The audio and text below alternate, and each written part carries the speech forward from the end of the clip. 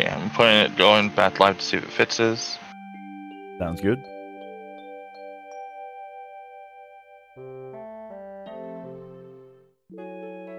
Hello again, stream. We're back? All right, we back. You guys are just in time. Like, that timing is actually remarkably good. Because here we go. The cutscenes are over. All that you guys missed was mashing through text boxes for 5 minutes. And, right here we've got the first pretty important skip of the game, materia tutorial skip. Yeah, when Cloud makes that little motion, make sure to take the second option, or you'll be in a tutorial for a few minutes or so. All right, so now we're gonna talk about the first act of the game, which is all about throwing grenades. So we need a bunch of grenades. First, what I'm gonna do is sell my top item slot and buy 21 grenades. So you might not have seen it, but we bought 21 grenades, and because I sold all the potions, they went into our top inventory slot. And now we get guard skip. So remember the part where you go to the reactor, the second reactor, and you blow up the second reactor, and then you fall into the church and you meet Eris and all that? Oh, we skipped it. We're past that part. Those two guards are placed incorrectly, and so you can just run past them. And here we are. We just skipped all that stuff, and now we are straight into Wall Market. And who's this character that we've never met before? You might be thinking it's Eris, but it's actually Aerith.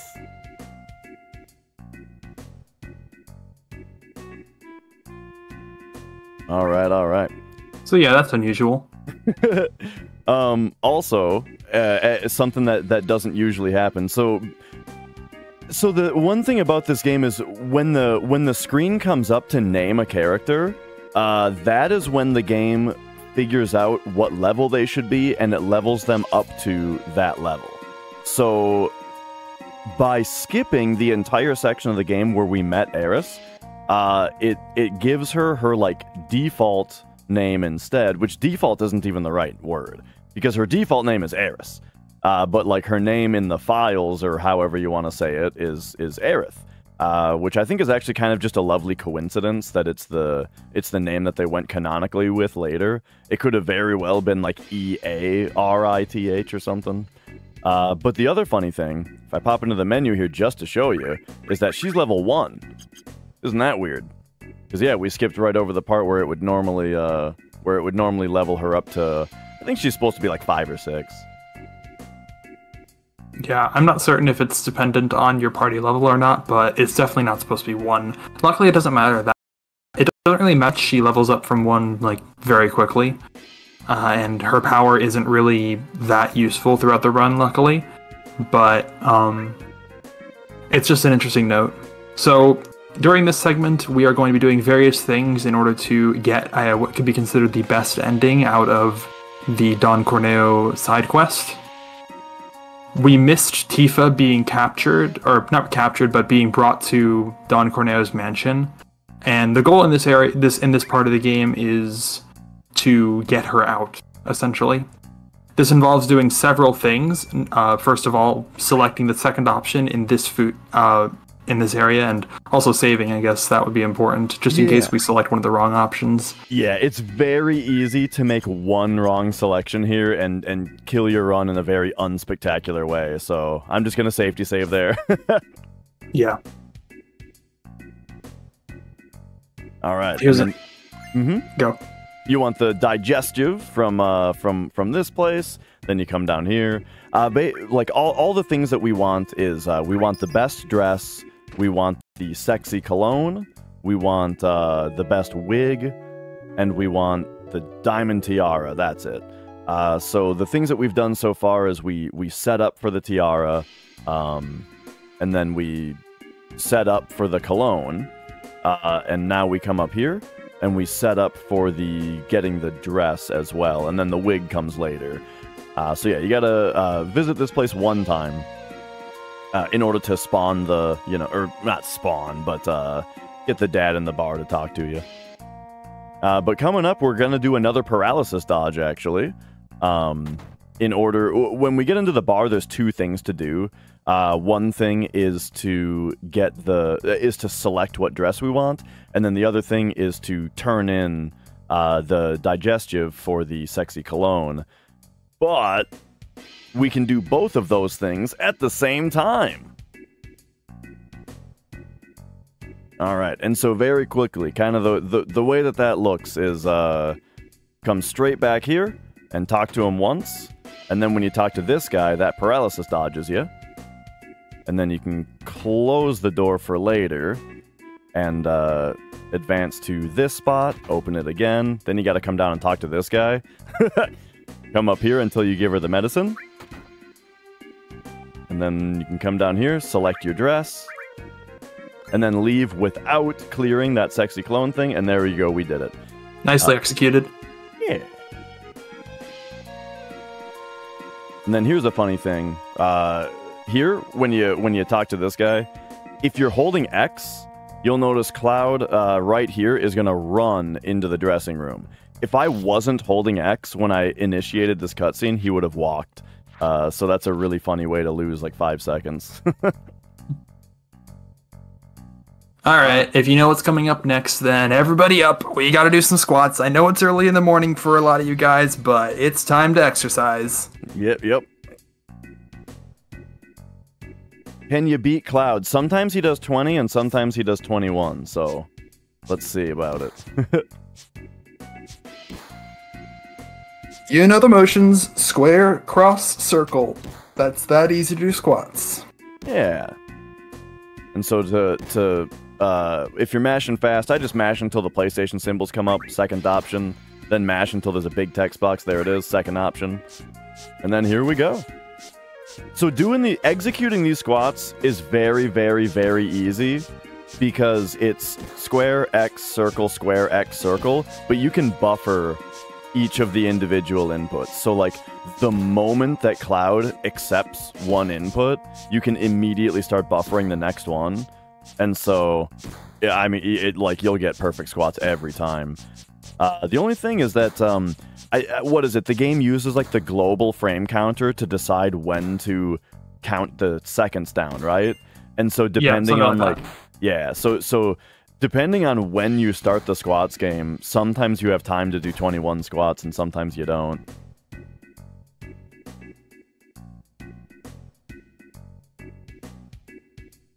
All right, and there we go. We got all the stuff we need, and it is time to head over to the mansion. So while we do that, we never talked about what no slots is. So this is Final Fantasy VII no slots, and so if you've not heard of this category before, all it means, no slots, is that so Kate Sith, the character, has a limit break that is called slots. And we are not allowed to use it. That's it. It's not about like materia slots or save slots or anything like that. It's specifically there is a move in the game that is called slots, and it's very powerful. It has the ability to one-shot any enemy in the game, including any boss, including Emerald Weapon, Ruby Weapon, you name it.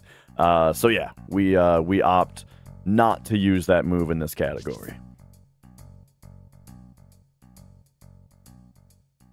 All right.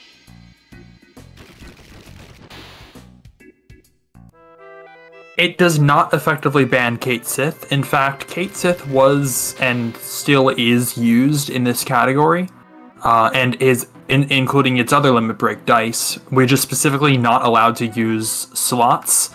And I think technically the ruling is we're specifically not allowed to get the game over limit break in slots. Yeah, I think that's like... I think the wording might have just changed on the rulings on it, where it is fully banned now, but I'm not even sure. I think like if you look at the wording of the rulings on speedrun.com, or maybe they changed it to say what you're saying. Anyway, so the thing is that slots is his level 2 limit break. Yeah. And so we're still allowed to use his level 1 limit break. The thing is, on this route, like, we're not even gonna unlock his level 2 limit break, so it's not ever gonna come up if you're doing this route, you know? But the actual very fastest way to any % beat this game on PS1 is to grind enough kills with Kate Sith to unlock slots, and then slots all the bosses. So there you go. Yeah, and it's not just... It's specifically the slots limit break that's prohibited, not using limit breaks that look like they have slot machines. So Tifa's beat rush is fine, for example.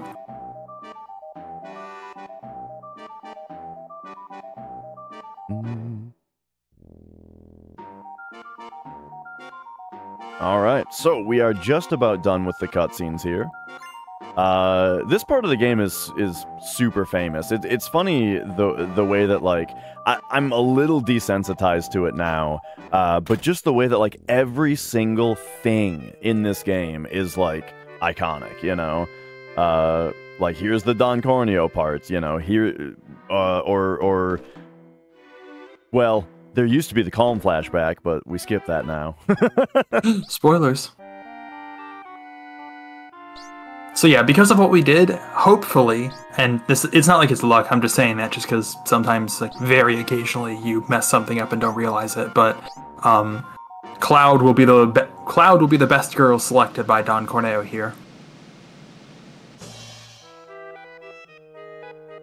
Yeah, if Cloud isn't selected, he gets taken off to another room where there's, like, a long cutscene, there's several fights, and so, like, not only is it slow, but with the number of grenades that we bought and stuff, we're not routed to handle it, you know? So it would be it's essentially run ending to not get chosen.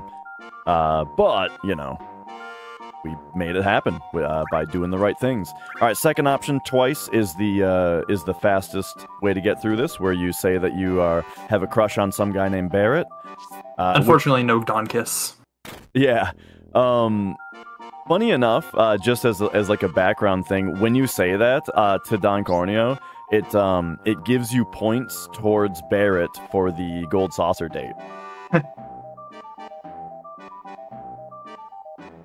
Okay, do you guys remember that whole thing from earlier where we set up leaving the reactor after a very specific number of steps? Sorry, I got the hiccups here. That is finally about to pay off, because everything after the reactor has not been hostile, so there have been no random encounters after the reactor. We're about to finally get into a new hostile area, and so first thing that's going to happen is we need to talk to Tifa and Eris, and after we talk to them, the boss fight is going to start. So we're going to talk to the second of the two girls on after a specific movement that is going to make it so that the step ID that we're on, which is, you know, the game's, like, overall counter of your steps, we're going to be on a specific step ID that makes it so that it sets the preemptive flag, and this boss, for whatever reason, is able to be preempted. Not all bosses are, but this one is, and so you'll see the gigantic benefit of that here.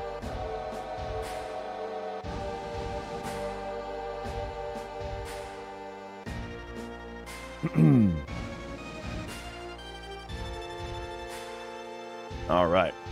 So the movement is pretty simple. Just make sure you're buffering down and right as you come in here until you bonk. Bonk. Talk to her. Go up until you bonk. Then right, and then you go up right to talk to her, and there you go. So that's the setup. And now, when we get into this boss fight, it's going to be preemptive. Which you'll know because all of our ATB bars will be totally full. And he's looking the wrong way, like a stupid idiot. There we go. So this allows us to queue up 3 grenades before he can do anything. And remember that limit priority we talked about? Limit priority also gets us a Braver. Oh, 487. That's pretty nice. Pretty good. So there you go. We got 4 turns. Not only did we get 4 turns before he got to go, but also he has a special property where things that hit him in the back, such as his sewer tsunami here, do 4 times damage. So that Braver actually did 4 times damage to him also. It didn't look like it hit him in the back because the grenades visually turned him around, but it hit him in the back. And there you go. He's already dead. So that's apps. So I guess talking about preemptives, Essentially, the game sets a flag before, like when you enter the step ID, when you enter a step ID that is set to be preemptible, then the game essentially sets a flag so that any encounters that you get on that step ID will try to be preemptive, such as the next one right here. This just happens to be a random encounter with the preemptive flag. Nothing about the fact that that previous encounter was preemptive was resulted in this one being. All right, and speaking of that encounter, so there's a thing in this game, since we know 2, 3, 4, 5, 6, since we know exactly when the battles are going to be that we're getting into, I say exactly, but we know, for the most part, roughly when we're going to get into the battles. But if you are able to open the menu exactly on the frame that you would get into a battle, it actually stops the battle from triggering and you get to continue on. However, without your danger reset. So because your danger doesn't get reset, though, it's actually very rarely useful, but this right here is a case where it is useful. The next battle is skippable without it causing any other problems. And so as you go, unfortunately, it's after this, which is one of the most complex movement rooms in the whole game. And so as I'm going through this part, I'm like mentally inventorying every little thing about whether or not I think I did it well to predict when this battle comes up, which I predict about right here. 1, 2, 3. Should we go for 4? Let's go for 4. Okay, I screwed that one up. There we go. And there we go. We did it. Nice. So I had to do 5 menu buffers there, which is pretty slow. I think for marathon safety, I wanted to do 4 good ones, while in a run, I like to do 3 max. But hey, there you go. Like, the thing is, it's kind of funny if you're not super familiar with the run, to just say that there was supposed to be a battle there. But trust me, we skipped the battle. Yep. One funny side effect about it, though, you might be asking, like, why don't you skip all the battles then? Because of, I already mentioned that because your danger doesn't reset, it very rarely is actually useful, because it usually just results in you getting another battle immediately anyway. But also, if you get into a scripted encounter, as in like an encounter that isn't triggered by the random encounter logic, but rather is like a boss battle or just some kind of battle that the game always like initiates. If you get into one of those battles after you had skipped your last random encounter, it actually causes a bug that double triggers the scripted encounter.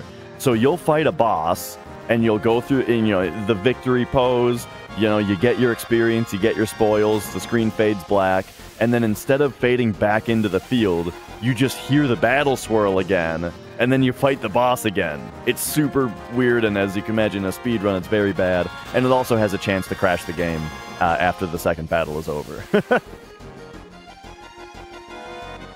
Yeah, a question was asked in chat if it's easy to manipulate Kate's slots. That's of course not relevant for this run.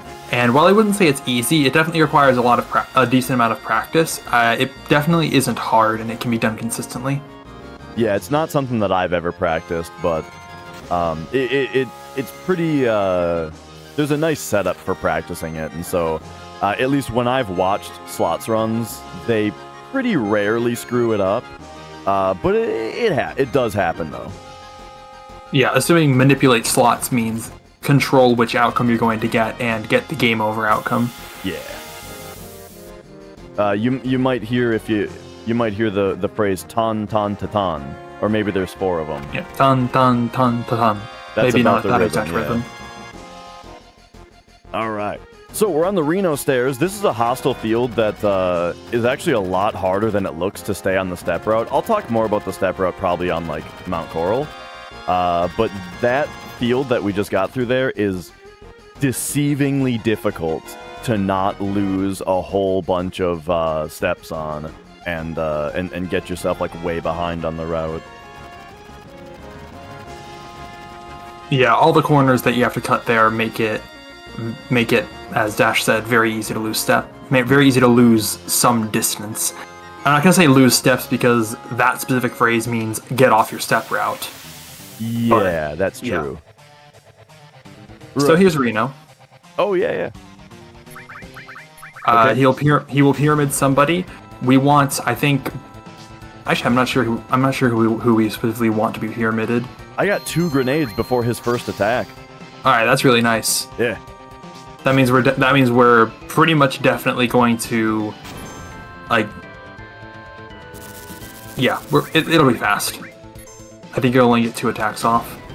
I'm also gonna queue up a Braver here. This Braver is technically slow because a Braver animation is slower than a grenade animation, but it provides a little bit of safety if this Electromag Rod freezes Tifa, which it didn't, but if it did, then that turn cycle he still would have been defeated. But it also just empties out Cloud's Limit Break and lets him start building up another one, because it's actually important how many Bravers we use. You need to use Braver 8 times to unlock Cross Slash, and so and we need Cross Slash unlocked before the Red Dragon fight. And so as we're running here, we gotta count the number of Bravers, and then adjust what we do in a fight later to get more if we need. So now we're at 2 right now. And this is actually the Braver route through Midgar is something that's a lot different between runners. I almost always Braver Reno, and then I, like if I can, and then I equip the cover materia while we're in the Shinra HQ, which is something that... Oh yeah, Turbo Controller doesn't really get slap skip ever. Yeah. But yeah, like, I use cover in the Shinra HQ, which I don't really see anybody else do. It's technically slow to equip it, you know, you have to go equip it. But it makes it so that I almost always have a limit break available for Rufus, which I really like how that works out also. Yeah, exactly. Like, you could make the argument, for example, that choosing to use your Braver on Reno instead of, say, Sample might be slow, but using it on Sample means that you don't have it, means that you much more rarely have it for Rufus. Yeah. And because you have to use Bravers, it's like, do you make the argument that you try and use your Bravers when they would be the most useful, or do you just try and use your Bravers as often as possible? Because you need to get to 8 by, preferably by the end of the laser battle, I think, or the end of Materia Keeper, or I guess Palmer if you really need to. It's time to talk about RNG. Yes. Actually, you know what? I think it might be better to preface, I guess, just generally talking about the Shinra building coming up. So there are 2 ways up the building. For most of time, runs have taken the safe and relatively mundane stairs to climb 59 flights all the way up a spiral to the 59th floor. However, recently we have figured out a way to relatively consistently manipulate the elevator to get few battles on the way up. And we're going to be talking about how we perform that manipulation. Yeah, so a lot of games do their RNG in a way where instead of doing functions or whatever with the bits and whatever to generate random numbers, instead this game and many games have just a list of every number from, say, 0 to 255 organized, like shuffled into a hard-coded, shuffled order. This game does the same thing. Now, it does do one extra little trick to it, which is what we call your stone. That doesn't really matter that it's called that, but there's one value in RAM that is keeping track of where you are on that RNG table. That table that I just mentioned, every number from 0 to 255, hard-coded in a shuffled order, exists for this game. And there's a value in memory that keeps track of where you are on it. And every time that a script wants a random number, it moves your position on that table, and it returns that new number to the script. And that's how RNG works. And that number is always being kept track of by the game. Now there's a second number, though, that decides how many values forward it jumps on that table, which essentially reorganizes the table. Now, when we get to the elevator, the way that the elevator is going to work is depending on what frame, like you hit the button several times, and each time it brings you up a random number of floors, and then whatever floor you land on produces a fight. Except for floors 29, 38, 47, and 56, which don't produce a fight. And so the perfect elevator is to first get one fight, because you can't jump straight to floor 29, so you have to get up, then hit 29, 38, 47, and then straight to 59. You don't even have to hit 56.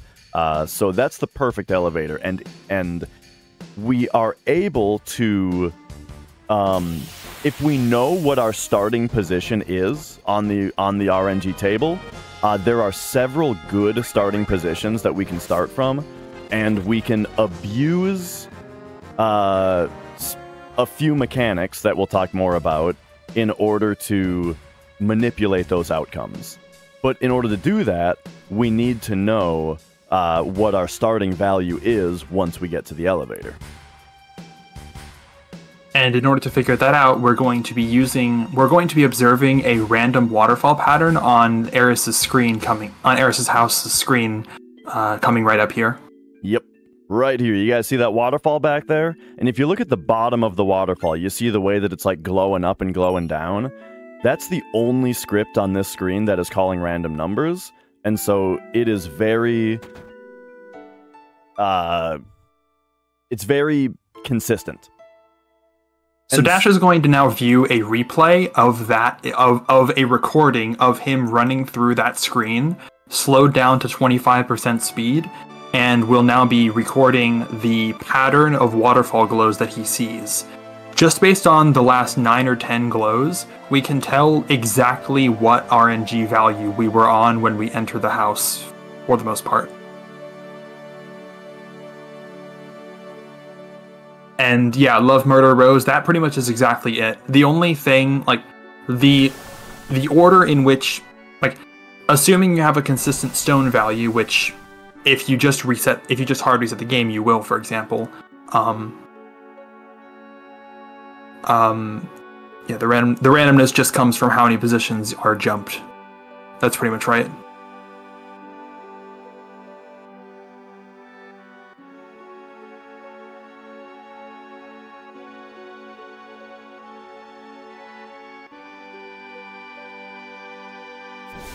Okay. Alright, you got it? Yeah, it took a little longer because it's a little different from my usual setup. And somehow I only got a 6-second replay instead of a 10-second, so that's strange. Oh, that's not... That potentially might not have been great. I got 212, 313, 323, I think? Yeah, 130. Okay, yeah. So we got position 130. Alright, good. It's always a little bit nerve-wracking, just having to use potentially a different streaming setup for... Like, potentially having to use a different streaming setup for a marathon run because of how involved elevator manipulation is. Yeah. So, I mentioned that if we know what our position on the RNG table is when we get to the elevator and if it's one of the good ones, we can manipulate from there. But it needs to be one of the good ones. So what we just did with the waterfall is we observed where we are right now on the waterfall. Now, on the RNG table. Now we need to actually use the waterfall on the way out to advance us to the next good position, you know? Because out of the 256 possible positions, there's like, I think the way that I do elevator manip, I think that there's like 12-ish positions that are good. And so we're going to allow the waterfall to sit there and glow through more RNG positions until we're at a good spot. And the way that we're going to time that is by looking at the save crystal and how many spins it is.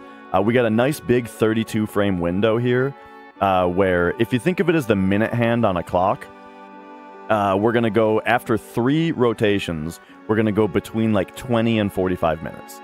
So right at 3.5 rotations exactly should be very easy to go at, and that'll leave the room at a time where then we're in a good spot on the RNG table. So we'll do that right now. Well, actually, after a couple more text boxes here. So yeah, it's the waterfall that's advancing RNG here, but what you actually want to be looking at in order to time the right amount of glows is the save crystal on the bottom of the screen. And right on 3.5 is when I'm going to push left to leave the room, while running also. Alright, so here we go. We got 1, 2, 3.5. And there you go. So, I said that put us on a good position on the RNG table. That's a simplification. It actually put us a correct offset back from a good position. By the way, we're buying 51 more grenades, because we need them. So, RNG is going to be advancing on a few more screens here as we make our way to Shinra HQ. And on those screens, I need to have essentially perfect movement if I want to like make sure that it's going to be good, and that way we're going to land on the position that we want to land on. So first I make sure I get an encounter right here. If I haven't gotten the encounter by the end of the screen, you got to stop and force it, because otherwise you get this fight on the next screen where it's very, very bad. But here perfect movement is to go up and around the right side. Yeah, right now we're doing arguably suboptimal movement, but consistent movement to get through these screens. It's very important that we get through, for example, the 2 wall market screens right here after an exact number of frames or a very small window of numbers of frames have passed, because we need to hit an exact RNG value at the elevator. We can't be off by plus or minus 1 or anything like that. Yeah, very luckily, the parts that have the most variance, such as like having to mash through text boxes in there, in the shop does not increase RNG. So this is one of those strats that like it's pretty incredible how nicely everything works out. For example, right here there's a bunch of text boxes. So without turbo, it'd be very difficult to get through this in an exact number of frames, but that doesn't matter because this screen happens to not advance RNG. The next 2 screens do advance RNG, but the next one, luckily, has a bit of a cycle that we need to catch, and so all that really matters is that we are fast enough to catch the cycle. So I did a couple things there. I switched us to ATB Wait for the first time, and then I backroad Tifa and Barret. That makes them take half damage from physical attacks. And then I also put Cover on Cloud, hoping that is going to give Cloud a limit break by the time we're at the end of the Shinra HQ, from him eating a couple extra attacks.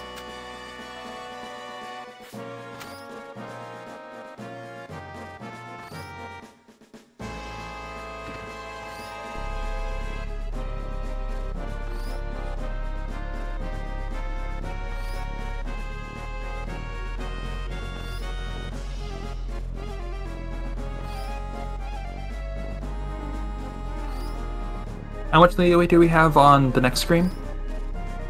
54 frames. Alright, not a problem at all. You'd have to try to screw that up. Yeah, good question though. So,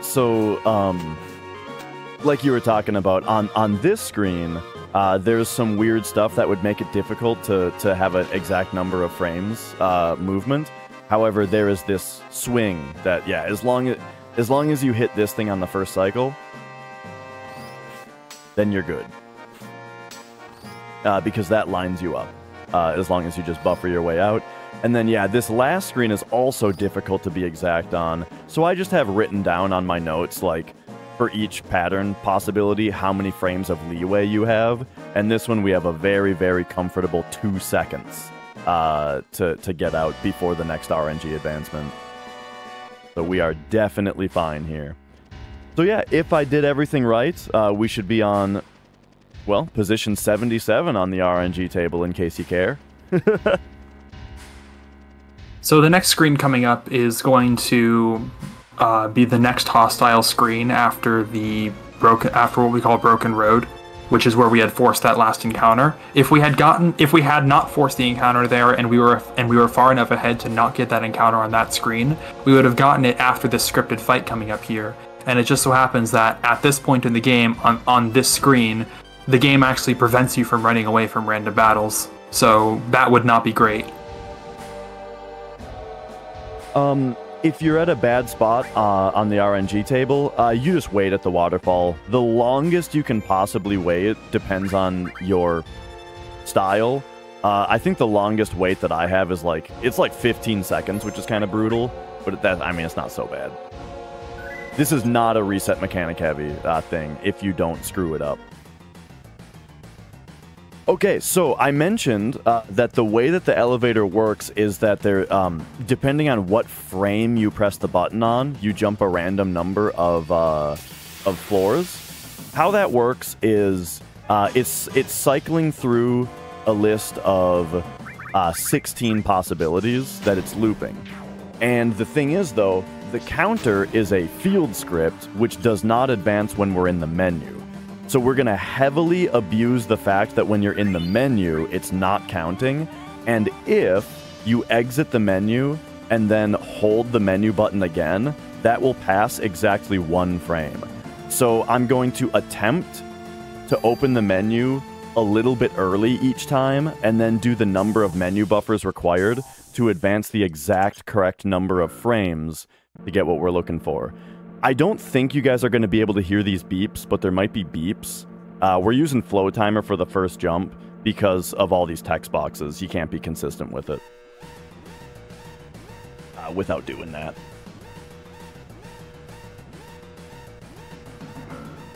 All right. I got floor 19, which is frame perfect. And so the manip is 1082, and there's a lot of backups. I'll be quiet and explain after. All right. Yeah, so I'm gonna say a whole bunch of numbers because it helps me do it. But you'll get it. So like on the next one, we need 1 additional frame past the neutral position in order to hit floor 29. 1 frame to pass after the neutral position. So, let's go. 1 menu buffer passes that 1 frame, and then you hit the button. All right, next one is 0, backup 14. So 0 frames past the neutral position will get us floor 38, backup 14. Oh, 1, 2, 3, 4, 5, 6, 7, 8, 9, 10, 11, 12. Okay, 13, this is a backup. I screwed up, and so that was a backup. All right, so the next one is 0, backup 9. Okay, 0, backup 9. I do 1 because I was 1 early. So I have to pass 1 frame instead of 0. All right, and then the next one is 1. 1 with no backup, actually. All right, I was neutral, so we passed that 1 frame, and there you go. All right, so even though I screwed up, I was able to back it up. Nice manip. Even though this pace might not be... Actually, I'm not sure how great or not great this pace is right now, but even so, it's definitely more than acceptable for this kind of run. Yeah, I think the only time that we've lost so far really is saving. You know? Yeah. We're like 30 seconds behind kind of normal pace here, which is about 2 saves. So these Mighty Grunts, you can think of their ATB resetting once their armor breaks off. And so the goal is to essentially destroy their armor before they get their first turn off, and then destroy them before they have a chance to fill their ATB bar back up again. And optimally, if you're able to get all their armor off before any of them get a turn, you can finish the fight in 0 total turns, but that can be kind of difficult. And yeah, Mighty Grunts, that's what they're called. 2 tranquilizers in total. Coming up to floor 60, this is tricky, and I'll actually be quiet for it. Oh yeah, we got to play Metal Gear Solid for a second here. This is another one of those things that I kind of always narrate out loud just because it actually helps me do it.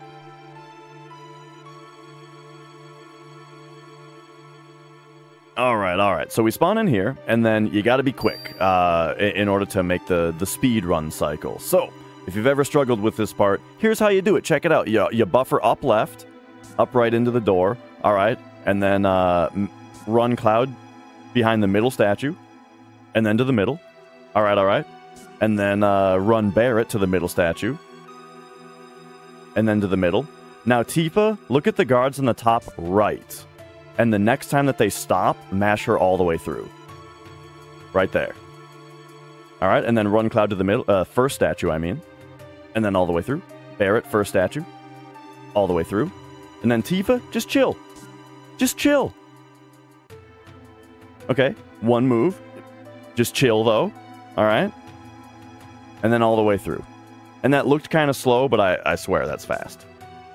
At the end there, I mean. All right. Not as difficult as Elevator Minute, but still definitely something you should pay attention to. Oh, yeah, now it's the mayor password. Yes, so the password is decided once you first enter the floor based on your IGT's current second, and so we're going to use that in order to predict what the password's going to be. 2 is 4. As in, like, it's 0, yeah, which means it's 4. So it's Mako. 52.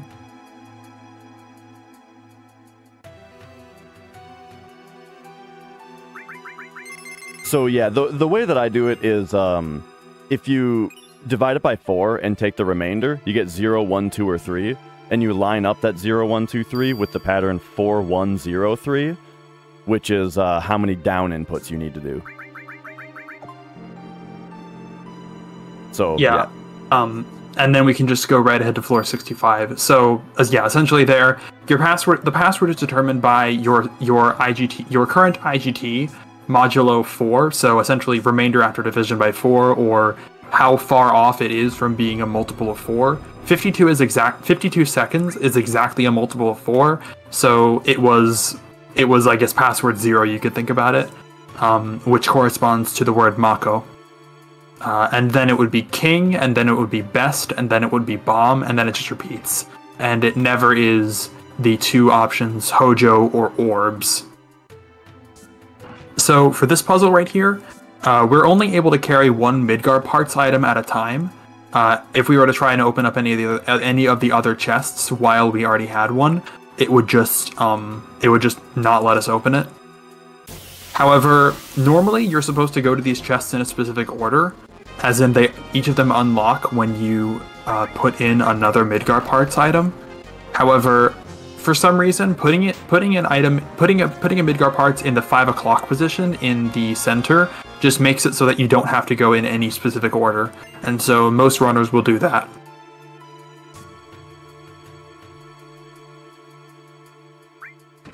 That fight with the 3 sword dances there is kind of brutal to escape from sometimes, and so one thing, as far as ATB wait versus active, I'm still in wait right now because we're going to want it in wait again, but it's actually easier to escape from battles if you're in ATB active, generally, and so it would be better if we were in active for that escape, but it's not really worth it to change to active and then back to wait for one battle. So we just kind of deal with it. Yeah, escaping from battles works by while ATB is flowing, like while time is flowing, which happens constantly in ATB active. If you're holding the escape button, then periodically the game does checks against a random number, and 1/4 of the time it will reduce your value called the run difficulty value by 1, and if it goes, I'm gonna say if it goes to 0, I'm not certain if that's entirely correct, but if it goes low enough, then you buffer running away. Yeah, which one detail about that is you mentioned run difficulty, and yes, there are different formations of enemies that have different difficulties, so you're not crazy if you think that some enemies are really hard to run away from. Yeah, like dragons in Mount Nibel used to be a particularly infamous encounter in the earlier runs, in one of the earlier iterations of this run. So I think we do have a minute to talk about the step route here. So we talked about, like, the game incrementally checking for encounters, raising your danger, how many steps have you taken the whole game in order to do a setup and that kind of stuff. And that might sound kind of intimidating, and like technically it is pretty complicated, but once you get it locked down, and especially just if you're just running, it's actually very simple for a runner to keep track of. Because what it all boils down to, as far as running, is when am I getting the encounters that I'm expecting to get into. So because we're on a step route, I know, besides the world map, we'll get into that later. That's another can of worms. Yeah. But so besides the world map, I know exactly what and where all of my encounters are going to be. And depending, though, on the slight variance of the position that they're in, I know how I'm doing. And we got a good example coming up right here. Well, I think there's there's a little cutscene here, but you'll see what I mean.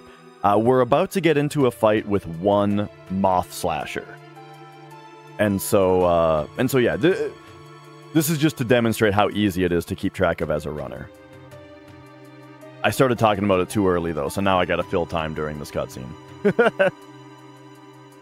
Alright, so here we go. So we're gonna get into a fight with one moth slasher, and it's gonna be after this doorframe boom. It's gonna be somewhere in here. Okay, so I got into that fight. Now that's pretty far along. This is pretty good. It's pretty average, really. So because we got that right there, I know that I'm doing pretty great. Pretty okay. We're doing perfectly fine. If your movement is sloppier, what happens is, like, that battle occurred after a total amount of movement on hostile fields, which means on previous hostile fields, if I had been sloppy, it would have taken me more frames to get through them, right? And that means that on this field, the number of steps that gets me into that battle, I would have hit that step count earlier in the room, you know? And so that's how you know whether you're getting behind. If you're sloppy and your movement is too loose, you start to get the battles at a earlier position in space than you're expecting. And but on the other hand, if you're extra tight or you're getting kind of lucky with a mechanic we don't need to talk about really, then you might start to get too ahead, where the battles are triggering several feet, you could say, further away than you're expecting to get the battles in. So yeah, that's all it is as a runner, is just I know that the battle is here. And if I got it a little earlier, I'm behind. If I got it a little later, I'm ahead. And that's all there is to it. And then besides that, you just have to either have written down or memorize how many walking steps to take after certain battles. You know? Like when we have to take walking steps at certain spots, it's not just a memorization of like where exactly in space. It's just simply a matter of after this encounter, you got to take steps, you know? And it's very simple to keep along with. But that said, though, even if you are thinking of like learning this speedrun, I wouldn't recommend learning the step route until you've done a few runs without it, just because you do need to practice your movement on every single screen. Like the whole foundation, the basis of the step route is that your movement is very good to start with, because the step routes that we run assume that your movement is good. You could make a step route that's very sloppy friendly, but I mean, you might as well spend that same amount of time just practicing your movement instead. Yeah, Love Murder Rose, the way I like to put it is that this run, and pretty much all the other runs of this game, for the most part, are as difficult as you make them. Yeah, my first run was like 12 hours or something. Yeah, they're as difficult or as risky or whatever as you decide to make them. You can choose not to do step route, you can choose not to do some of the more risky strats, you can even choose to forego some of the skips if you want to. It's not a problem at all, it's whatever you feel comfortable with. Yeah, and you can save the game as often as you want as well. So like yes, that especially. Yeah, for like PB attempts and stuff, right? Like if something really bad happens to me, then the run is dead. You're right. But like, that's because, you know, I'm going for a really, really good time. But when you're just starting, you know, just save the game more often. No big deal. Like when I first started, the difference between a good run and a bad run, or like whether or not I got a PB, depended on how many game overs I got, you know? But now a game over is just a run death, because I don't even save the game anymore. When you get to the high levels of speedrunning, there are very significant differences between the different platforms of this game, but definitely if you're just starting out, any version of the game should be fine to run on. Even if you really want to, some of the phone versions, arguably. Though Yeah. I don't think we have anybody that... Like, we definitely don't have anybody that actually does that. Alright, Cloud got his limit break on that fight and then didn't die, so that's nice. That's going to pay off later.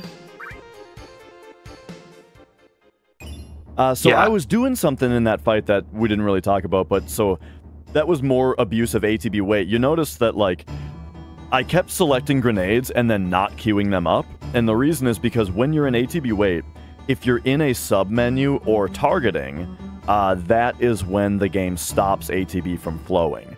So I was only allowing ATB to flow when at least 2 of my characters were benefiting from it. That way, we minimize the number of turns that the enemy gets versus us. But now we've switched back to ATB active because we want it to be there for the next several fights. Oh, by the way, there's a preemptive encounter right here. This one is technically skippable, but I've never gone for the battle skip on this one because it's preemptive anyway, so you always instantly escape. And it's too difficult to predict. Like, I think it's too difficult to predict when that battle is going to be. So the thing about those battle skips, right, is that the one that I did earlier, you saw, like, I menu buffered 4 times for it, right, which is slow.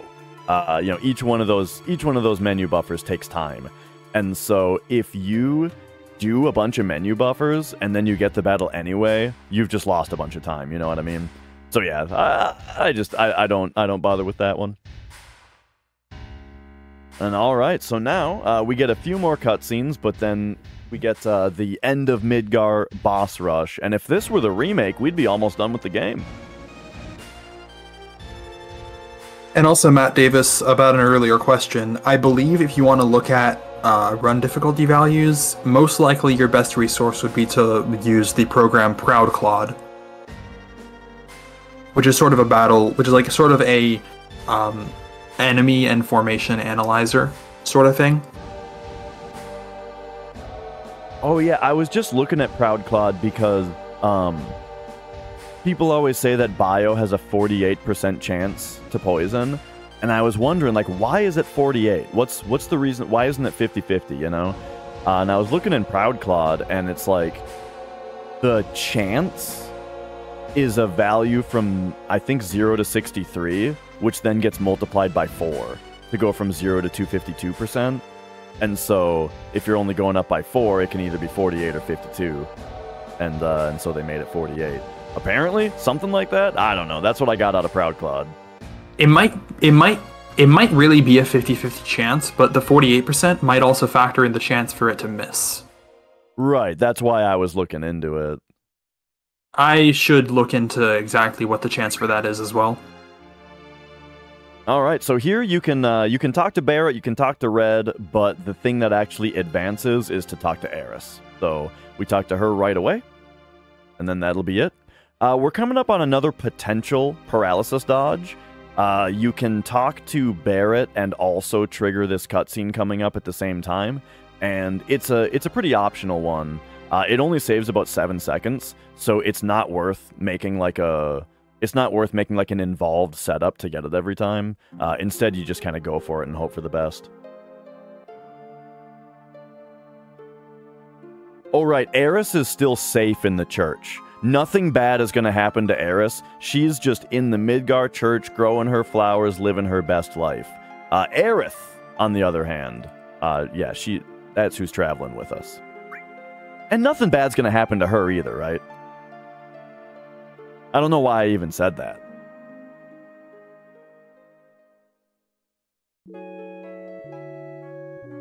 All right, so here we go for the upcoming potential paralysis dodge. We'll see if I get it.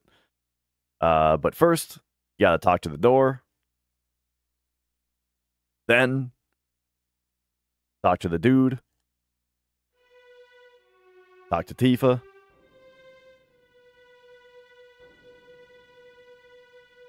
Talk to Tifa again. And that's where, like, the pseudo setup starts.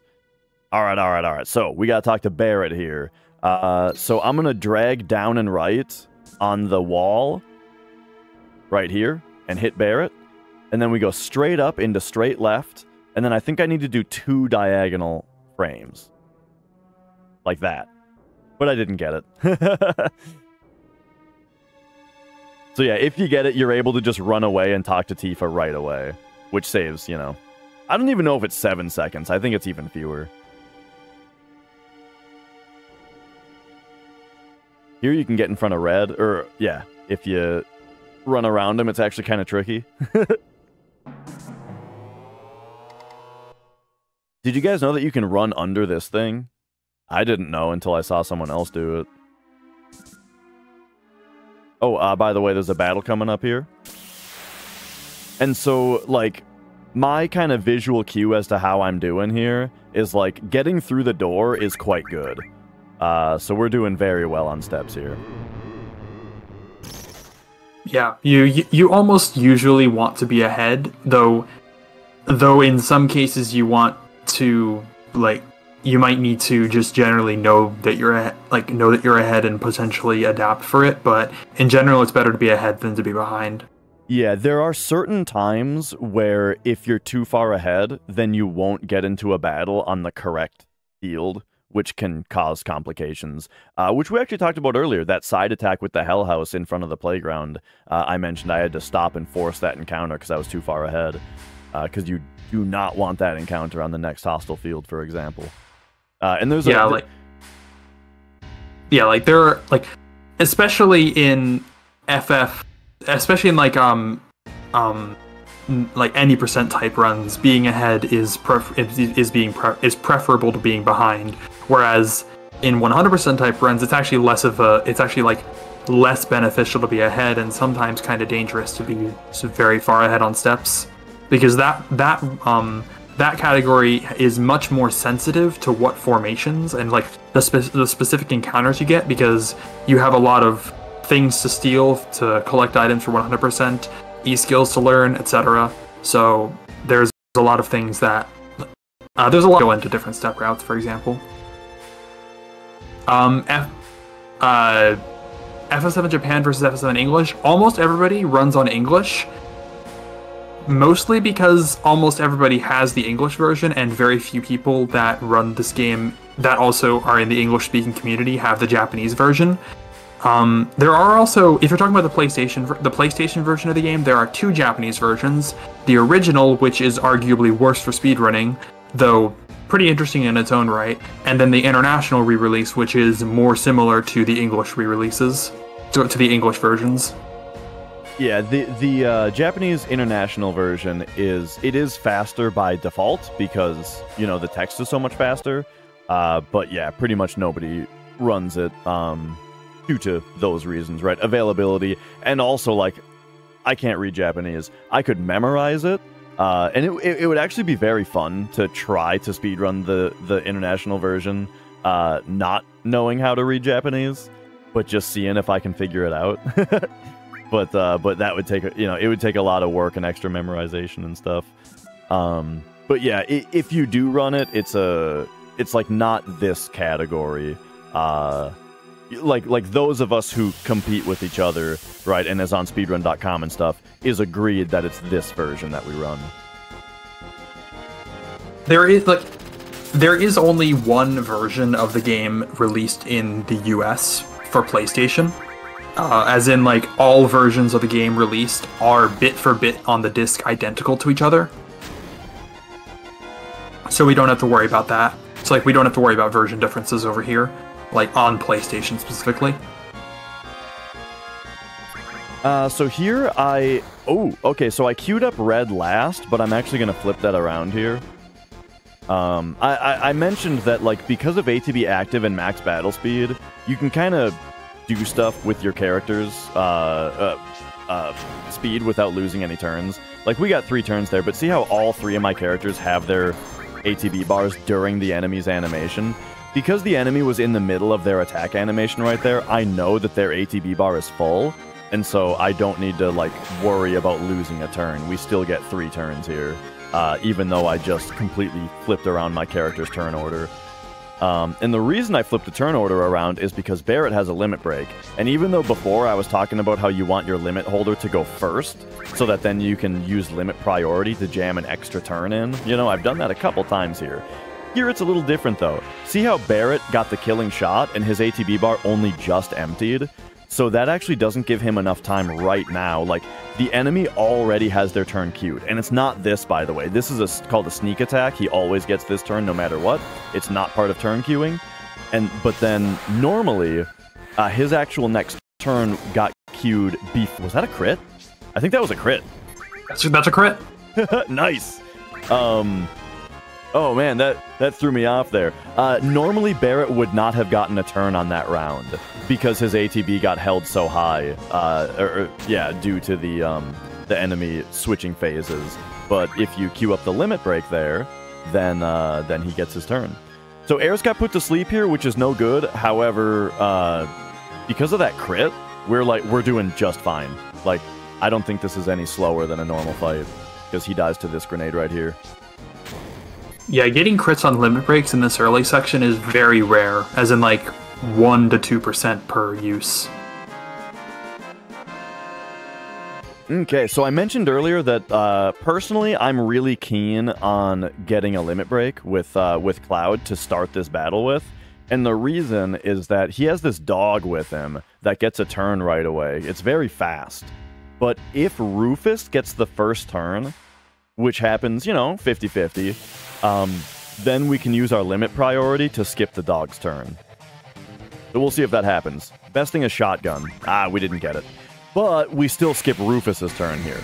Usually they both get a turn before Cloud gets one, but due to limit priority here, we skipped Rufus's first turn at least. So that's nice. And now we just throw 4 grenades at him. It's also sort of go ahead. Oh, I was just going to say, this also sets up Cloud's limit bar really nicely for the next boss.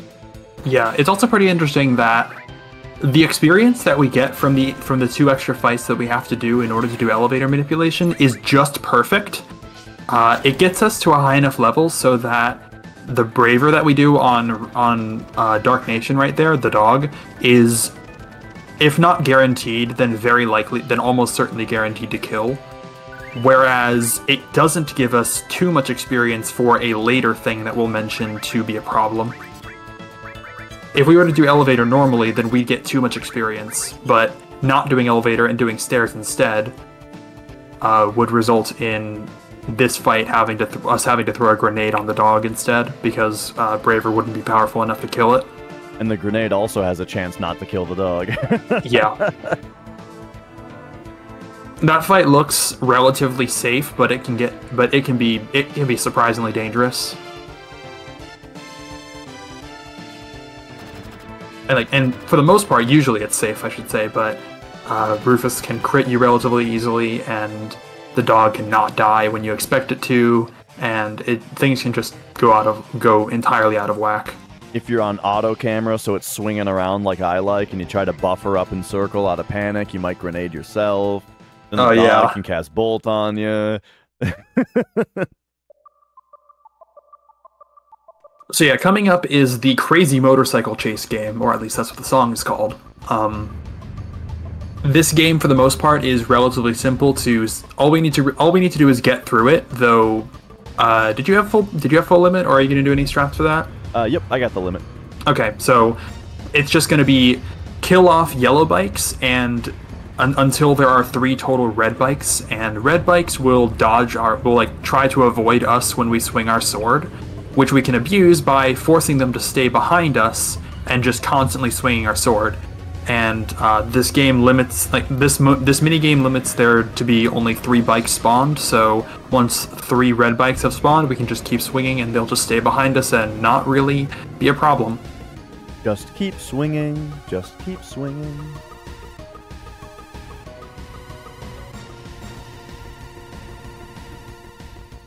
All right. How often do you have backup plans or backups for the fight? There are some very prevalent backups that may or may not become necessary later. Early game, there's actually not very many backups, I wouldn't say, because, like, you don't really have a lot of options early on in the game, you know? We're throwing grenades, we got a couple spells, I guess. But it's really later in the game that we have a lot more, like, opportunity to have backup strats. I guess it's also worth mentioning why we're using grenades.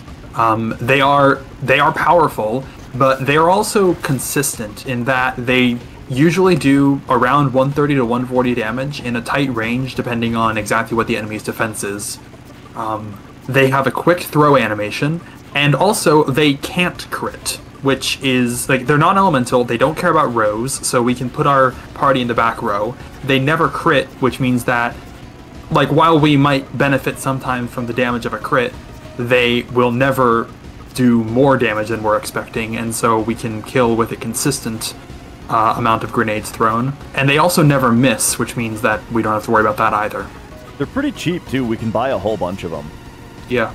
So yeah, they're kind of they're just the perfect thing for the early game speed run. Yeah.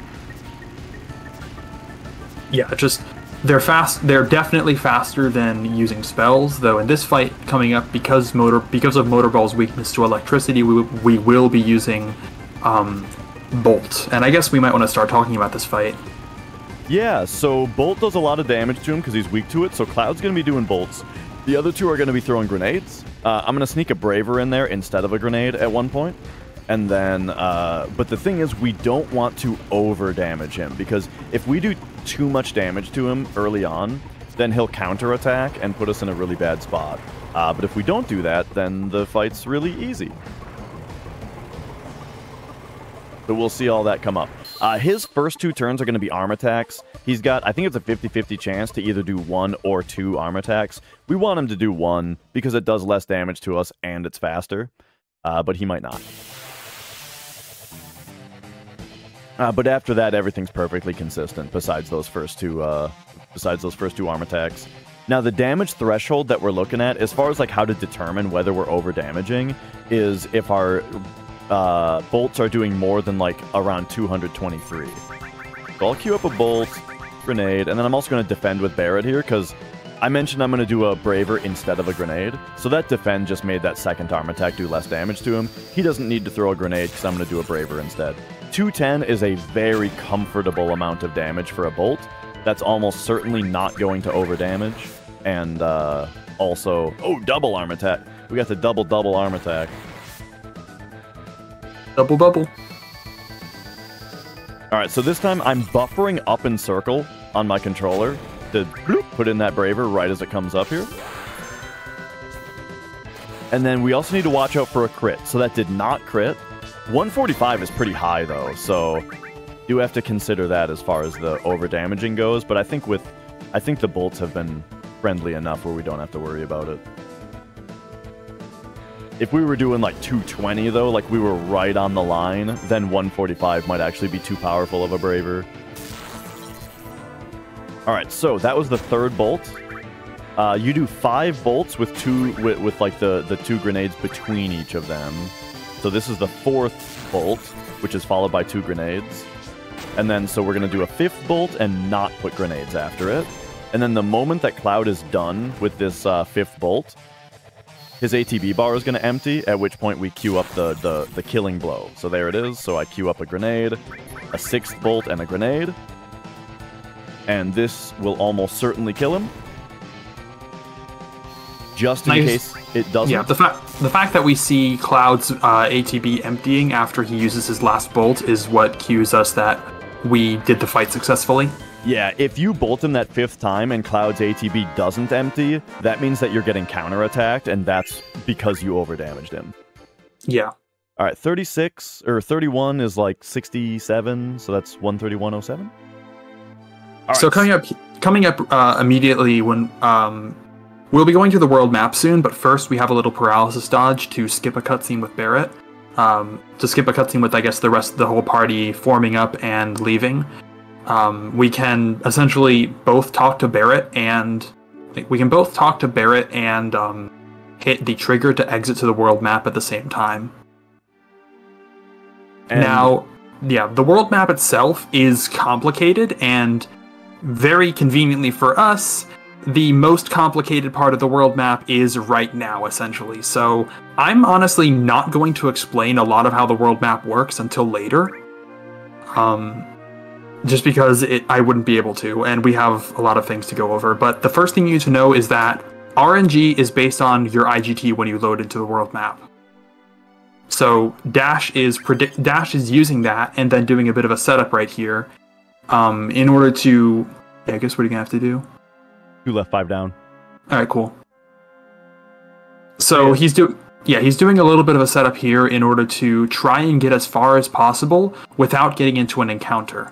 Encounters on the world map are determined by a more general type of random number generator than on fields, where they were determined by their own unique and specifically manipulatable RNG.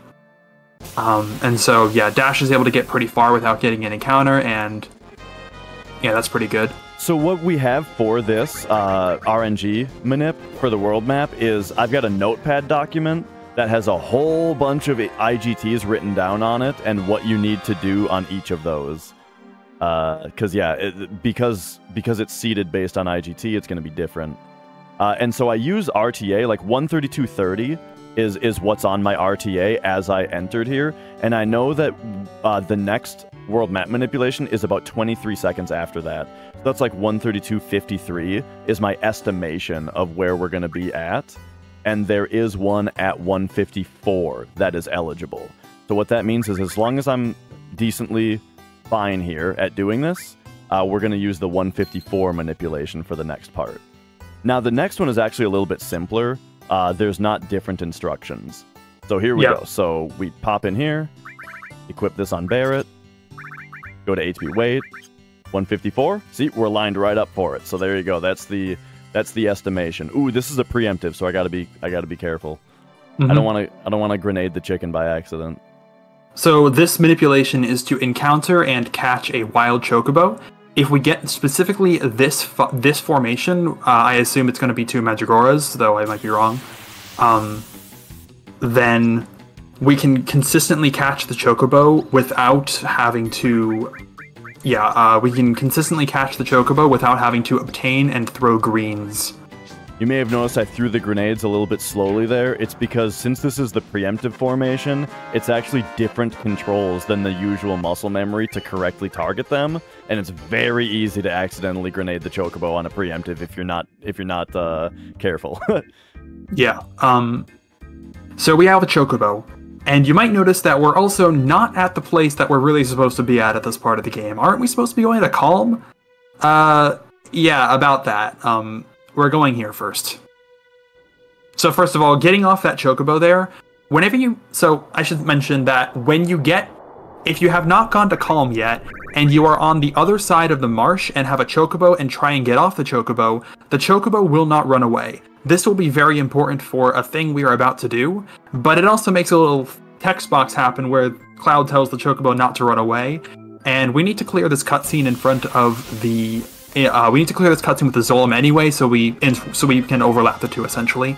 Now, if you remember in Reactor 1 where we did a setup in order to get a preemptive, in order to eventually get a preemptive on the apps boss fight, we're going to do something very similar right here, and combine this with obtaining the long range materia, which will be useful later. So, the world map is complicated and is very big and is split up into many smaller regions, or I guess we can call them chunks, that are loaded in and out of memory at different points in time. There's a small region in memory where each of these square chunks can be loaded into, and there's a bit of an optimization the devs made with collision detection, where Cloud remembers the last few triangles he was standing on, specifically by remembering their location in memory, essentially called a pointer. Oh, that was close. Essentially called a pointer. There's something weird we can do with this, though. By storing a triangle, getting on a chocobo, those pointers within Cloud stop updating. Oh yeah, good idea to save. I forgot to save before starting. This should be fine. By getting on a chocobo, by standing on some triangles and storing some triangle pointers within Cloud, you can, what am I trying to say? You can then get on a chocobo. Those pointers don't update. We can run far away. We can run back, such that the world map, such that those triangles unloaded and something else loaded in their place. Here's the part right here. This happens. Mm-hmm. Okay, we didn't soft lock. Oh, got an encounter quickly, but at least we didn't soft lock. Funny enough, this is a Midgar encounter because the game thinks we're in Midgar right now because of all the business that's going on. So yeah, what happened there? So okay, so very briefly, the game keeps track of Cloud's old triangles, and then when you get off of a chocobo, it tries to put him back on one of the ones that it has saved, but those triangles don't update when you're on a chocobo. So we get on the chocobo after storing a specific triangle, and then we run away and we run back to reload the world in such a way that essentially corrupts the triangle and lets you move anywhere within that little square of the world map. That lets us go into the mountain enough to go touch a triangle that's on the neighboring region that extends to the other side of the mountain, and then we can do more chocobo movement to corrupt that triangle essentially, and that gives us free movement in both of those chunks, which allows us to pass all the way through the mountain. And by doing so, we got all the way to Junon without ever having to go to Calm. Yeah, this all works because we're able to take the memory that holds one region of the world map, unload that region, load a new region in its place, and then use a pointer to what it expects to be triangle data within that region for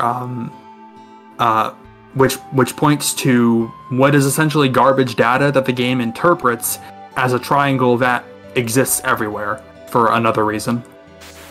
So that's Calm Skip, and now we have a tough and random little boss right here. We were mentioning earlier about how Bio has a 48% chance to poison. This is the first time where that becomes relevant, because now we want that boss to turn green. Green means go. If he turns green, it's really good, and if he doesn't, it's really bad. Yeah, we want him to turn. Yeah, we want him to turn green within the first 3 or so uses of Bio.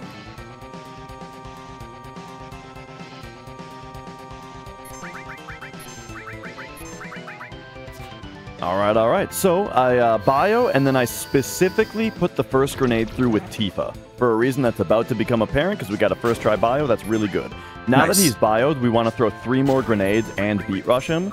And so because we're going to use beat rush, that's why I queued Tifa first, is because now she gets the first grenade, and that gives us all the time of the next 2 characters doing their grenade throws to queue up her beat rush. The beat rush does a little bit of damage, and also since the boss is poisoned, it also gives him some poison ticks as well. After this, the boss is going to try to bubble somebody. Well, he's going to, and if it's not Cloud, I need to defend with them. Well, I don't even need to. It's Cloud, so I'm not going to bother defending. The reason is because Cloud doesn't have his limit break yet, and I really want him to get a limit break, so I actually don't want to defend from the upcoming attack. I would really, really like Cloud to have a limit break by the end of this fight. Luckily, the boss, when he dies, he does a death counter called Big Wave that hits everybody, so pray that this doesn't miss Cloud. If this misses Cloud, it's very annoying. Okay, great. And there you go. That's Bottomswell, and we have a limit break stored up for our next boss. That was a very great fight. Mm-hmm. Like, definitely could not. I'm not even sure you could argue that it could go any better. Yeah, it's actually optimal that Cloud got bubbled because he throws grenades the slowest of any character, I think. Definitely slower than Barret and Tifa. So that means that the remaining 4 grenade throws went as quickly as possible as well. That was perfect. Alright, so for this game, the only thing about it, the only thing you need to do is do a total of 41 charges. And so we can achieve that in as few as... Hang on, I'm counting charges. That might have been 6. But we can do it in as few as 5 goes safely. You can do 4 if you're frame perfect on one of them. But yeah, I mean, RTA, we go for 5. Or 41. Yeah, since it's 41, that just means you do a charge of 5, and at least what I do is I do a charge of 5, and then I just do 9s until we're done. Yeah, or you could just do 41 individuals. Oh yeah, right. Was that Earmouth? I don't remember, but that was what someone did in one of the races in one of the events that we had relatively recently. Yeah. That was funny. One thing that's very annoying about this part, though, is that when you hit the button, it takes Cloud like an entire second to start breathing in. And also, to be extra annoying, you cannot hit the button early at all or buffer it. You have to wait for his head shake to finish to be able to start the next one. So that means what happens is if you hit it slightly early, it doesn't do anything. But if you're not careful, what'll happen is you'll hit the button, Cloud doesn't do anything, and so you think that you hit it too early, so you hit it again. But actually, Cloud was just in his 1 second do nothing phase, so then, but it actually was doing something, so your second button press decided to do a 0 charge. Oh! That hasn't happened to me in a while, though.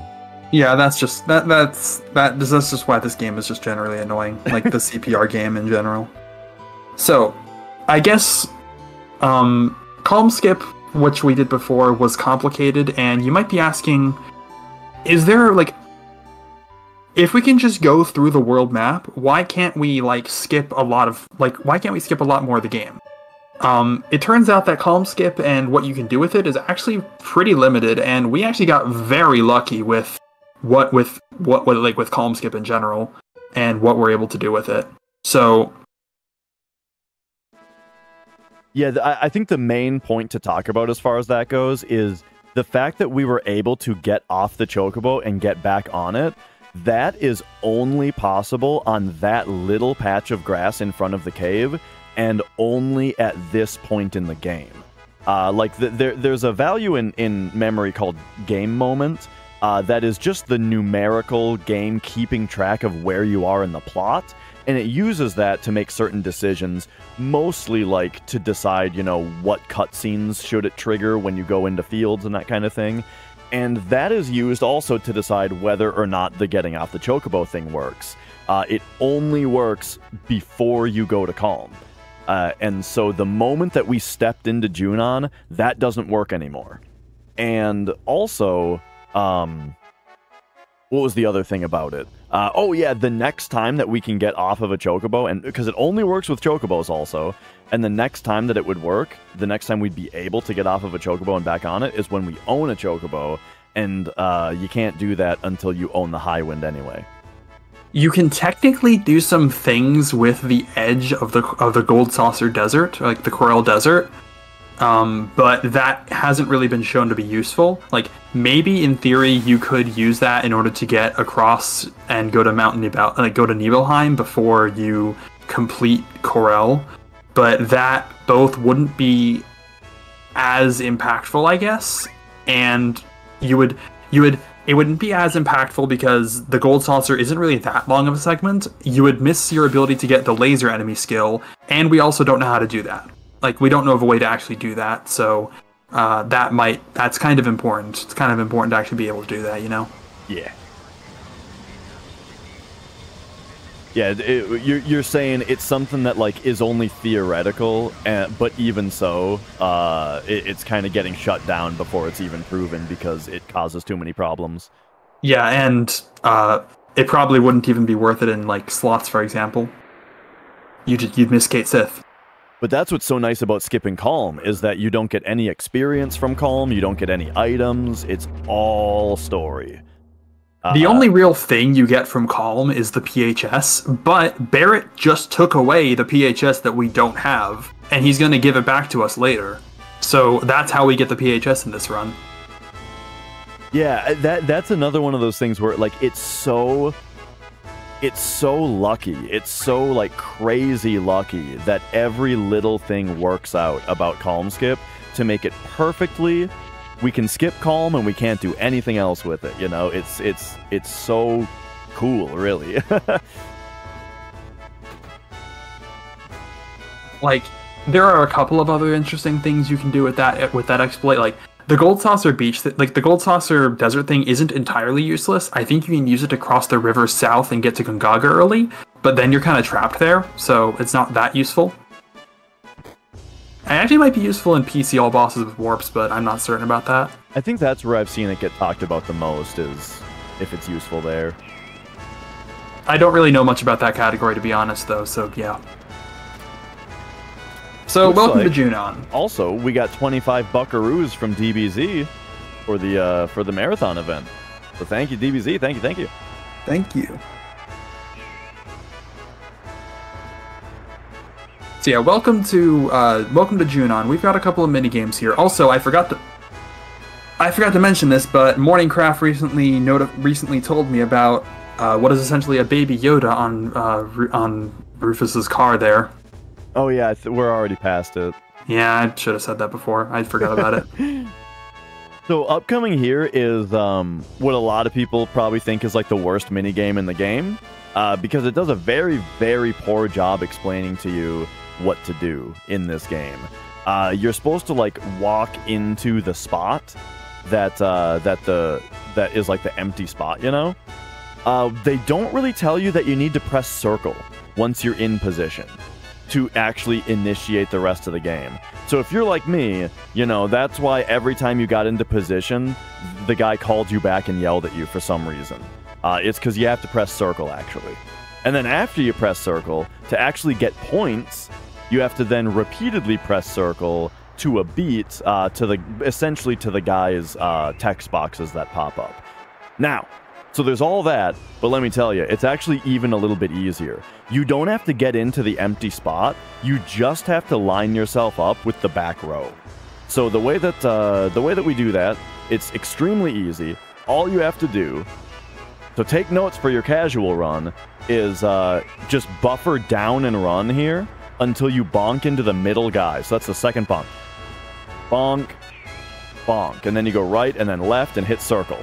And then each of these text boxes on the left, you hit circle with it. Oops, I missed one. But we should still be fine. And there you go. It's pretty important that we get the 5,000 Gil there. If you don't, the next lower thing that you get is 6 ethers, which you can sell for 4,500, which it's pretty easy to make a 500 Gil adjustment if you do get the 6 ethers. But you want the 5,000, that's the best thing.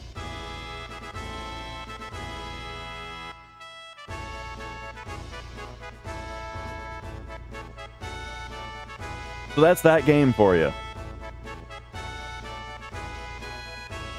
Growing up, I always wanted to do it. I thought the idea of like sneaking through the parade sounded really fun, you know? And so I always looked forward to this part when I was younger, because like I was like, this time I'm gonna do it, you know? But it screwed me every time. Yeah, and like if you're trying to join in and blend in with the crowd, which feels like what you're supposed to be doing in that game, then you'd want to, and then if you know that pressing circle makes you do that arm motion, like with the gun, then you'd want to do it in time with all the other guys, but no, you have to do it a lot faster, in fact. Luckily, the next minigame coming up is much better explained, and, you know, it's pretty fun as well. I always liked the next game as well. So I did a run on a dance pad one time. Well, 2 dance pads, because there's not enough buttons on one. And this minigame, I think, was the hardest part of the whole run. You'd think that it'd be easy. Oh, this is probably the easy part. It's just like DDR. Oh, man, this part was rough.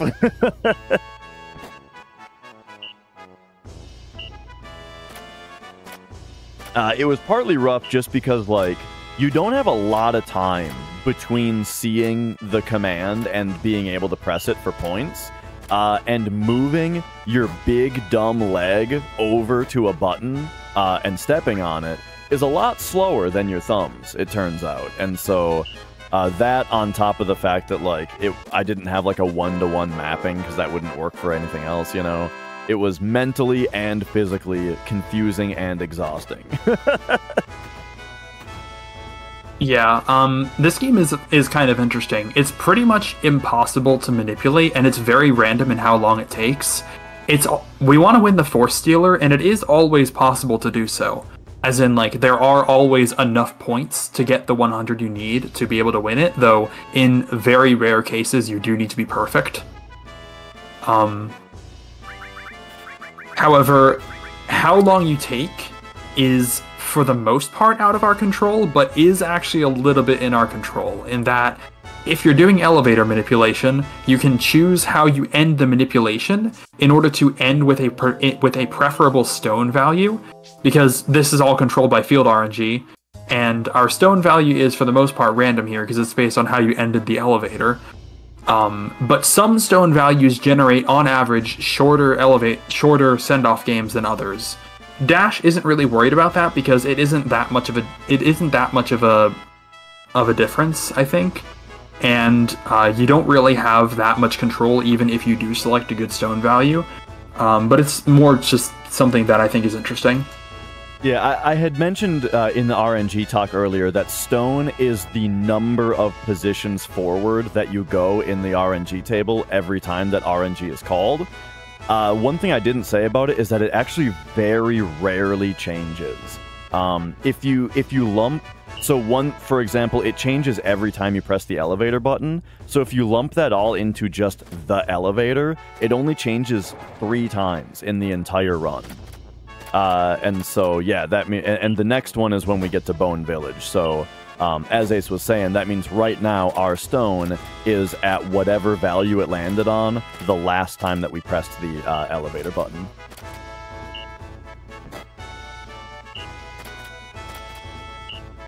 $14.63.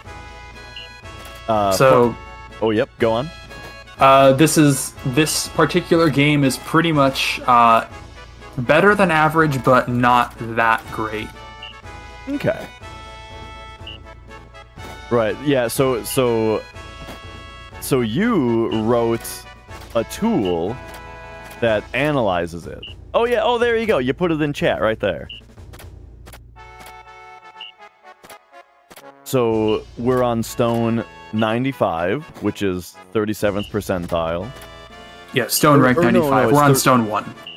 Oh, I see. Oh, stone rank 95. We're on stone 1, and this is the 95th best of stone 1. Gotcha. Yeah, it turns out that it's impossible to actually affect how the game progresses once you started it. As in, no matter what your actions are, the game will progress independently and will progress the same way based on your initial RNG conditions when you start the game. And so there are only 4,096 possible games, 256 per stone times 16 possible stone values. Oh, one thing worth noting is that, so we got the Force Stealer for doing well. The Force Stealer is a weapon for Cloud that has double materia growth, and it's just stronger than the Buster Sword, which is going to become relevant very soon here. The other thing is that, yeah, so I went up to 100 and then basically stopped at that point. One very funny thing about this is that the President's mood gauge rolls over at 256. So if you get a very bad game, as in one that has a lot of inputs, it's actually possible to roll the President's mood gauge over 256 and wrap it to 4. So that's not the reason, but that's a reason that I also just stop at 100, because I don't want to zone out and accidentally not get the Force Stealer. Yeah, luckily there's only a couple of games where that's even possible to do, so you really don't have to think about it that much, assuming you're on PlayStation, because all the things that I actually said about the send-off game being uncontrollable and being consistent I'm not certain how that affects PC HD versions of the game, but at least PlayStation, that's how it works on that's how it works on PlayStation at least. All I know is that the patterns that I know for PlayStation don't match the patterns that you find on PC. I don't know if the PC patterns are consistent. I don't know if the patterns on PC are consistent or if they're dependent on frame rate.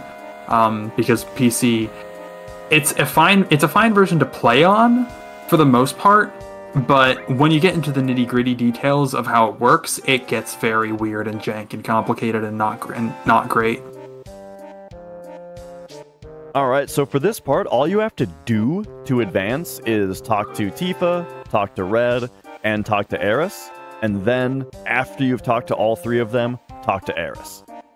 So that means we're going to talk to Aeris last, since, you know, it's easiest to just talk to her twice at this point in order to fulfill that.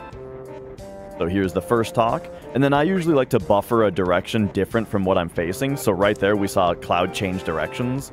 That, like, is a visual cue for me that we have initiated the second talk, and so then I can start buffering my movement away from her. That way you don't sit there and talk to her like 4 times by accident because you're not paying enough attention or something like that. Alright, so for this next part, we are about to fight Jenova, and so I need to do a little bit of a menu. First of all, we're going to take Red and Tifa because, as we discussed earlier, different characters throw grenades at different speeds, and they throw them the fastest. Then I'm going to equip the Force Stealer and the Power Wrist on Cloud because that'll make him do a lot more damage with his physical attacks. And then, other stuff.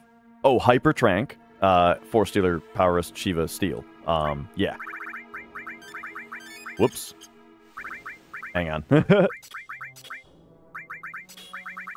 Okay, so the Shiva is actually just to lower Cloud's maximum HP in such a way that makes it so that any attack from Jenova, with him also being Furied, is going to give him a limit break in 1 hit, unless it's Tail Laser, but, you know, for the most part, Cloud will get a lot of limit breaks. And the Steel on Tifa is for later. So this is the fight that we had set up a preemptive setup for earlier before doing Calm Skip. We essentially did some movement in order to ensure that we spent an exact number of steps to get to this fight to offset ourselves to the preemptive step ID.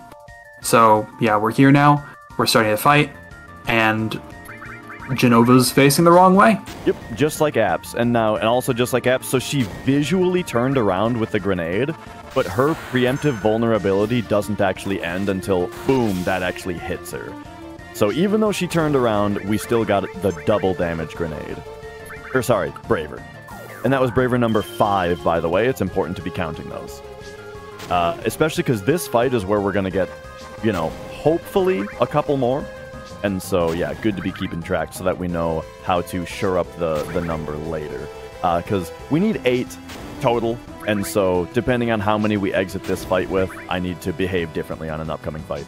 Alright, so she started with Stop. After she does Stop, she skips a couple turns. Ooh, you see, only Cloud got an attack there? That's the thing I'm talking about. Sometimes you get 3 full waves of grenades, and sometimes you don't. So yeah, just a single tap with a laser on Cloud was enough to give him a limit break. Yeah, but because of that weird thing where Cloud went first, I didn't actually get to sneak that Braver in on that turn. That's and she's unfortunate. double tail lasering to fully punish me for it. Oh man. Oh no. That's me. So Cloud could have gotten another Braver there if I had used the previous one. But alright, so here comes Braver number 6.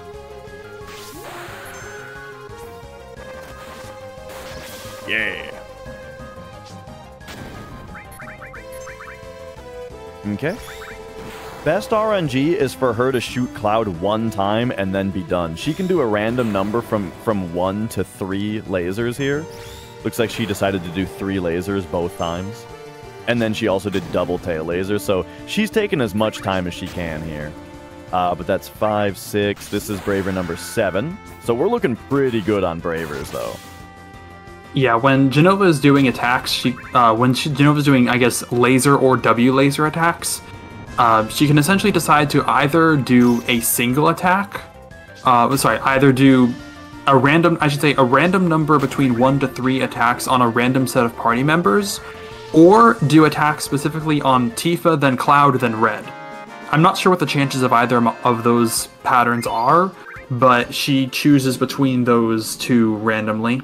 So what it is first, it's a 1/3 chance to do the one for all that you mentioned. If she doesn't do that, then it's a 1/3 chance to laser a random party member, then a 1/3 chance to laser a random party member, and then she lasers a random party member. All right. I picked the wrong option there, so we got an extra like 5 seconds of cutscene there.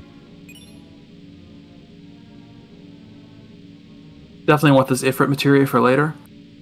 Yes. Yeah, we're going to be selling our fire materia for money, but we still want to be able to have fire elemental, and so the Ifrit is gonna be used for that. And then also it has a chance to need to be used later also. And also it looks like we got $15 from Karate Waffle for the marathon. Thank you. Thank you. Okay, so we're coming up on another world map section. This one is very weird. Long story short, there is a bridge on this upcoming world map that screws with your ability to manipulate it. And so I'm going to essentially do like a half manip, where I only manipulate having 0 encounters until the bridge, and then after that it's whatever. But the nice thing about that is that pretty much guarantees that we'll get at most 1 encounter. Which is a lot better than being able to get 2. I don't know if I've ever seen 3 on this, but I think you probably... It might be possible, but not feasible to get. Yeah. Like, if you were to get 1 quickly, then 1 right after the bridge, then 1 maybe. Yeah, Ifrit was sitting right there. It doesn't get more accessible than that. Phoenix, you'd have to do the whole. You have to win the Fort Condor game in order to get Phoenix, and that's also you also don't have a chance for that until after we need the Ifrit materia anyway. Yeah, we need the Ifrit materia for Red Dragon, so pay attention to the helipad and the reds and some of the guys that are standing on it. Oh.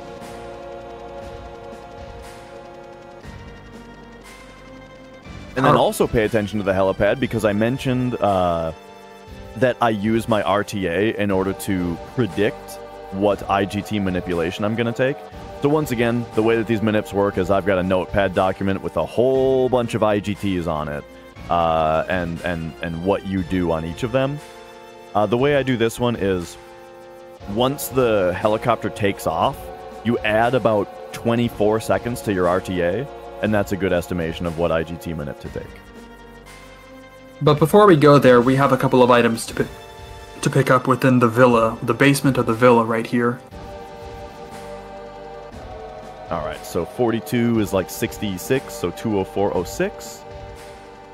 6 and 7 are both a hold and 0, so that's good.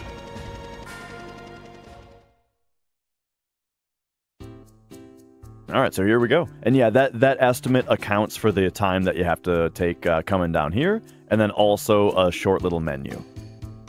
So we want the power source here, we want the motor drive to sell for money, and we want the fire ring because it's good. And then I'll do a short menu here, and that's when the 6 or 7 is going to become relevant.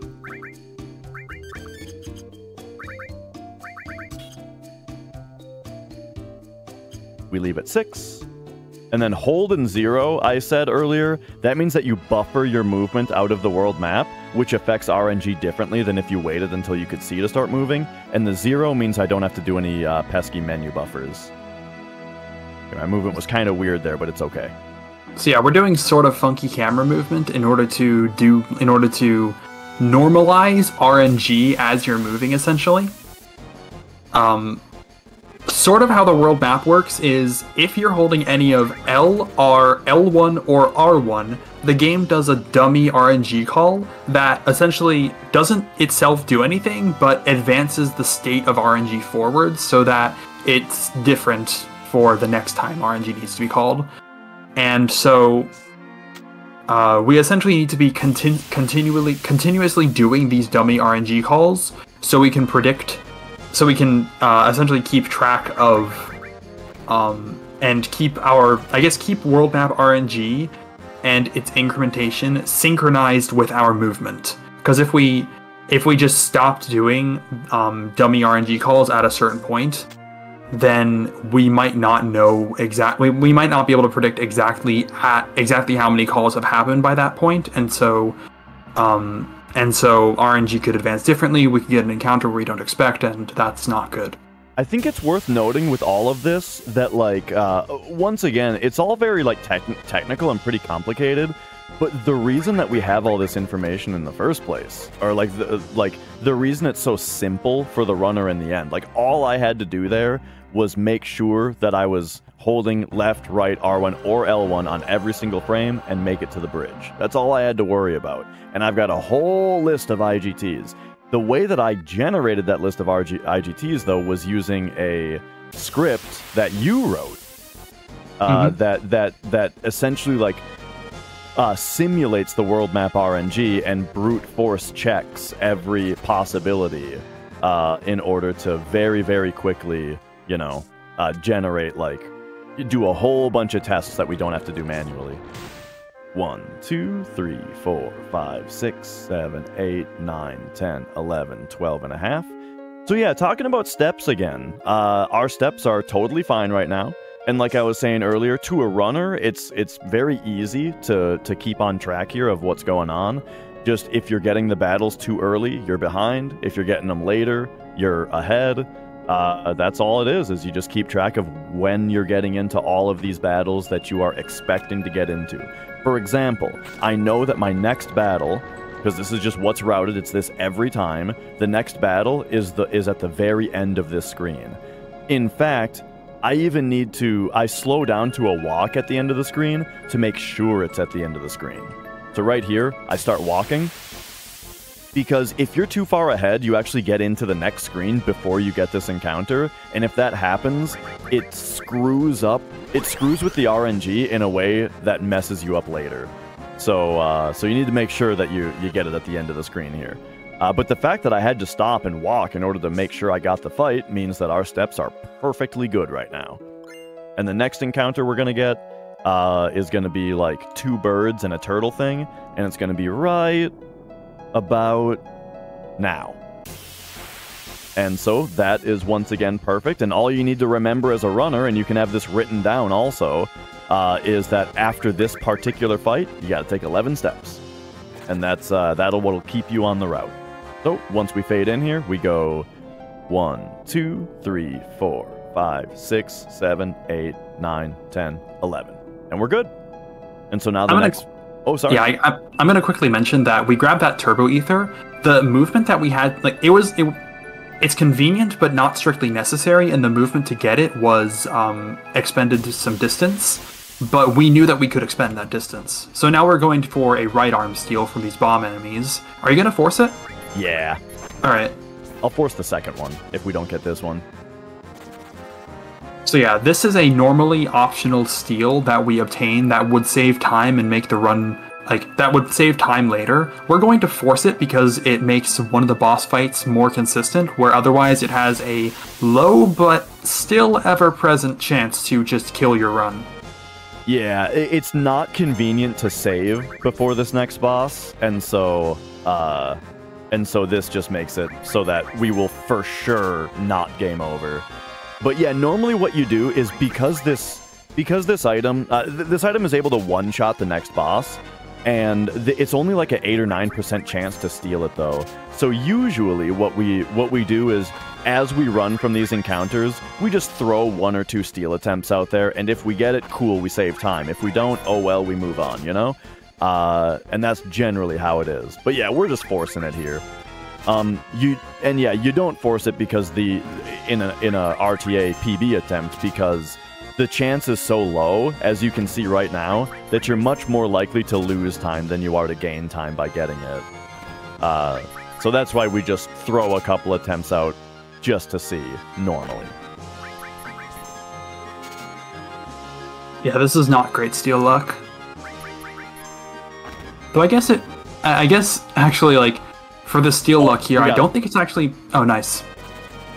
I don't think it's much worse than stealing the Protect Ring in 100%, for example. Yeah, I just watched a video about steal chances, and apparently there's only 3 possible rarities, essentially, for an item. Now, that doesn't include, like, the weird slot mechanic and that kind of thing. And, of course, like, your level also depends. But yeah, I was surprised that things are either, like, common, uncommon, or rare. Yeah.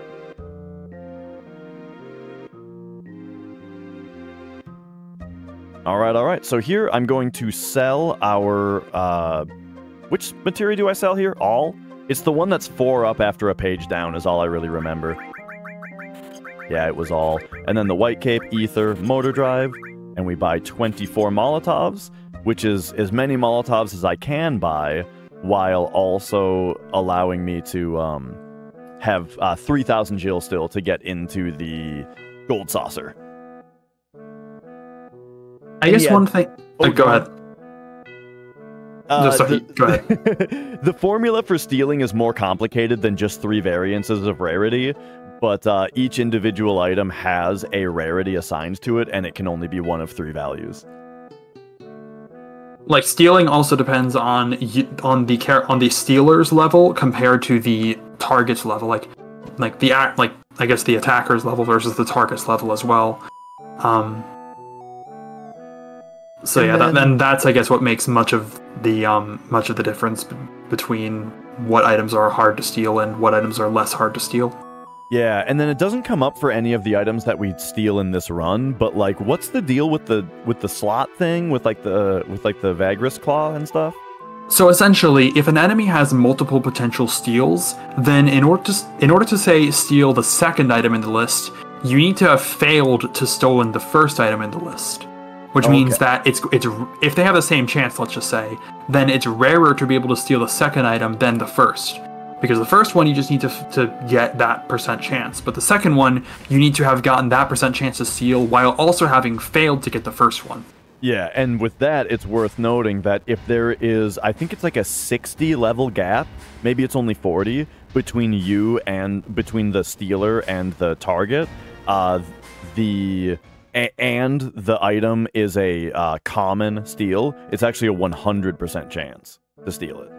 Yeah, it gets up there. Alright, I'm gonna take the bathroom break here, if you want to fill the space. Sure. So yeah, in specific, I guess the worst instance of stealing in this game is an item called the Vagris Claw, which is a requirement for the 100% run, though we don't need to get it from this steal, where there are enemies in this game by the Cosmo Canyon area in the world map called Basilisks, which have a 32 chance slot for a soft item, a 32 chance slot for a soft item, and then an 8 chance slot for a Vagris Claw, which means that in order to steal the claw, you have to fail to steal a soft, which is an uncommon steal, fail to steal a soft, which is an uncommon steal, and then successfully steal a Vagris Claw, which is a rare steal. Now, enemies in this game act as if they only have one item on them, so if you steal an item, then that enemy can't have another item stolen off of them. And even if they have multiple items in their steal table, you can only steal a total of 1 item from them. And in fact, they also will never drop anything afterwards if you have stolen something from them. So that means that you need to continually encounter Vagrisks until you actually get the steal. And each of those steals is a very low chance, and in fact, the chance of stealing a Vagris Claw after, I guess, an infinite number of steals goes down the higher level you are past like level 11 or something. Just because the chance of stealing a soft becomes so much greater. So that's how complicated stealing can get sometimes. Luckily, it doesn't really matter in most runs. The most complicated it gets is having to steal the War Gong item in 100%, where that's blocked by a Phoenix down. But for the most part, that's sort of just how this game works a lot of time. Drops also have a similar thing where some drops can be in where you can have some drops that are the second of their drop table. So for example, the Shinra Beta is the second item in its drop table on submarine crew, I think is what they're called. That sounds right. If you miss the first two, will your attempts to then be locked out of the rarest or cycle back to the common? If you miss the first two, then it attempts for the third, and then if you miss the third, then you just fail to steal, and you just couldn't steal anything. And then, but then if your fourth steal though, what slot is that trying to steal? Assuming the enemy has three stealable items, and I'm referring to steal slots. I'm not referring to the nth attempt to steal something. Right. So if they have 3 slots, what does your fourth steal attempt target? Do you mean the fourth use of the steal command, or? Correct. Yes. Okay, then if they have 3 steal slots, then each of those 3 steals attempts to steal from each of the 3 steal slots, and assuming all of them have failed to steal the item in all of those instances, then the fourth will do another roll of steals. Okay, so it goes back to the first. No, it's not that they cycle. It's not that they cycle. Every steal attempts to steal from every steal slot, assuming that it has not passed one of them before. Okay, see, I was thinking you meant that it's like you use the steal command once, it fails, and then the second time you use it is your chance for the other thing. Yeah, I get it now. By fail to steal, I mean just it did not successfully steal that item, and on the same steal command, it goes to the next one. Okay, I didn't know that. Or the same steal command, or the same drop. Or like the same drop roll, or whatever. But yeah, I suppose that makes sense, because like on the Taz, he steals the claw in one steal. So yeah, that makes perfect sense. He had to wait a long time to do that because he had to manipulate a scenario where he failed an uncommon steal, immediately failed another uncommon steal. I guess by steal, I mean steal roll for a single item, like steal slot roll. He failed an uncommon steal slot roll, failed an uncommon steal slot roll, and won a rare steal slot roll, all in a row. Yeah. Yeah, so if you guys have not seen the Taz of both any percent no slots and also 100%, there's even a 100% Taz run that is absolutely crazy with the amount of RNG manipulation that's able to be done. In fact, that's something that we should probably talk about, is the fact that we've spoken quite a bit about RNG manipulation. However, none of it applies to battles. As far as like whether or not we get a steal, whether or not Bottomswell got poisoned, whether or not we're able to escape a battle. The thing is that battle RNG works completely differently than, and completely independently of field RNG, and it is, for reasons we can get into, it is not really viable for a human in RTA to manipulate RNG on the PlayStation console. PC is another story, but yeah, on PlayStation, essentially there's a frame counter running all the time, right? Going all the time, and that is used initially when a battle starts. That is used to seed the opening state of battle RNG, and then battle RNG from there proceeds to advance every single frame. So that means getting it to start on a consistent spot is pretty much impossible, and then manipulating it from there is also very, very difficult. So yeah, there is no battle RNG manipulation that you'll see on PlayStation console. Yeah, the battle random number generator in general itself is, I guess I'll call, nasty. How it advances is based on types of that are being generated as well. So like it advances differently, a little bit differently, if you call rather than 16-bit numbers, for example. As in not just in the fact that a 16-bit number results in 2 total calls to the underlying 8-bit RNG, but the fact like how it cycles between like different indices in the list of numbers that it uses. It's basically a souped up version of field RNG with 8 different indices in like 8 different list values, you could say, that it switches between. But whether or not it switches between them is dependent on what type of RNG what type of number you're generating. And then, like, to add an extra amount of complication to all of this is the fact that that global frame counter that seeds it in the first place is 60 FPS, while Fields, and thus the ability to trigger a random battle, is at 30 FPS, which means even if there is like a specific frame that you're trying to start a battle on the field, there's a 50-50 chance that your odds versus evens is on the wrong parity, and it's impossible to even hit that frame.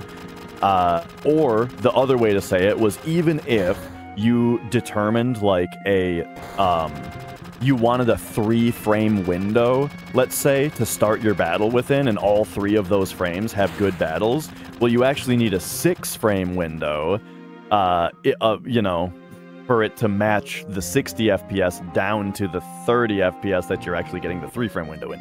Like, it's complex. Yeah, like, there are no fewer than 4 different random number generators in this game. One for Fields, which arguably can be up to 4 different random number generators in and of itself. Field RNG, step ID RNG, which generates when encounters happen. Formation RNG, which we actually haven't talked about yet, but that determines what encounters will happen, which will actually be relevant very soon. And another one that I'm not really going to talk about because it barely affects anything. There's World Map RNG, which is a completely different system that is seeded based on IGT when the world map loads. Battle RNG, which is seeded based on essentially the frame counter, and then System RNG, which is used for mini games essentially, and also particle effects in battles, which can also affect how long battles take, which can also affect how battle RNG progresses. So yeah, it's just even more complicated. Yeah.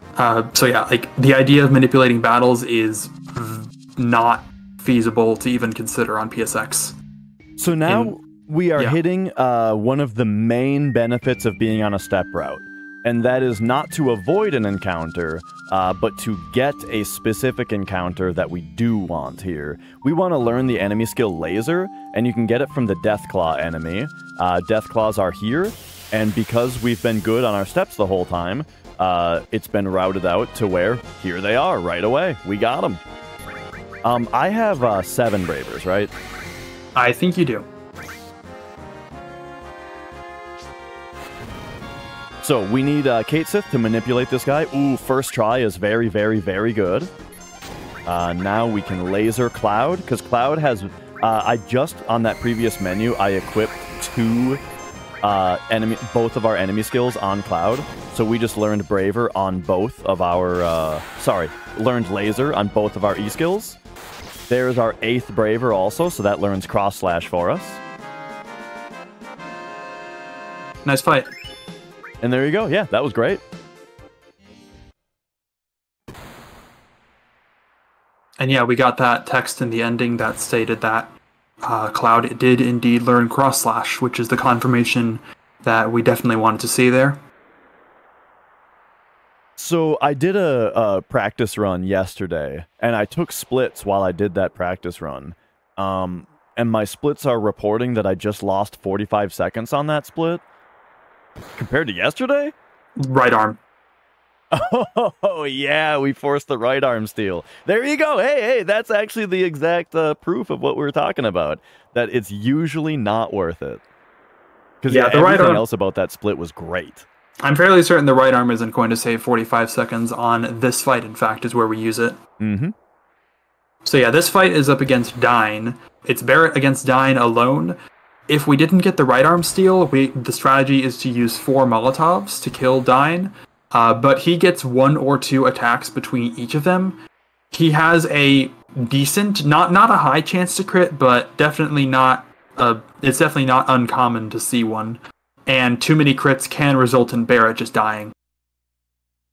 One thing I'd like to speak about is well, maybe I'll wait until after this fight, actually. Talk about the implications of forcing an encounter. Yeah. But yeah, first we got the right arm. So yes, the thing that we stopped and forced for not only safety, but if you get it early, saves you time, is the right arm here. which does a whole bunch of damage and one-shots him. Hey, and he didn't counter. He's got a 50-50 chance to counter you, which is just a waste of time if he does. Yeah, a 50-50 chance to essentially do a death counter attack where he gets one final attack before he dies, which again is part of the randomness is definitely part of the randomness as to whether or not you die on the normal strat. Now, so with a sample size of 1 here, just to throw it out there, so we lost about 45 seconds forcing the right arm, and I saved about 27 seconds with it. So yeah. Not worth it on this one from a time perspective. Do we throw that man's arm back on him? You know, that was something that I wondered for a long time. However, in the Japanese version of the game, the item is called Bomb's Right Arm. And in the international edition of the game, it comes with a 4th disc where that has it's like an encyclopedia of the game, and it actually has drawings of all of the items. And indeed, the right arm is like the bomb enemy's right arm. So that was just lost in translation.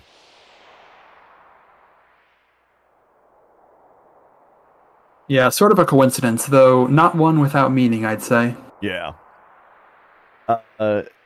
That said, though, even if it was one of their arms, Barrett is the one missing his right arm. Dine is missing his left. So, I want to talk quickly about forcing an encounter there. So you noticed in order to get that Deathclaw encounter, I stopped at the very end of the screen and I ran back and forth until I got that encounter.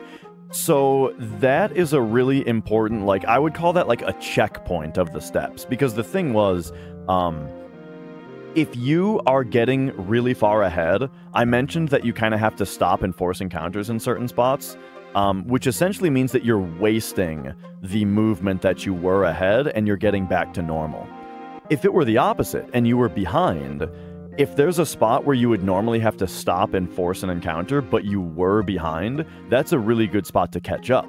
Because instead of stopping and running back and forth, you're instead using all of that movement getting up to the force spot.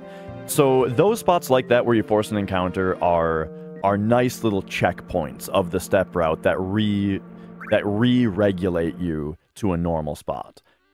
So I forced the encounter on the very edge of the screen, meaning after we got the encounter, we left in hopefully less than a step.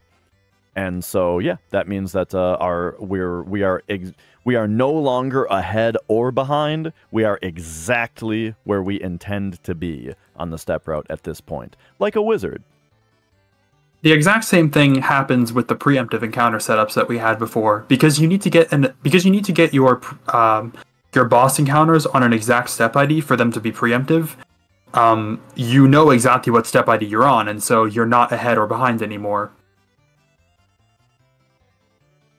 On this part, I like to practice my single frame inputs because for something that's coming up very soon, but also for other things that we've already seen, you may have noticed that being able to move Cloud for 1 frame and 1 frame only comes up a lot in this run. It's a very useful skill to have, so I always stop and do some practice taps right here.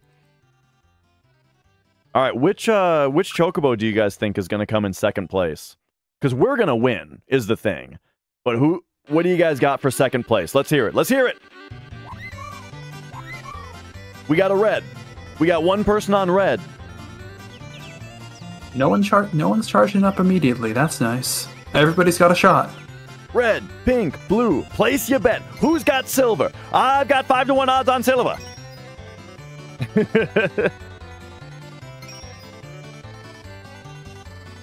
Now, if you're, you can hang back a little bit and and push them forward. You know, the chocobos if you want, and if you happen to push the one that ends up getting in second place, that technically saves you frames, because the race will not end until the second place chocobo is chosen. Yeah, essentially, this is the same game engine as is used in the normal chocobo racing in the Gold Saucer, and as a result, that game needs to know the second place chocobo because both the first and second place chocobos are used to determine what item you win. So it's not going to stop the game until the second place Chocobo crosses the line. Which is a bit unfortunate in this case because, I mean, we'd like to be rewarded for being a bit faster, but that's just how the game works. Oh, it was the silver!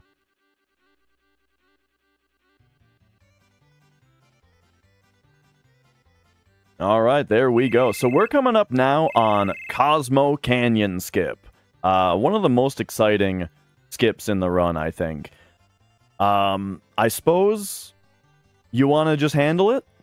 Sure. So it would be complicated to explain exactly why, but the goal of Cosmo Canyon Skip is to get the buggy on an exact coordinate in the world map so we can get out, get back in, and suddenly not be affected by the buggy's breakdown trigger that normally would prevent us from getting past Cosmo Canyon at this point in the run. So to do that, we're going to line ourselves up with a specific point on the desert, and then only move up, down, left, and right, so that we keep sort of our offset on the world map consistent, relative to where we were on the beach. You know what? Oh, sorry. The people. I bet you guys have probably seen the video about parallel universes in Mario 64. Essentially, by only moving up, down, left, and right, we're keeping ourselves PU aligned with the skip. Pixel unit you can aligned. say. Sorry, go on. Pixel unit aligned. Yeah. Something like that. Essentially, we're keeping our coordinates aligned on like our horizontal, like our X and Z coordinates, I should say, aligned to a certain offset as a multiple of 90 units because the buggy moves 90 units per frame, and so we just offset our buggy to a certain X coordinate, so that we're a multiple of 90 units offset from where we need to be at Cosmo Canyon. So that we can visually line ourselves up, know that we're and then therefore know that we're at exactly the right position, get out, get back in, and cross over. But first, we're making a quick stop on the beach here to learn the Big Guard E-skill, because it's extremely overpowered and is going to be used a ton for the rest of the game. What it does is it hastes the entire party and gives us barrier and M barrier. Now, the movement that I was doing to force this fight wasn't very regulated, but that's because it's the buggy's position that's important.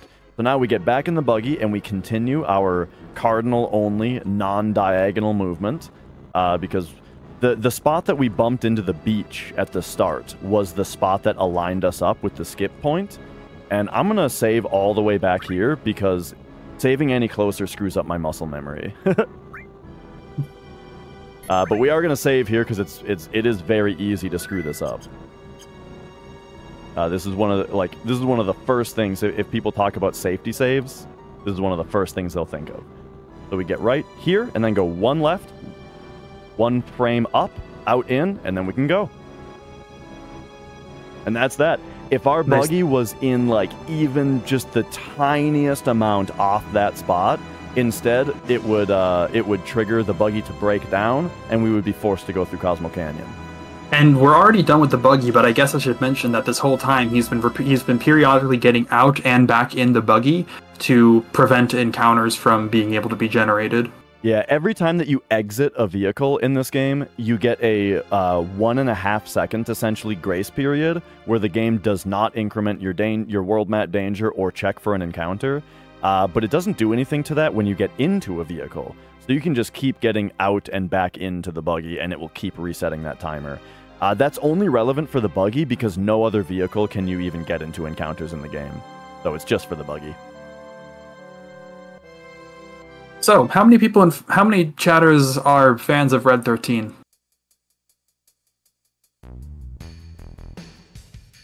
Yeah, I'm sorry. We're not really doing that. We kind of skipped it all. We kind of skipped all of Cosmo Canyon. Yeah. We'll be back in Disc 2, though. His father will never be redeemed on this route. Alright, so encounter right here, by the way. Very normal. And after this encounter, we take 13 steps. On this encounter, I buffer... Oh, by the way, as I've been running away from encounters, I've usually been buffering row changes with the party members. The reason for that is that it wastes a little bit of time which allows us to escape, but not too much time where it's too slow. That encounter, though, hang on, 1, 2, 3, 4, 5, 6, 7, 8, 9, 10, 11, 12, 13. That encounter, though, the enemies are way scarier. They do a lot of damage, so I do defends on that encounter instead. So do we want to explain the Materia Keeper fight, or do we want to leave it as a surprise? I almost ran into pipe 1 there, so I just had a little mini heart attack. Hang on, let me do the menu, and then we'll get to it.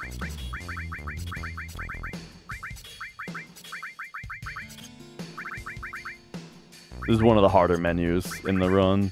2? Okay. So we'll go 2, 2, and then we can do Cloud with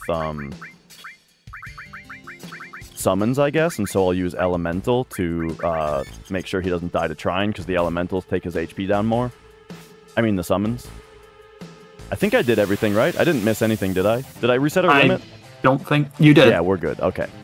So Materia Keeper has 8,400 health, which is enough to,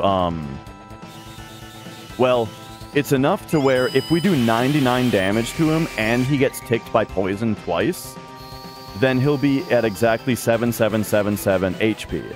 And I guess you guys will just see what happens if we do that.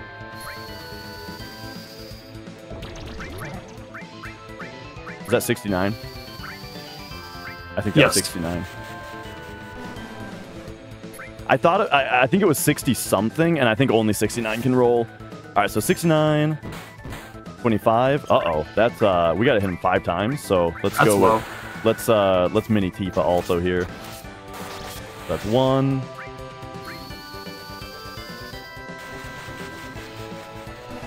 Uh-oh. Uh-oh, I attacked her with Tifa. I attacked with Tifa because I messed up. Okay, hang on. Okay, it's time to back up real quick. We're going to back up real quick. All right, all right. This might actually be good because our initial roll was really bad anyway. So I'm just going to... Okay, he should be at full health now. Now we're going to bio again. 69 again. 1 tick. 26. So now we hit him 4 times.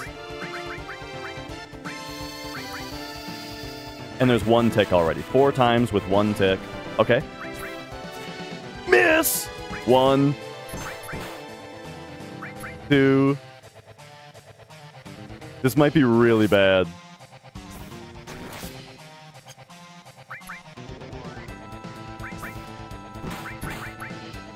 Okay. Got him. Alright. 238.23 is 238.13. Okay, nice. That was scary. Which is a hold in 3. 13 is a hold in 3. 13. Same kind of thing here. 1, 2, 3. So that's for RNG manipulation, but then we'll also use that last menu to menu here.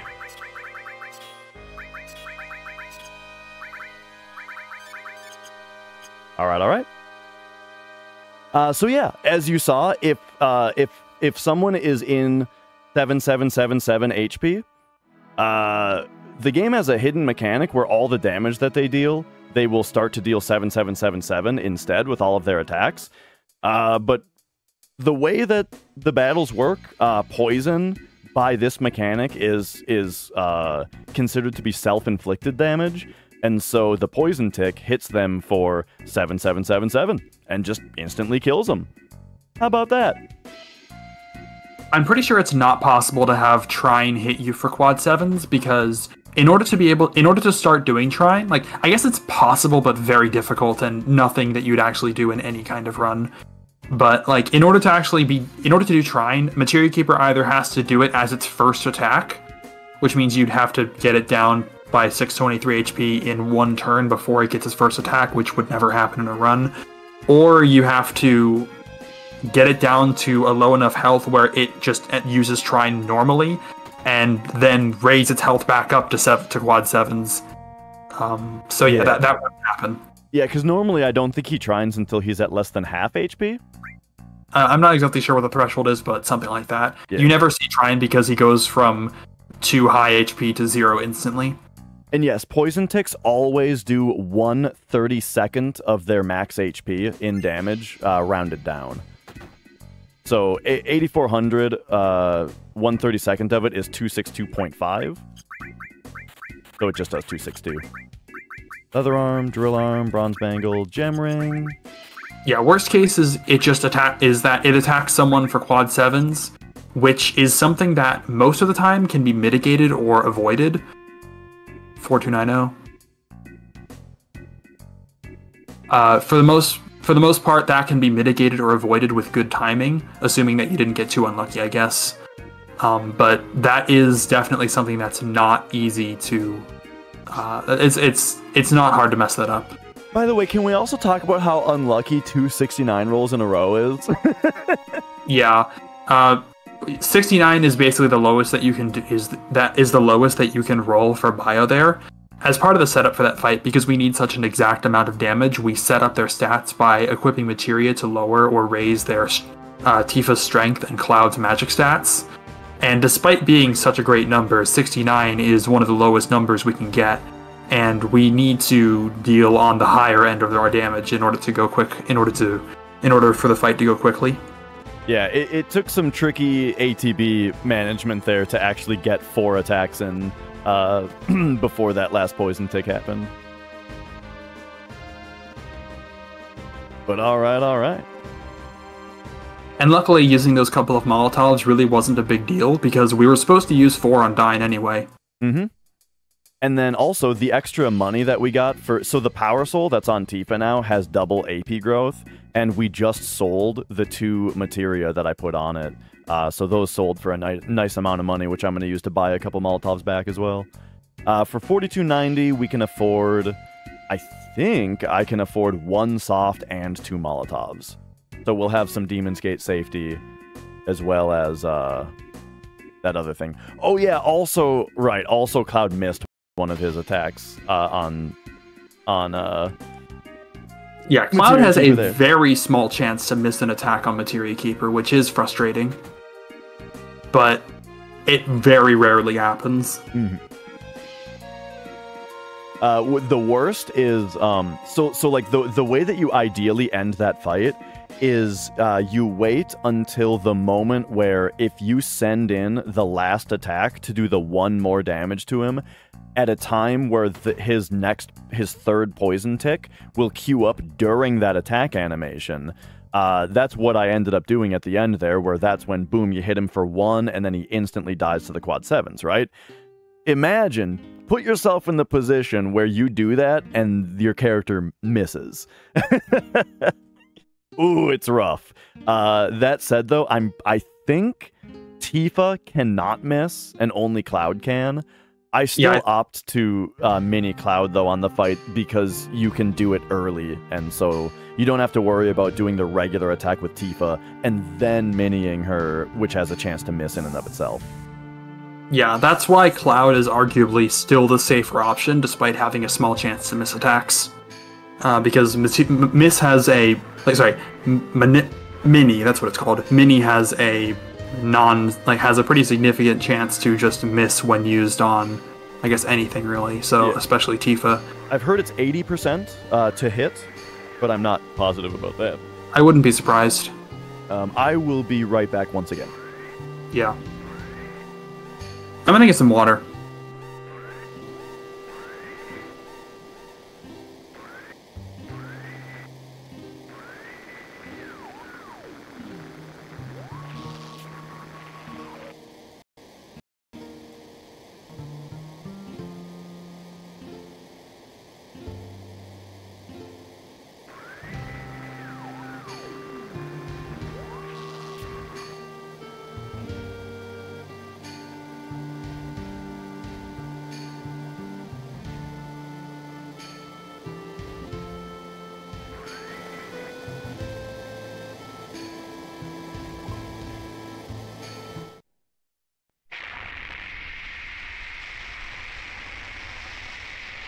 All right, there we go.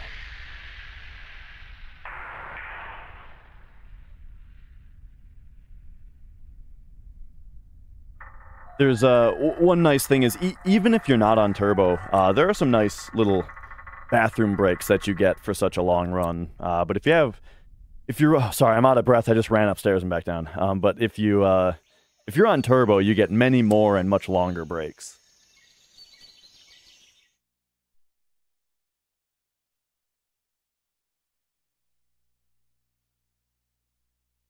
All right, so we're coming up on the Palmer fight. The menu that I did earlier kind of set us up for it. In the middle of my, right after Materia Keeper, we did that world map manipulation, where I also menued in the middle of it. The menu put Restore and Poison, as well as Manipulate on Cloud. Manipulate is for later. And then it put Steal on Tifa, which is also for later. But the Poison, that's important for Palmer. We also put it on ATB Active, which is important for this fight as well. Basically, this is the last of the 3 fights where we're going to be using Poison. And so this is the last of the fights where we say, if the boss turns green, that's very good. And if he doesn't, it's very bad.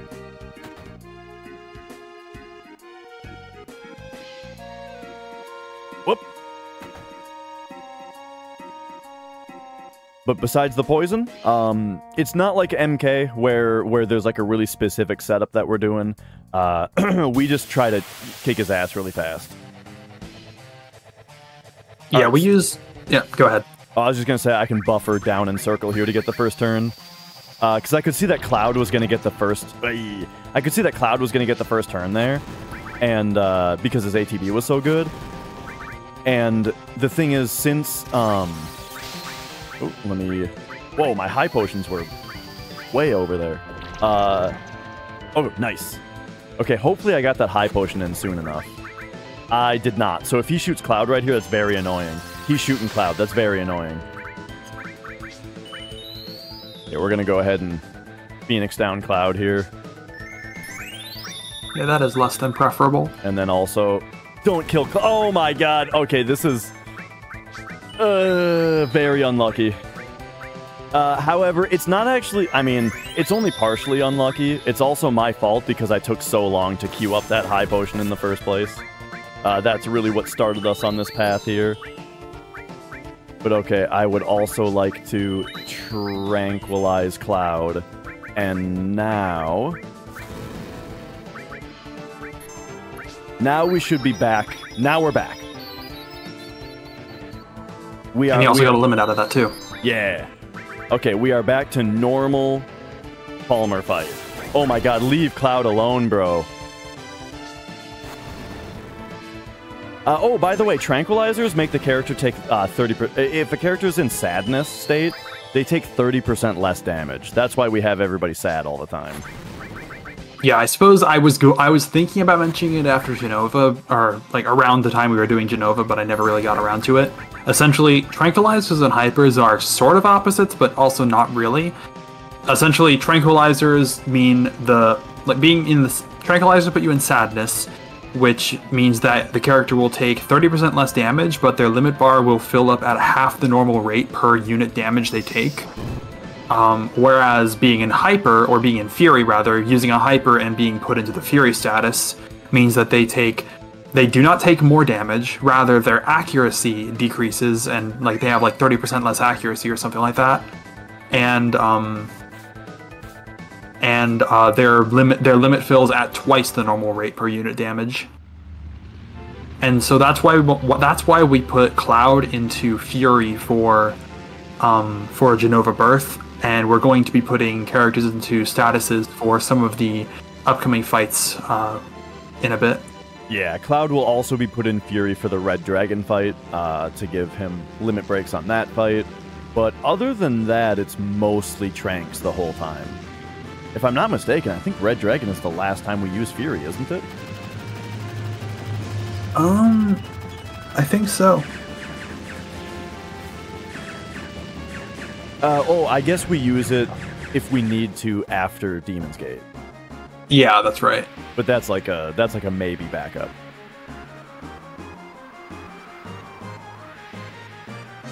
So we're coming up on a world map segment up here that manipulation of this upcoming world map segment is very, very tricky, and it's like super new cutting edge research as to how to manipulate in the first place.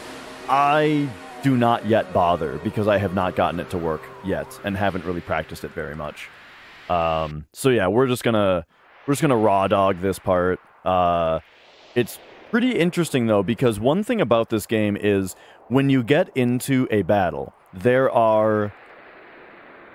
not 4,096 different formations, but there's room for 4,096, right? Is that right to say? 1,024, but yeah. Oh, really? Oh, yes, that's correct. Yes, 1,024. And the game keeps track of what the last formation ID you encountered was.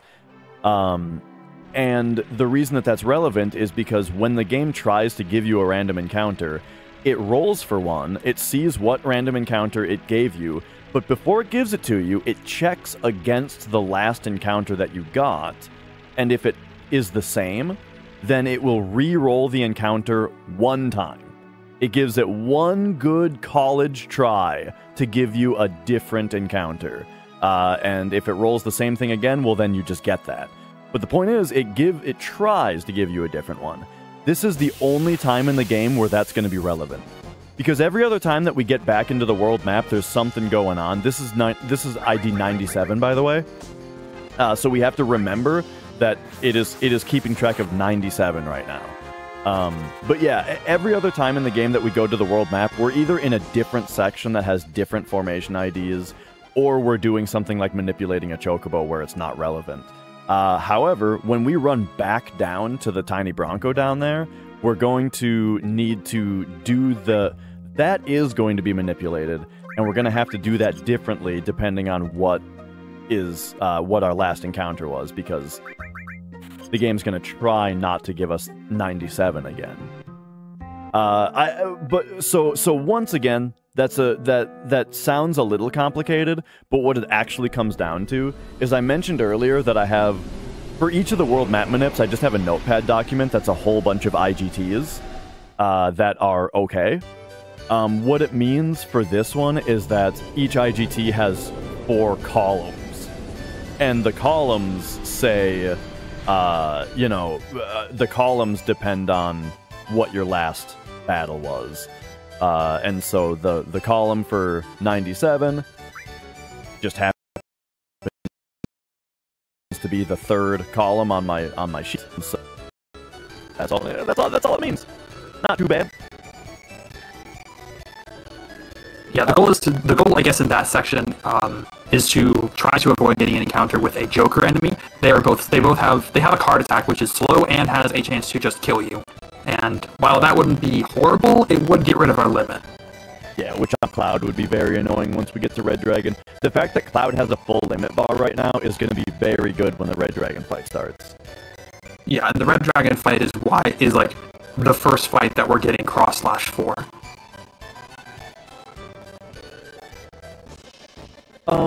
So speaking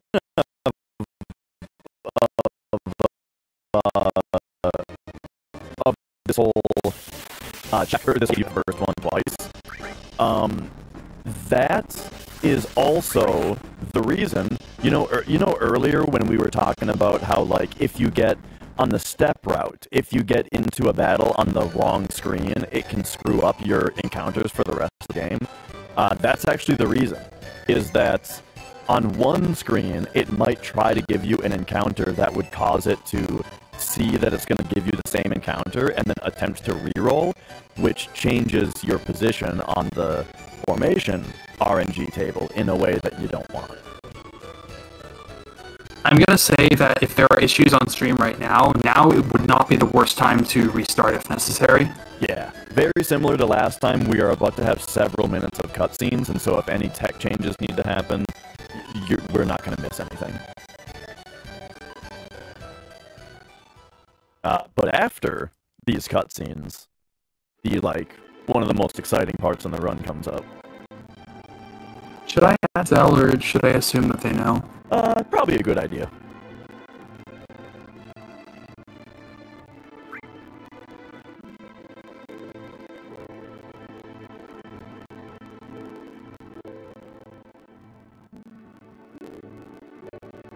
Of course, anybody who is hearing robot voice, if you're, let us know, like, if you refresh, let us know if you still get it after a refresh. No, it's definitely a stream. It's definitely an issue on our end, not theirs. Okay, just making sure. All right, thank you for confirming. Well, at the very least, that means they can understand us still.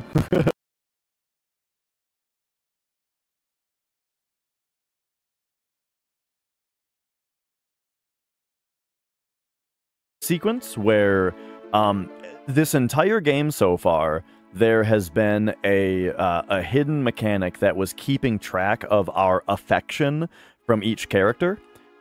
Eris starts out with a big boost, and so you're very likely, unless you... Oh, it's fixed now? Oh, excellent, thank you.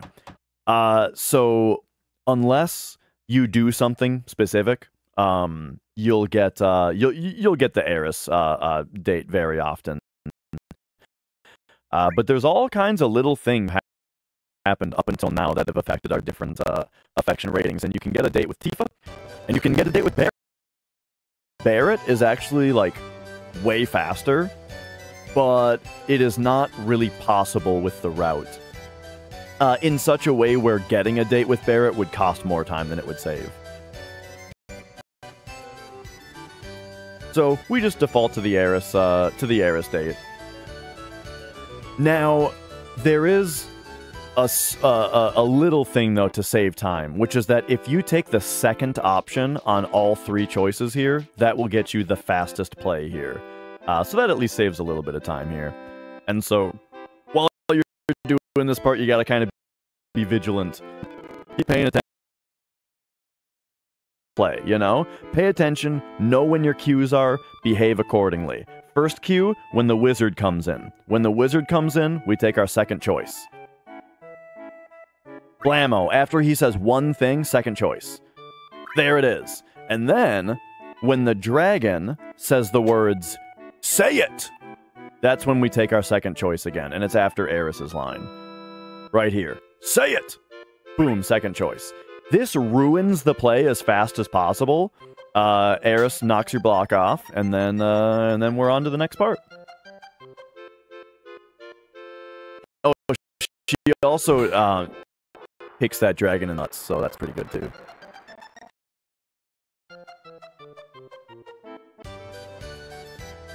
And alright, the rest of it is pretty auto-advance. We don't gotta worry about choices anymore.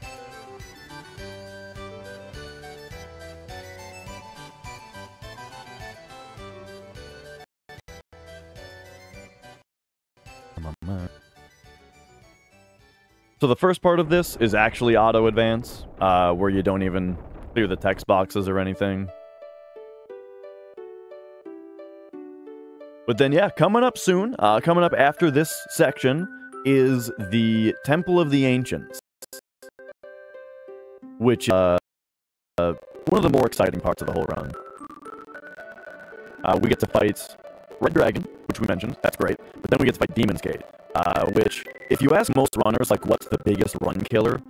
What's the hardest boss, biggest run killer? You will very, very often hear the answer, Demon's Gate.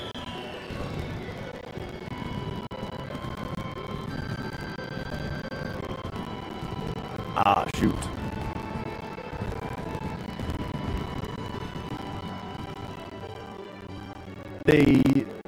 Well, we'll see if we get any instructions to change anything here. I did ask what my bitrate was earlier. For me, the audio that's coming out of my... One second, I have to mute that. The audio that's coming out of my RMTP stream is fine, though I tried closing it in case for some reason having it open was causing issues. Oh, okay. But I don't think that really was a huge problem.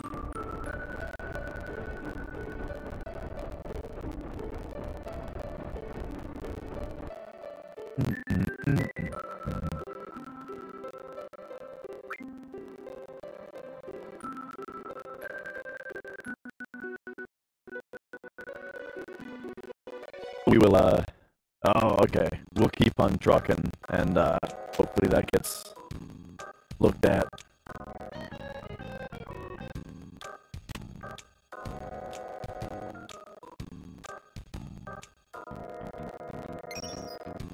Yeah, unfortunately, audio is now pre-synced for video on stream, but not on RRFTP. Okay.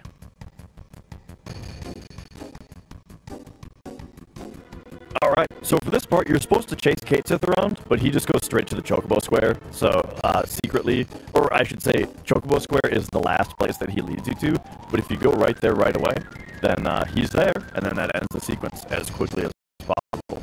So, don't chase him, just go Chocobo Square, and then there you go, that ends this as quickly as possible, and we are almost out of all these cutscenes. Right after this little bit of dialogue, we get to pick up an elixir, and then we choose our party for the next part of the game. And then we go on. I'll do one for you, Chris Fishes. There you go. So now. Oh man, you ever listen to someone talk that's got like, it sounds like they've got phlegm in your throat? And you're like, man, just please clear your throat. Like, it's like, I want to hear it for my own relief. You know what I mean? I want to hear you do it, please. I have a nephew, and I think he liked the sound of it, where sometimes like he would have like, I don't know if it was just saliva or what, but it would be in his throat in a way that like kind of gargled, and I think he thought that it made his voice sound deeper, or I don't know, he just liked it or something, so he would just leave it. Oh man, just like swallow or clear your throat or something, dude. All right, so we are coming up on that that I was describing earlier. I always mention like the way that you estimate which IGT you're going to take, which is I estimate right here. When you enter this thing, my RTA is 30301. That's going to be about what the IGT is when we get to position. Looks like 2, 6. Or no, 2 and 8 both work. So yeah, we'll remember that if the seconds, so 301.02, or we wait for 301.08. And this is exactly why there's multiple columns, is that for, depending on what our battle was, 6 could work, but because our battle, oh, we're on the 2, so we can't use it, we have to wait for 8, but that's totally fine. Yeah, depending on what our last battle was, 6 can work, but in this case it doesn't. Because our last... normally if you leave on 6, you get a battle with 3 flat beats, which is battle 97, and because our last battle was 97, it would get us jokers in this case. So the manip didn't work there, I can't help but notice. Oh, wait a second. Was it 302? Oops, I looked at the wrong minute on my list. Okay, hang on. That was user error. I was on the wrong minute. I was looking at 301, not 303. So yeah, I suppose now this is a good example of here's why we usually manip this, is because this is a really bad battle. Oh, and we're getting the card throw! It's the worst! So this is exactly what we're trying to avoid right here, is this attack. Okay. Yeah, carded.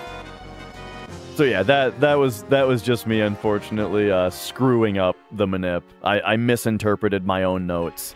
But luckily, we're past it now. And it shouldn't affect anything else. Yeah, so, and Dash...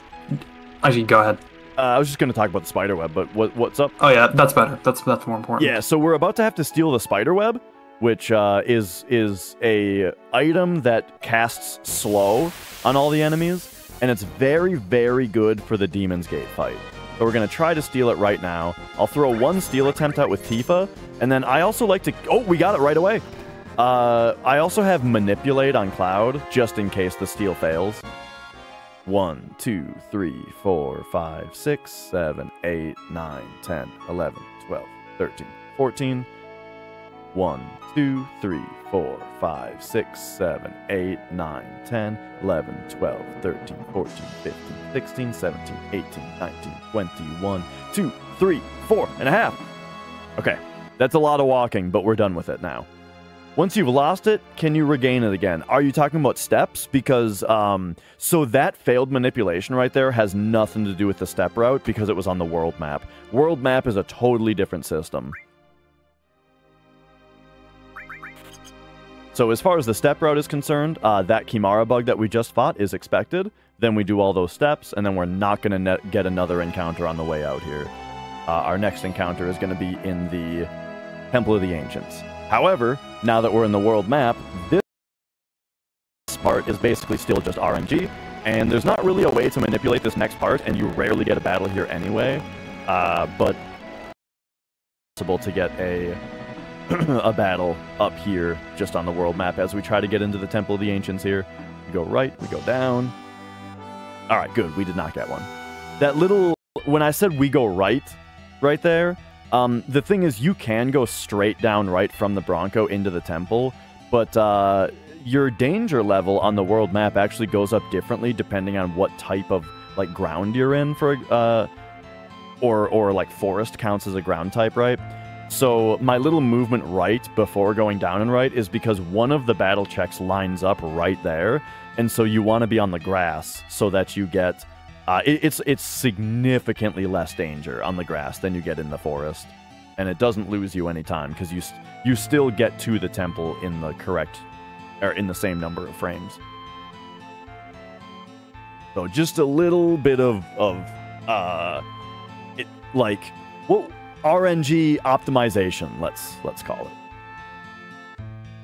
All right, so here we are in the Temple of the Ancients. Like I was talking about, you know, I've hyped it up a little bit. This is one of the best dungeons in the run. It's got 2 really cool bosses in it. It's very difficult, and yeah, it's just cool. I like this place. Really good menu also. The menu in front of Red Dragon is super sick.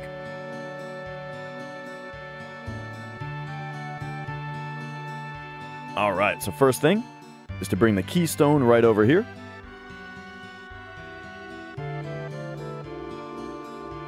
This place is also very mysterious. I like the way that you just like sink into the ground here, you know, and then you're in this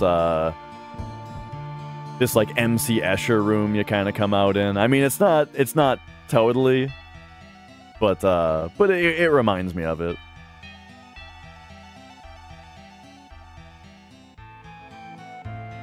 All right, and here we go. So as far as steps go, we are our battle should be about when I grab the vine over here or right after it. Which, yep, right after it. That means our steps are really good right now. And you take 5 steps after this fight to stay on the route. Him hitting Eris right there is really good. Really good. I'll explain why. 1, 2, 3, 4, 5. Okay, so we picked up a weapon called the Yoshiyuki when we were in Rocket Town, and that is very, very important for this part of the run. The Yoshiyuki gets more powerful for every KO'd party member in the battle. And so we are going to fight the next boss by KOing Eris as early as possible, and then we're gonna cross/slash Red Dragon, because cross/slash paralyzes the enemy, as you saw with Materia Keeper. And so the way that we fight Red Dragon is we get rid of Eris, and then we cross/slash Red Dragon, and then do a series of death blows on him. Death Blow is a command materia that does an attack that always critically hits. However, it has low accuracy. But if the enemy is paralyzed, it always hits. And with proper weight tricking, which we haven't really talked about the term weight tricking yet, but when we talked about ATB weight versus active before, the thing about weight is that ATB does not move while you are in a menu or targeting. And we are going to abuse that in order to get Cloud as many turns as possible while the enemy is paralyzed. So, that means the fight is going to be take out Eris, cross slash, and then use Tifa to hold time at any time that Cloud is not actively gaining ATB. We only allow time to flow if Cloud is gaining ATB, and if we do that, he'll be able to get 3 death blows while the boss is paralyzed, and we need to do that twice to kill the boss. Which means it's very, very lucky that we're starting out the fight with 1 limit break already banked, but after we use that limit break, we need the boss to hit Cloud once to give him another limit break to repeat the process and finish the fight, and that's going to be a little bit of RNG. Now, we are also going to Fury Cloud, which is going to make it so that only 1 attack is going to give him a limit break. So oh, and the fact that Eris is dead also makes it a 50-50 instead of a 1/3 chance that he'll attack Cloud. And Cloud's going to have the cover materia, so if he tries to bite or tail whip Tifa, but not Fire Breath, then Cloud also has a 20% chance to cover it and get it anyway. So it's a little bit better than 50-50 odds that he'll get the attack and get another limit break right away. So, for all of that to work, that means we need to menu. This is one of my favorite menus coming up. We are going to switch it to HP weight, go up to equipment, put on the Yoshiyuki, switch over to materia. Cloud is going to get cover, long range, death blow, and elemental Ifrit. The reason for elemental Ifrit on his armor is so that the fire breath move will only do half damage to Cloud if it hits him. Tifa has the fire ring on, so it'll do 0 damage to her if it hits her. And then we put enemy skill on Eris. Then I want to organize my items and heal up Cloud and Tifa and Trank Tifa and Hyper Cloud. So here's all of that right now.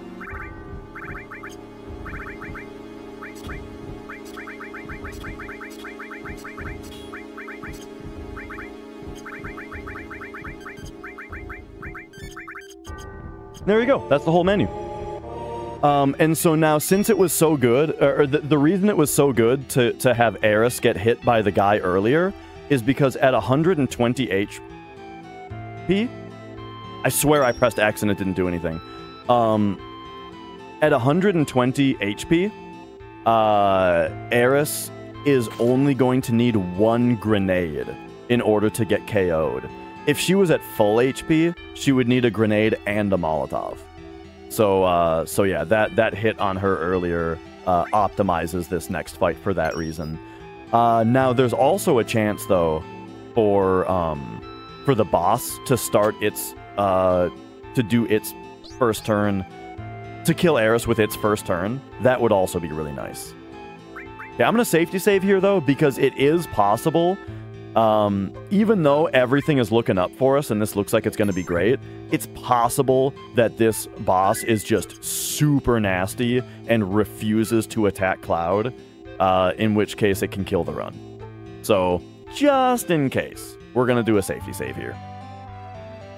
Yeah, definitely worth it. Red Dragon is not that dangerous in comparison to some other bosses in the run, but arguably isn't safe, I guess. All right. So, I think my job is to ignore any tech issues and keep going on as if nothing's wrong, so that when it comes back, it's coming back to, you know, me trucking along right. But I would like to know, how's it going? Everything's going fine. Great. All right. So this is one of my favorite cutscenes. This is part of the reason that I just love Sephiroth as a villain, is the way that, like, this cutscene is so weird, dude. Like, the way that he just talks so strangely, and the way that he keeps, like, he just flies off the screen right here, and then you run forward, and he's just here now. Like, I think that Sephiroth is a really intimidating presence in this game. They do a really good job of just making it so that, like, whenever he is present on the screen, you don't really have any confidence about, like, what's happening or what's real. You know, it's like everything kind of breaks down whenever he's there. I really love that. Like, it starts out on the cargo ship, you know? Like, we saw him, he was relatively normal in the flashback, but that's kind of the point of the flashback, is that he's relatively normal. And then remember also, we never saw him in Midgar. So the first time that you see him in front of you is on the cargo ship. And in the cargo ship, he floats in from the ground. He just, like, floats in from the ground and says what, like, the time is now, or something, and then flies into the camera or something, and then you fight Genova, the big monster. Like, it's so cool. So yeah, I think Sephiroth is a really, really, really good villain, and just the way that these cutscenes are directed is a huge part of that.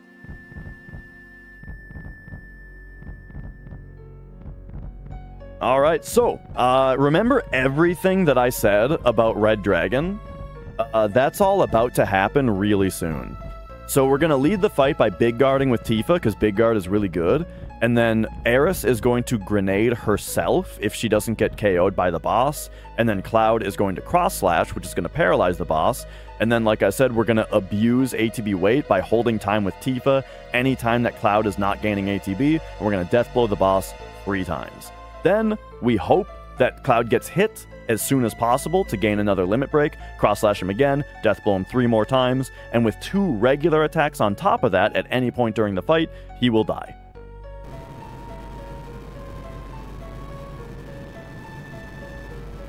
Alright, here we go.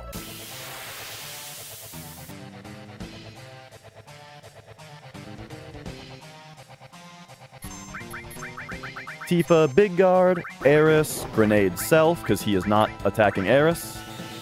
Wow, that almost killed Cloud. That's planned for, though. That's planned. That's accounted for. There's a reason he didn't die there. Because we didn't want him to. And so he's got enough health to survive it. Alright, there's the cross slash. Death blow 1. See, I'm in the menu. I'm holding square. Oops. Hang on. I should not mess with my muscle memory here.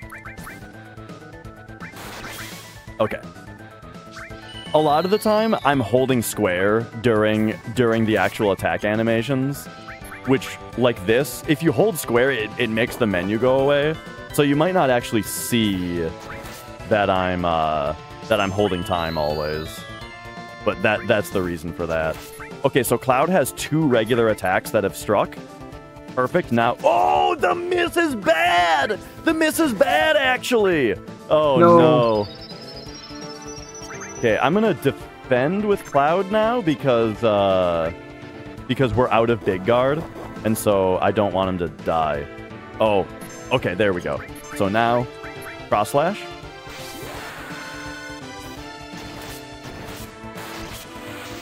Okay. Death blow. And the reason that I hold square to look at the menu is so I can see when Cloud's ATB bar empties. Nice fight. Yeah, that was decent. The miss on Cloud was really unfortunate. If he hadn't missed, that fight would have been like perfect.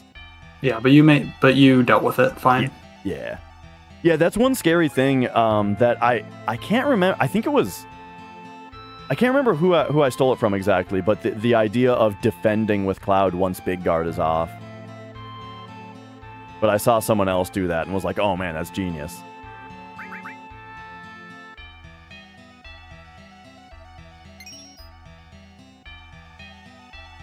Alright.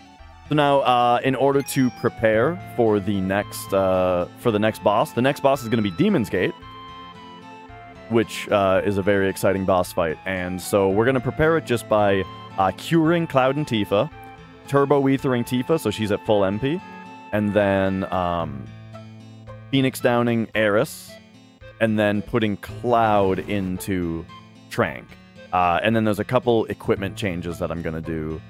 Dragon Armlet on Cloud, as well as the Fury Ring, which we bought earlier. And then Eden Coat on Tifa, and take off the Fire Ring, because she doesn't need that anymore. And we want it in our inventory.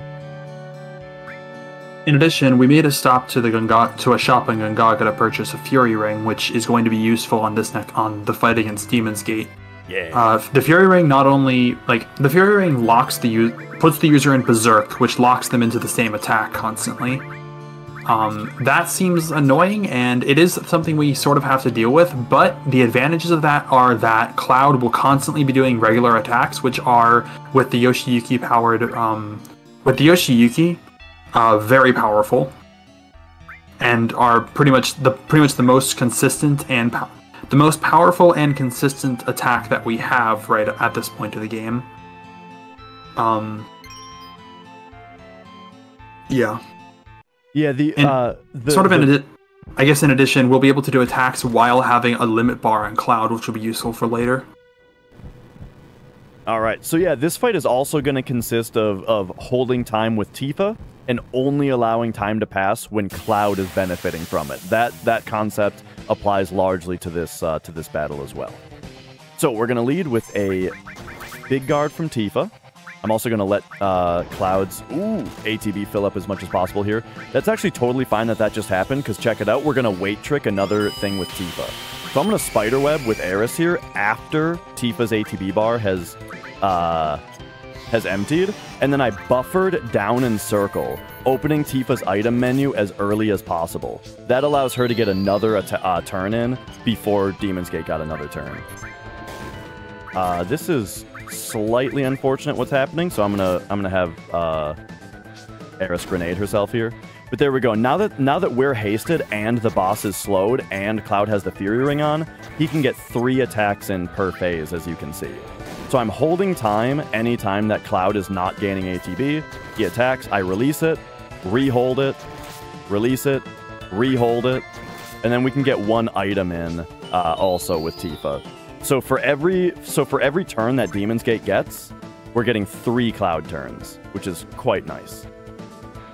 With the powered up Yoshiyuki from Dead Eris, and the Fury Ring itself, Cloud's doing a lot of damage here. Every 2500 HP of damage, Demon's Gate gets put into these Demon Rush phases. These are pretty powerful attacks that attack the entire party, but they have a 1 or 2 turn lag time, and it's that lag time that allows us to, at this point of the fight, try to essentially lock him into being hit into these 2500 HP thresholds over and over again. I'm playing super safe here by big guarding a second time. Nice miss, idiot! That's actually bad, though. We kind of want Cloud to get hit by that rock, because we want him to have a limit break for the next part of the game.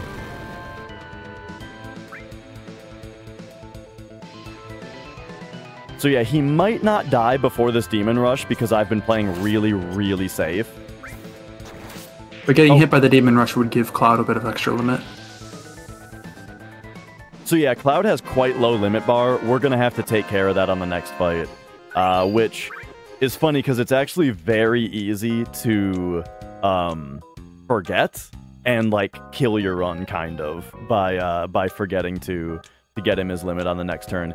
Because it's like, okay, we need to know right now he doesn't have a limit break, but it's in like 7 minutes that we have to actually do something about it, and it's very easy to forget in that time because there's a whole nother menu that we have to do. We're going to do a trick where we set up an RNG manipulation for later. Like, there's all this stuff that can distract you away from it. So just don't let me forget.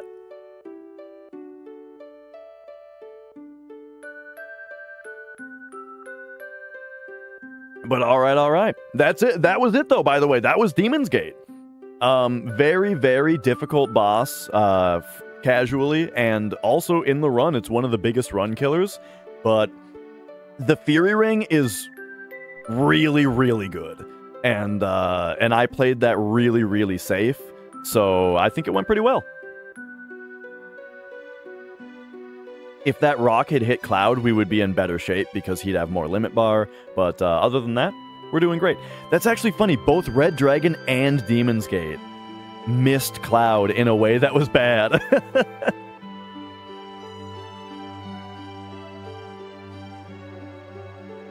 You know what? I was just thinking about, I haven't seen it in a while because this was kind of an RJ specialty and he hasn't been running as much lately. But whenever he did runs, he would do FF7 bingo, which is something that I should start trying to do. Because it has stuff like that in it, right? Like, like a bingo card that has things like a useless crit or a bad miss or something like that. Yeah, that sounds kind of fun. Character dead when they're not supposed to be was a good one.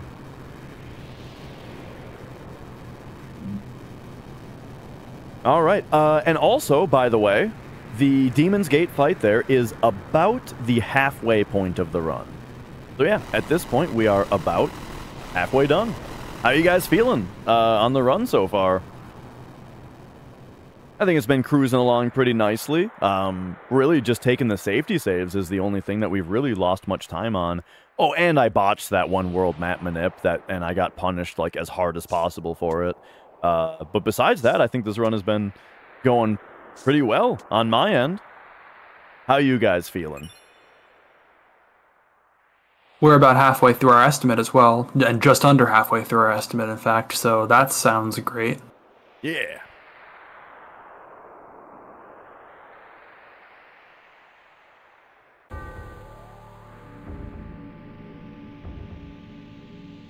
Hey, we don't talk about that, Ven Corbin. I totally didn't do a practice run with marathon strats yesterday and die 4 times on Demon's Gate. That's lies and slander. It didn't happen. 2 of those deaths was definitely not me just forgetting to equip the Fury Ring. Because, I mean, you know, you forget to equip the Fury Ring, so you go in and you die, right?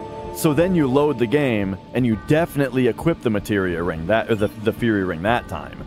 And then you go, and something unfortunate happens, and you die. So then you have to load again. And at that point, when you load, you forget that your save file didn't have the Fury Ring equipped. So then you run in there without the Fury Ring again. It could happen to anybody, all right? It could happen to anybody. So anyway, this is going great. Next thing we're going to have to do is Tiny Bronco on up to Bone Village. And in Bone Village, we are... in Bone Village, we are going to be setting up... Oh, yeah, we were talking about stone earlier, right? The amount of RNG that, the amount of places forward that you move on the RNG table every time that RNG is called is according to a value that we call your stone. And I mentioned earlier that it, if you were to crush the entire concept of the elevator down into 1, then stone only changes 3 times in the entire run. It changes when you do squats, the squats minigame. It changes every time you press the elevator button. And then lastly, it changes when we initiate the digging minigame for the Lunar Harp. And at that point, your stone changes to a value that's based on your current IGT at that time, your in-game time. So the way that we're going to deal with that is when we sail to Bone Village, we're going to Tiny Bronco up to Bone Village, and then we're going to menu in front of it because we need to use the PHS. That's why we're going to menu on the world map, is because we need to PHS Sid into the party. Or sorry, Tifa into the party. Right? Wait a second. What's... Barrett Sid, I think? Yeah. Oh, right, yes. It defaults to Tifa Barrett, and we want it to be Tifa Sid. And so, yeah, so we menu on the world map so that we can PHS Sid into the party. Then we do the rest of our menu, or our stuff. And then it would be slow to menu again, right? So instead of running up to the guy and menuing again, we just use this menu as our IGT. And so the values that we're looking for to get stone set correctly for an RNG manipulation that's going to happen like 3 hours later is we want our IGT to end in 12, 28, 44, or 56. And of course, that's an offset from the actual value. The actual value is whatever it lands on when we initiate the actual digging game, but the offset back, that's going to allow us to run into Bone Village, talk to the guy, start the minigame. You know, all that is accounted for by leaving it the menu at 12, 28, 44, or 56. And all right, all right.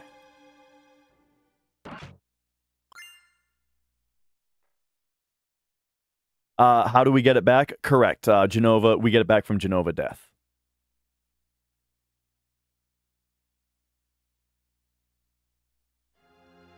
All right, all right.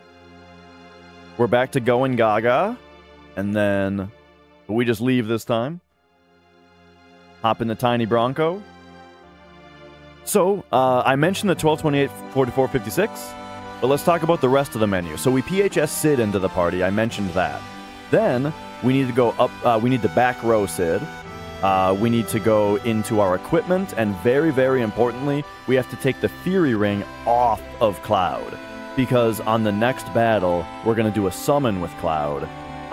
And so if he has the Fury Ring on still, he'll be berserked and he won't be able to do that action. Which, because this is not a world map battle, this is part of the step route. That means that it would kill our route, our step route, to some degree, if we don't remember to take the Fury Ring off. So take the Fury Ring off Cloud.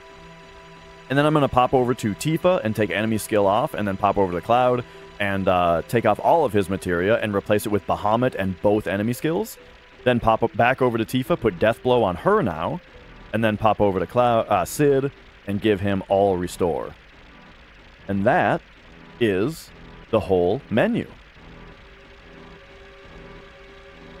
Right, and then we're going to come up on something that we lovingly call Limp Lid Skip. Which is, you can skip the lid opening animation of the chest. Okay, here we go. Here's that whole menu, though.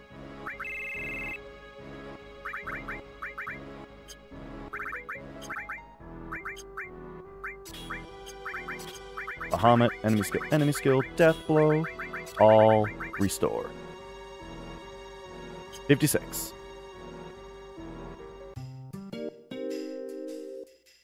And then just initiate this game as soon as possible. There you go.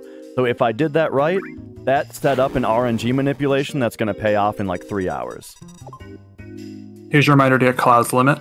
Ah, yes. But first, lid skip, limp lid skip. Are we going to get it? It's like a 50-50. Oh, we got it! Notice we grabbed the Lunar Harp out of that chest without the lid opening animation happening. Nice. Alright, so now... Oh, I forgot to back row Sid. I knew I forgot to do something in that menu. Alright, I'll do it during Shell Hut Skip. I knew I forgot to do something in that menu, so I had to think if the important things were done. As in, I got Bahamut and both enemy skills, yes. I got the Fury Ring off Cloud, yes. Okay, the important stuff is done. I can do whatever else at Shell Hut Skip. Okay, so this here is where we learn Death Sentence. So this is why it was so important for Cloud to not be berserked here. Because Cloud has both of the enemy skills on him now, and the bound pad enemy, the little cute guy in front, if he is killed by either magic... Cloud limit? Oh. Shoot. Dazers? I guess we'll get it on Dazers? Well, or we'll get it on the Hungry. I guess we're gonna hope for no mini on Hungry then. Yeah, hope so. I even reminded you! I know. Well, so, when you reminded me, all it reminded me of, because I is Fury Cloud. I'm dumb, is Fury Cloud, yeah. Totally forgot about also waiting for them to give him a limit break. Okay, so... It is now very dangerous for us to get a limit break for Cloud, because he might get eaten instead. But hang on, let's not allow that to distract us from losing from the step route here. 1, 2, 3, 4, 5, 6, 7, 8, 9, 10, 11, 12, 13, 14, 15, 16, 17, 18 and a half. Okay. So now we pray that this Hungry hits Cloud and doesn't eat him. Because I made a mistake. I was supposed to wait for Cloud to get a limit break before casting that Bahamut. Did anyone see if that previous fight dropped Dazers? Uh-oh, he's miniing Cloud. That's not good. Is there something we can do to fix this? No, there's not. No, you don't have manipulate. Just hit him. Just hit Cloud. Don't eat him. Just hit him. I don't... He can. Can he? He Okay. can. Just hit him. Okay. Hang on, let's defend with the other two also so they stop dying. Oh my gosh, just hit Cloud, bro. Oh no, he's... Okay. Just hit Cloud one time, please. If he eats Cloud this... Oh my gosh, dude. If he eats Cloud after all of this, I'm gonna be so mad. Please, strike Cloud one. Yes! There we go. We got it. Woo!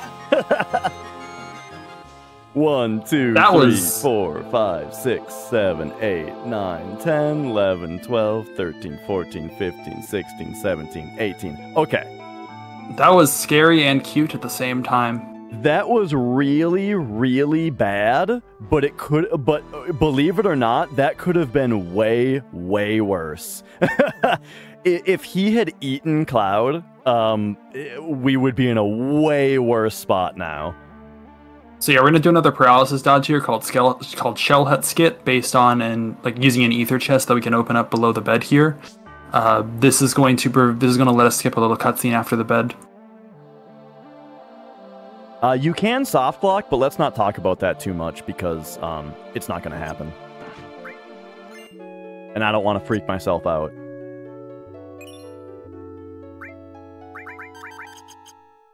Do that. Watering, Gygus Armlet Powerist, pop over here, enemy skill, long range cover, and then I forgot to do that earlier.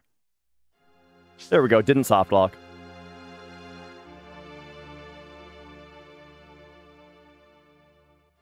Yeah, nice little skip that we can do there. Normally there's a bit of a cutscene after them waking up or something. Yeah, you may have seen the characters pop in on the right side after I grabbed the ladder. If you don't grab the ladder before those characters pop in, it disables the ladder and you can no longer grab it.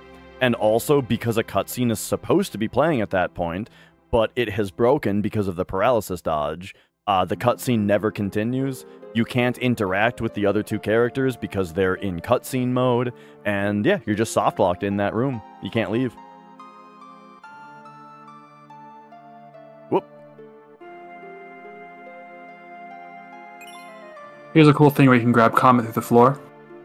Or through the ceiling, I guess. It's also a floor from above. And then I guess we don't need to safety save here because you can't actually lose this next battle. I just have to be, like, in the case of an Aqualung backup, I just have to not use too many Phoenix Downs. You did use a couple on Palmer, so do keep that in mind. Oh, yeah, that's true. But Ash, you won't Aqualung, right? Yeah.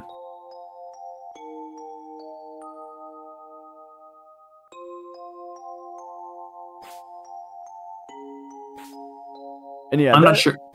Go on. I'm not sure. Do you have Yoshiki equipped here? Yeah. Okay. But I mean, I would just wait for the MP. Worst case scenario.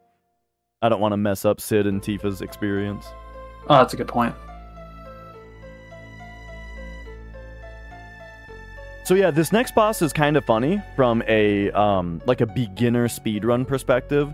We put the water ring on Cloud, which makes him absorb water attacks. And also, the next boss only does water attacks. So, for like beginner strats, this next boss is impossible to lose. But, you know, if you're going for a super good time, it's very bad to lose a bunch of time, of course. But you can, you know, worst case scenario, you can just sit there until she runs out of MP, and then the boss will not do any attacks anymore, and then you can revive the other party members and very easily kill her. So yeah, it's kind of funny that this boss, while being the one that you cannot die to, is one of the scariest in the run. Yes, she has a 25% chance to open the fight with Aqualung, in which case we have to do a backup that is a bit more RNG based because it requires her to allow us to do the backup, i.e. not repeatedly kill our party members while we try to revive them. But if she doesn't do that, then the way that this boss fight is going to work, remember how we paralyzed Red Dragon with We paralyzed Red Dragon with Cross Slash, and then we Deathblowed him. This boss is the same thing, except now Tifa has Deathblow. And Tifa also has the Power Soul equipped, which makes her do double damage if she has critical HP, and quadruple damage if she has Death Sentence on. So we're going to do both of those things and stack them. And of course the Death Blow does double damage, so we're talking 16 times normal damage attack. So that means this boss is going to be we Big Guard, we Death Sentence Tifa, Tifa Molotovs herself to get her into nice HP, then during the Molotov animation, we queue up a prioritized Cross Slash, hold time with Sid Molotovs her again if he needs to, and then we do the Death Blows. Alright, so here we go. Big Guard, Death Sentence, hold time with Tifa for a Molotov on herself.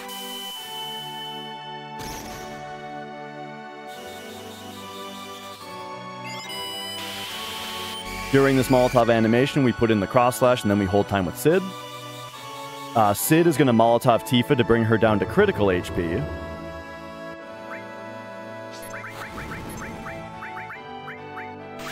And then we're going to use the animation of the Molotov to do what we call an advanced weight trick. During the animation, I queued up the Death Blow and switched to Cloud, which leaks 0 ATB frames. And there you go, we get 3 Death Blows in. Each of them does crazy damage. And that's Jenova. So yeah, as you can see, this is going to be our general strategy for the rest of the run. Now, we're not going to be able to use Cross Slash because most bosses are not vulnerable to paralysis, but in general, our goal is going to be to buff Tifa up using Death Sentence, mainly using Death Sentence, but also with the power of the Gigas Armlet we got from... the power of the Gigas Armlet we got from Demon's Gate, and I should mention the reason that Death Sentence even gives us power is the Power Soul weapon that we equipped on Tifa, that we got from before Materia Keeper, which increases the amount of damage that she deals when she either is in critical HP, so it's yellow, so it's under 25%, or actually 25% or below, I guess I should say, or that which doubles her damage, or quadruples her damage if she's in Death Sentence.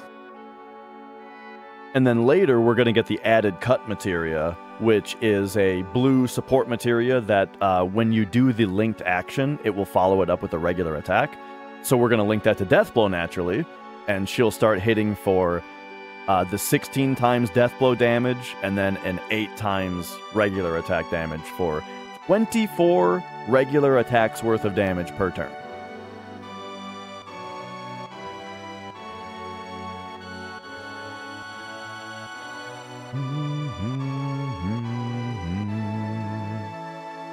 So yeah, similar to something like, you know, the red Tearstone ring from Dark Souls or something, right? The old critical HP character gets giant attack boost speedrun strat.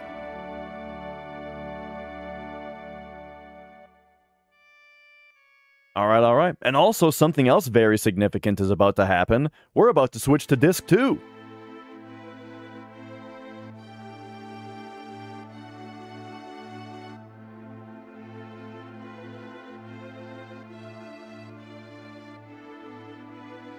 All right. Here comes the disc swap. Oh.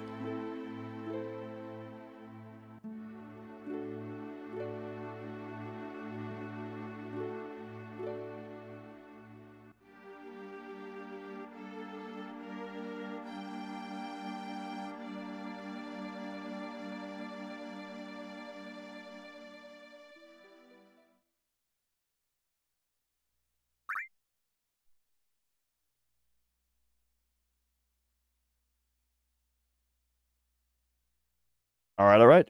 Heal the party, A to be active. It's our next menu. Heal the party, A to be active.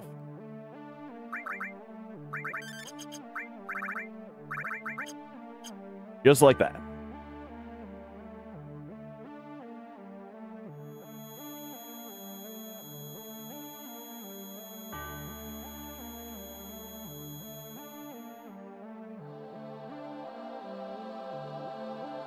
All right. So coming up is the final world map manipulation, because after this part, we just have the High Wind. and we get to fly around and stuff. But yeah, so coming up is the last time. So it's one of those ones similar to like the Midgar one where we're not manipulating for 0 encounters. I'll be manipulating for 1 encounter, which will for sure not be a pincer. That's the other reason for it. We haven't even really talked about pincers. One of the most important reasons to be on a step route and to do world map manipulations is to avoid pincer attacks where you can't escape the battle until you've dispatched one side of the enemies. So yeah, the step route keeps us from getting any pincers, as do the world map manipulations. Picking up a couple things here, Bolt Armlet and a Mega Elixir. The Bolt Armlet absorbs lightning damage, so that's going to be useful. And then the Mega Elixir, we'll use that just before the carry armor fight. Alright, so my IGT estimation for this is you take about 20 seconds off of RTA on the Battle Swirl here. So that's 46:16. I'll go to the right minute this time. 46:16 is indeed available. Otherwise, it's 21.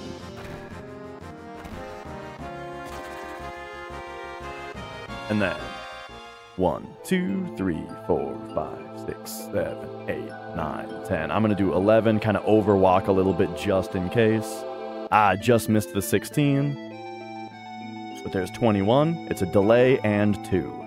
So delay, 1, 2, and then I might as well also do my menu here. So that's Force Stealer, Wizard Bracelet, Fire Ring, Bolt Armlet, put Comet on Cloud, and then 10? Oh, wait. Hang on, is that the whole Force Stealer, Wizard Bracelet, Fire Ring, Bolt Armlet, Comet? Did I put Comet on Cloud? You did. Okay. Yeah, that's the whole menu. It kind of messes me up to do it so early. I used to always do this whole manipulation, and then I would do that menu right in front of Icicle Inn. And that's a very new thing for me, is just to start doing it during the manipulation menus. So it kind of messed up my... like I wasn't prepared for it, you know? Yeah, I just went back and I saw you put a green material on, and I just went back and confirmed it was Comet. Perfect. Alright, alright. And yeah, we don't need to manipulate once we're on the once we have the high wind, because you don't get into battles on the high wind. Yeah, there's one segment, there's like one small segment of the run after you get the high wind where it's possible to get a battle, but manipulating that would be hard and not that worth it because it's not a very long segment and you don't always get a battle. So we gotta do a skip coming up here.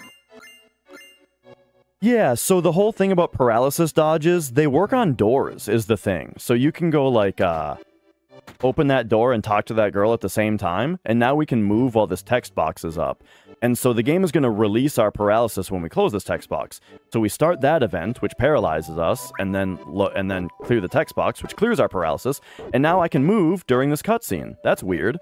So now, just like Jesse Skip, as soon as the game flags this cutscene as being complete, we're going to leave the room. And so we do that by advancing 2 text boxes and then bumping this guy, advancing 5 text boxes and bumping this guy, advancing 2 more, bump him 1 more time, and then now we can wait at this door until that text box comes up. And at that point, the game considers that cutscene complete, and we skipped about 17 seconds. Also, turbo pet the cat. There you go.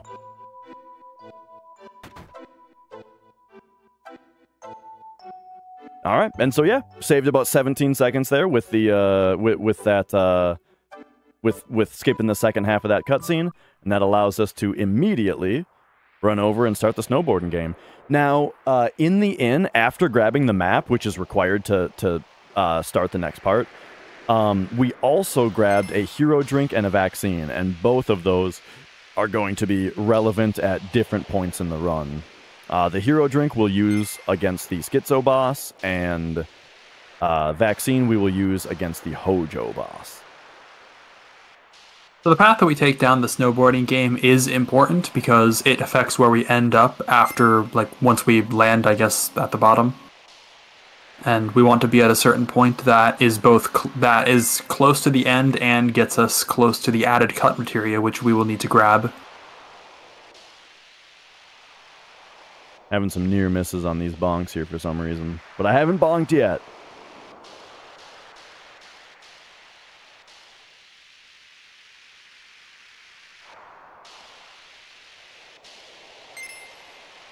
And now, normally we don't do this, because it's technically a little on the slow side. But just for you guys, I'll do a backflip. In fact, I'll do 2 backflips. You didn't see a third backflip coming, did you? That's it, no more. No more backflips.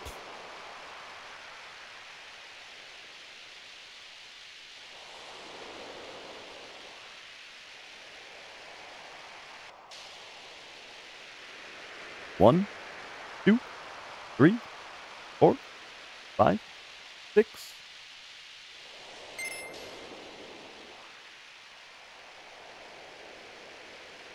So yeah, one thing I love about this speedrun is that it's got everything, you know? Like, maintaining a step route is so... Oh, by the way, going right here is one of the things that Ace mentioned. Very, very important. But yeah, like, maintaining a step route has means that, like, you need to be really tight on all your movement, you know? But then also, I love menus. And doing the Whoa! That doesn't normally happen.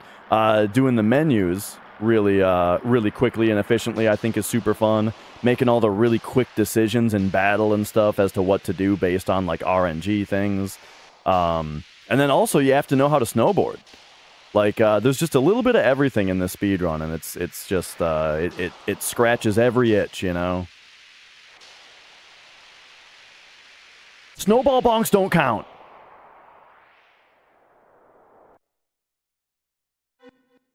Alright, alright. So yeah, now we are in the snowfields. The game has, like, a separate step tracker when you're in the snowfields, where you will pass out after you run around for too long. We're not going to let that happen. So what we're going to do is we go right at the start.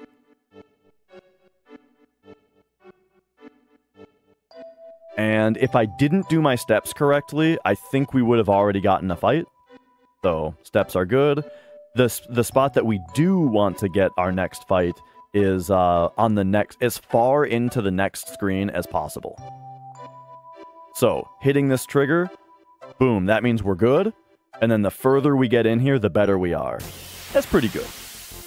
I guess sort of, if you don't have much to talk about, then I guess sort of an interesting thing is how screens with different danger increases affect how you need to sort of adjust how you do your steps. So we got our last encounter before this one, before that last one we just got, the one before snowboarding, on a field with a relatively high danger increase per step. And the snow area has a relatively low danger increase per step. That actually means that we have to do more walking steps the further behind we are on that first screen, because we're doing more movement. We're doing more movement on a screen with higher danger increase, and so you get more danger by the end of that screen. So that's kind of the worst case scenario, because doing more walking steps, because you're moving less distance per unit of time, you end up getting put further behind on steps. Whereas if the opposite were the case, if you got an encounter on a low danger increase screen before going to a high danger increase screen, you need to do more movement if you're further ahead and less movement if you're further behind. And that's one kind of important thing too, is just that concept where when you do need to take steps, let's say you need to take 10 steps, you want to take exactly 10 steps if that's what's been routed. Because if you don't take enough steps, if you take too few, then you don't do the necessary amount of danger mitigation, and you get into the battle that you were trying to walk under. If you take too many steps, then that spends more time moving slowly, but advancing step IDs at the same rate, meaning you just get behind on your step route.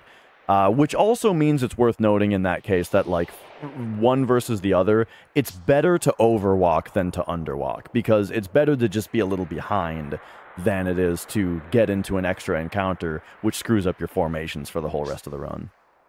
Yeah, in almost every instance, I would say that's the case. The little rotating snowfield we just passed through is actually a little world map inside the field there, which is a bit interesting, and I guess in theory that might be manipulatable, and you can get encounters there, but it's very rare for that to happen with the strats that we use, so it wouldn't be worth doing. Yeah, when you first enter a world map segment, you have like over 5 seconds of grace period before it even begins to increment your danger. And so that's why I zoned out of the right side and zoned back in, because that reset that grace period, as well as resetting my danger back to 0. So at like a halfway point, that makes it very unlikely that you'll get into a battle there. And I guess also that outdoors segment there, if the temperature gets to 26 degrees, you pass out and get teleported back to the cabin that we had just ran by before going there, which is not something we want to happen. You mash square in order to warm up and raise your body temperature to greater than 26 degrees Celsius. Yeah, but on the first and third climbs, you can just make it without having to do that. Yeah. All right, so here we learn Magic Breath. Ooh, Jump Attack is bad, but for safety, I'm gonna wait for the Magic Breath, because getting the second Stilva is not strictly guaranteed if I make like a steps mistake or something. What I'm talking about though is that when he does Jump Attack, you know he's not gonna Magic Breath for like 3 more turns. I should have been attacking with Sid at least though. Oh well, it's no big deal. But yeah, so if your steps are really good, so you know you're going to get the second Stilva fight, because it depends on how good your steps are, whether or not you get it, then you can just run away and learn Magic Breath from the second Stilva. But for safety, we're just going to take a little bit of time loss there and learn it right away. And I'll show, once we get there, I'll show you why. Because it's kind of weird what I just said. Depending on how good your steps are, you might get the second Stilva. That's very weird, and it's not like anything else that we've been talking about with steps, where like everything is very regular. Alright, but first, we're going to have a preemptive fight here that's followed by 3 steps.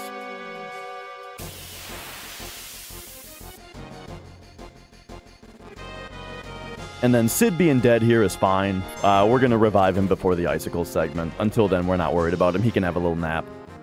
1, 2, 3.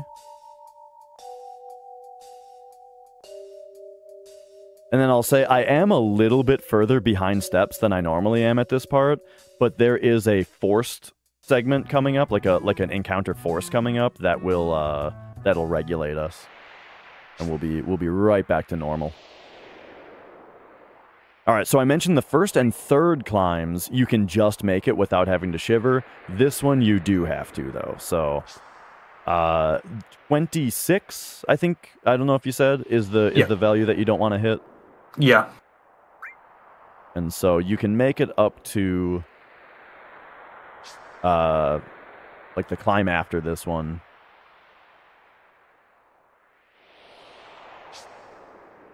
Alright, so the reason for the Stilva thing that I was talking about is the fact that whether or not you make it into this cave before your next encounter doesn't matter. This is one of those times where you could get the battle on this screen if your steps are further behind, or you can get it in the cave, and in this case, it doesn't matter. The rest of your formations will be the same. But whether or not you get it in this cave or not, see, I barely got into the cave before getting the fight. That's what gets you the Stilva. If I had gotten this fight outside, it wouldn't be a Stilva. So that's the reason. But yeah, no implications for the rest of the step route. Everything else is fine. Alright. 1, 2, 3, 4, 5, 6, 7, 8, 9, 10, 11, 12, 13, 14, 15, 16. So I've said many times also, I think that this is in general the hardest part of the run. This dungeon. Alright, we get one encounter here. This one is kind of awkward, because you get the encounter behind the mountain, but you're supposed to take 4.5 steps after this encounter. And so it can be tricky, because you can just barely run to where you can see the cloud. 1, 2, 3, 4.5. So I had to do some of those steps when I couldn't see him, and that's kind of weird. Anyway, menu time.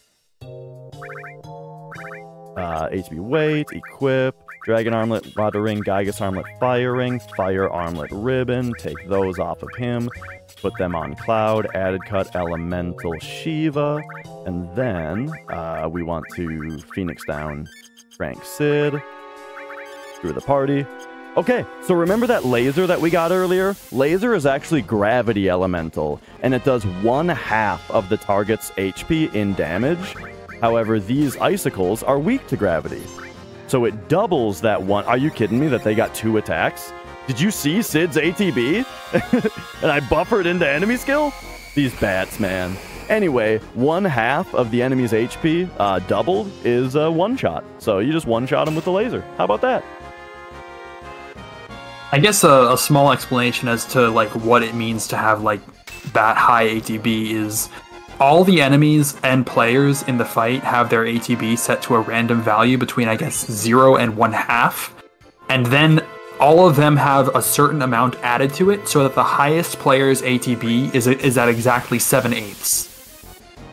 So whether or not that highest ATB is yours or the enemy's might determine whether or not you get the first turn. Yeah, and the thing about bats is that they're really, really fast. So even if Cloud did, or Sid did have 7/8 ATB there, if another bat rolled really, really similar ATB, then it'll get its turn first because it's just faster than Sid, and that'll make a difference on that tiny little 7/8 of a bar. That one, I'm actually surprised he got the third turn because his ATB was not as good. Yeah, these fights also in general are difficult because it's much less likely you'll be the one to get the first turn. Yeah, there's 4 bats and they're all very fast. Also, Tifa has 666 HP right now though, so I guess we're getting some good luck from that. Yeah, and the icicle itself doesn't really do anything, but it still has an ATB bar. Dude, Sid's ATB is like off the chain on these. Nice, first turn. That was actually a really good segment. I complained a little bit about the bats, but 4 turns out of a possible 12 bat turns is like pretty darn good.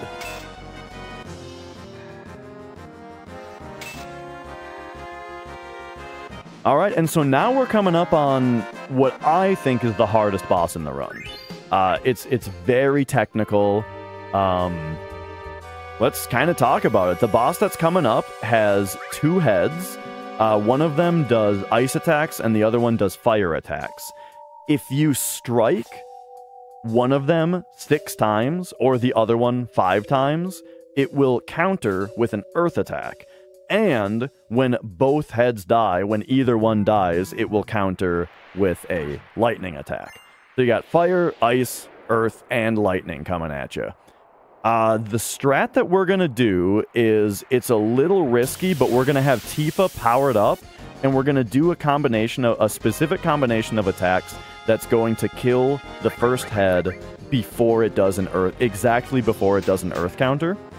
And that should leave us with a few death blow attempts at the second head that will kill it 1, 2, 3, 4, 5, 6.5. Hopefully before it gets a second, or before it gets an earth counter as well. Yeah. And in order to set up for it, I mean, there's a lot of weird stuff going on. We're going to use the hero drink on Tifa so that she does enough damage, but that means that if Tifa dies, she loses that buff and makes the rest of the fight miserable. But like, we need her to be critical, you know, so that she does enough damage. So yeah, it's a very intense fight. And there's going to be a lot of counting. It's another one of those times where I'm going to be like saying a lot of numbers and saying a lot of stuff out loud, just to guide myself through it so I don't lose track of where I am.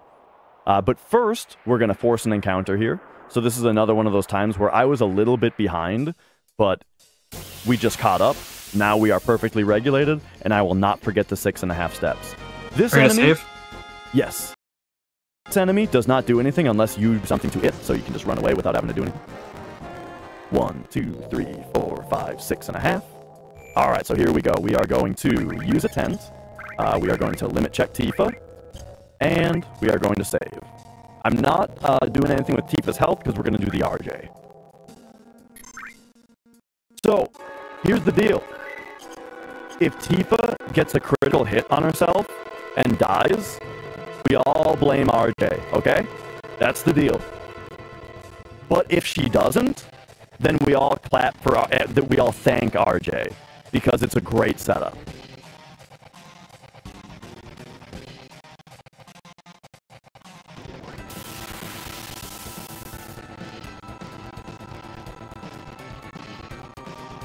Alright, here we go. Big guard. Hero drink. Death sentence. Now Tifa's gonna attack herself, and Cloud gets ready to throw a high potion.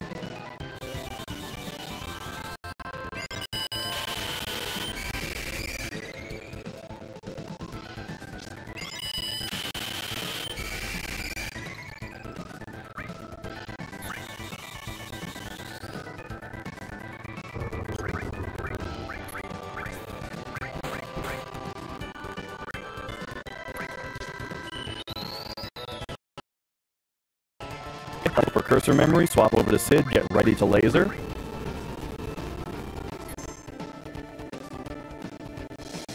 This is on Tifa, so we have to check for attack. Attack is not necessary, so we just death blow.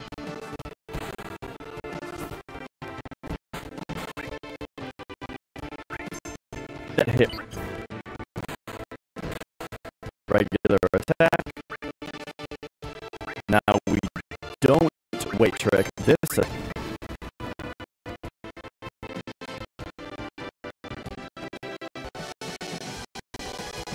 Yikes. So the RJ actually put her into a bad amount of health, which is pretty rare.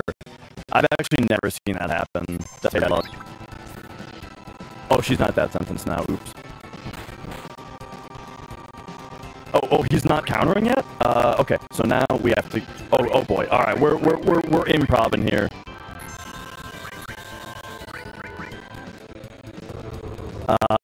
This is very not good. Tifa died, and thus lost the buff. And so, yep, now we're getting Earth countered. Which I think this is gonna kill Tifa again. Yep.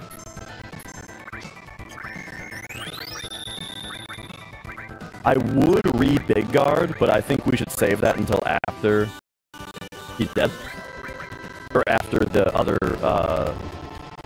after the head is dead, because I think this will kill Tifa.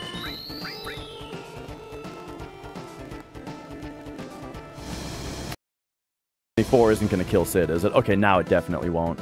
Alright. So this is way off, we're way off normal script now. We're looking... It's looking no good. Okay, head number 1 is dead. So things relatively go back to normal here, but not really. First, Tifa gets majorly destroyed. Then, we have to Phoenix down her yet again. Alright, and now I think we actually just wait for this. And then we re-big guard.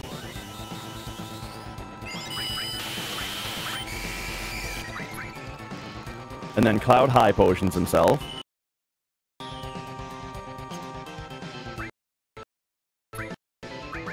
Then we death Tifa.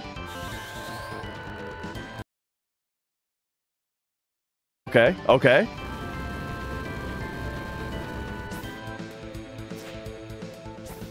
This is 1 attack. Pure Cloud.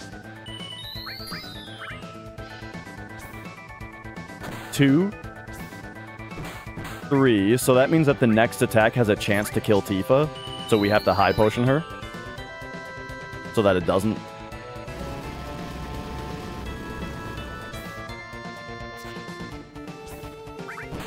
Oh, I'm out of high potions. That's also quite bad.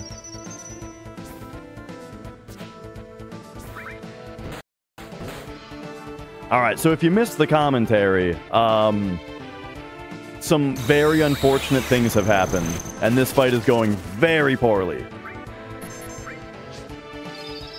But we are surviving.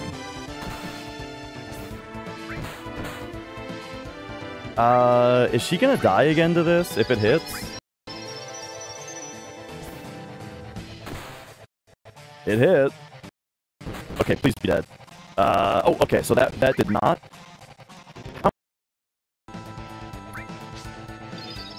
How much damage does the Earth counter do? Is this gonna kill Tifa? She might not be tranked. You're right. Okay, he's dead, so it's fine. Okay. We had stream issues of that fight. Can you, like, whenever you can, kill stream and reduce it to 3 kbps? Oh, okay. Alright. Zell said, we don't know if that'll work, but Zell said to... I'm gonna go into active for safety here. But don't let me forget that I did that. Yeah, so that's the very best. So, like, as far as a marathon goes, I think we're good. I don't think you have to actually kill stream, right? You can just change it to 3000 at runtime here. So I'm gonna do that. I don't know. Okay, I have changed to 3000 bitrate, and it is indeed... So my OBS is reporting that we have successfully changed to 3000 bitrate.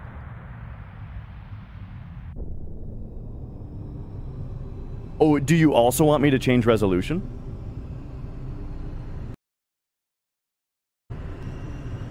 I don't believe so. You should be fine. Okay, great.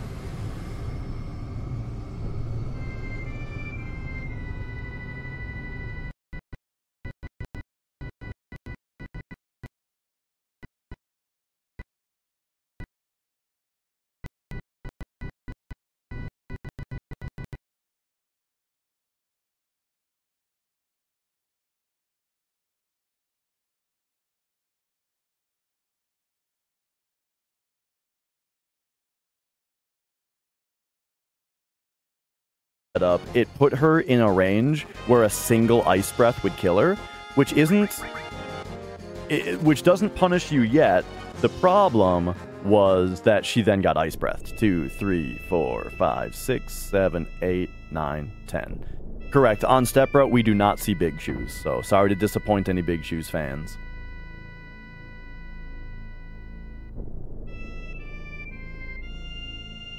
But all right. A minor hiccup, but we are well on track here. I guess the only thing that I'm worried about now is we're out of high potions.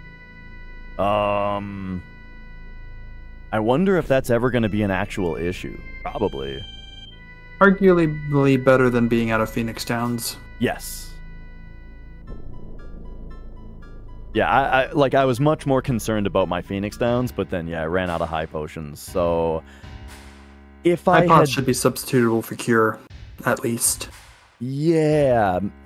If I had gotten any extra money, we could have bought some extra, but that should be fine. Yeah, we'll see what happens. Yeah, thanks for working on it.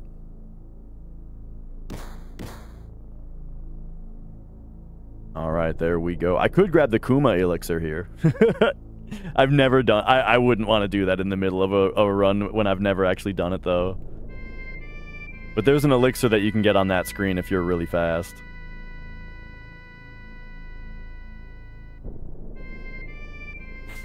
I guess something interesting about this curvy screen that we sort of take for granted is that you can move while the camera is still panning down. It doesn't seem like you should be able to, but the game does not paralyze you while that initial camera motion happens. Yeah. Alright, so we're expecting 2 battles here, and then the menu that I'm going to do right in front of Genova is I'm going to arrange my items by type one more time, and then that's because ATB weight. And ATB weight, yes. We're going to Potion Cloud, Phoenix Down Tifa, ATB weight. We don't need to Trank Tifa, because she, much like how Genova Life only did water attacks, Genova Death only does fire attacks, and she has the fire ring on. Alright, so here you just stop for like a split second. And just to make sure I don't forget, we're just gonna do it first. Okay, go arrange by type, Ocean Up Cloud, Phoenix Down Tifa, and we're good. So the arrange by type is because we're about to sell a bunch of stuff, and I want everything that we're going to sell to all be next to each other. So it saves me a bunch of time shopping later. Alright, and it's time for the Genova Death fight. So the way that this fight works, it's very similar to the others where we cross-slash and then hit her with a bunch of death blows.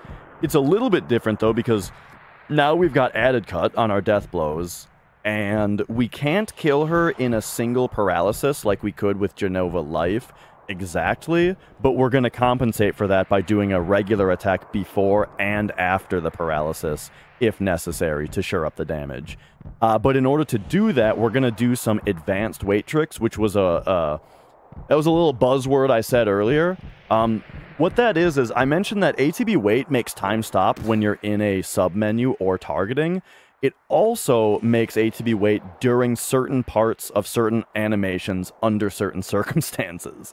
And so an advanced wait trick is when we need to actually use the wait frames of the animation to hold time while we do some menuing that wouldn't normally hold time. So, okay, this fight is... Oh, this is good. He opened with silence on Tifa. That's actually perfect. When she opens with silence, she does... she skips her first turn.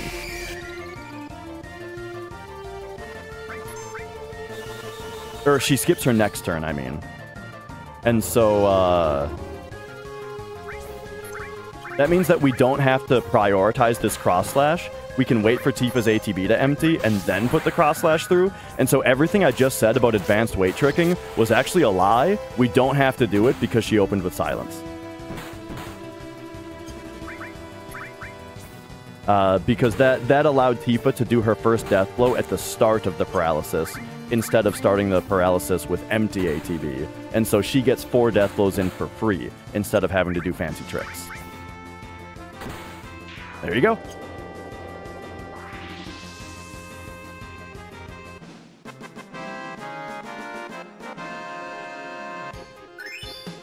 All right, looking good.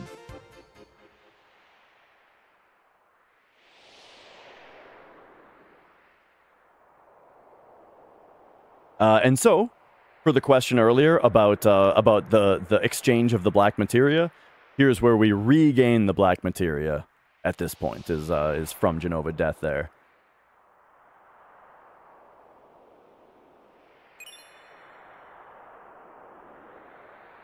Alright, so here, give it to Red, because he's the closest. Talk to Tifa to advance. And then we need to take 10.5 steps after we grab MP Turbo here. 1, 2, 3, 4, 5, 6, 7, 8, 9, 10.5. Grab Poison Ring. And then my strat for this part is to walk forward until the 3rd wave is in front of us. Boom. And then you start running. We put it on active because the next thing that's going to happen gameplay-wise is we're going to go straight into a battle from a cutscene, and we want to be on active to be able to escape the battle quickly.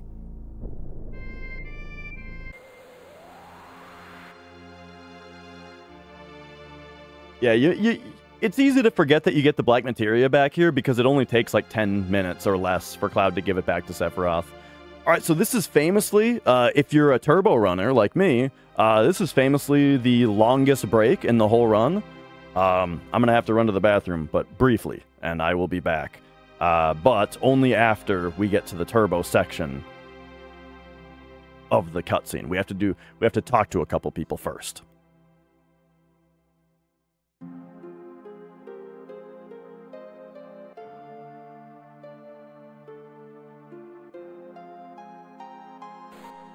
Alright, so first is Tifa.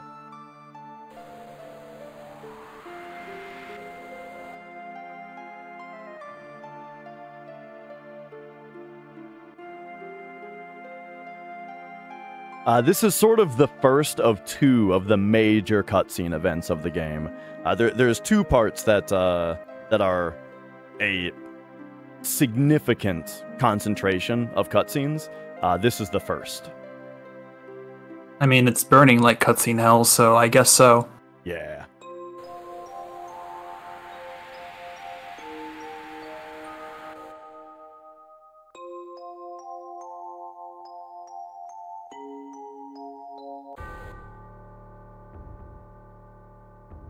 All right. So, after Cloud shrugs, you talk to Sephiroth.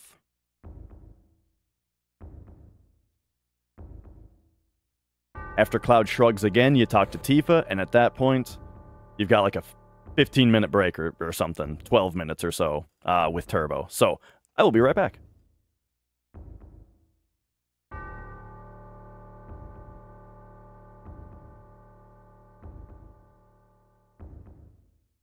Yeah, I will as well be back soon.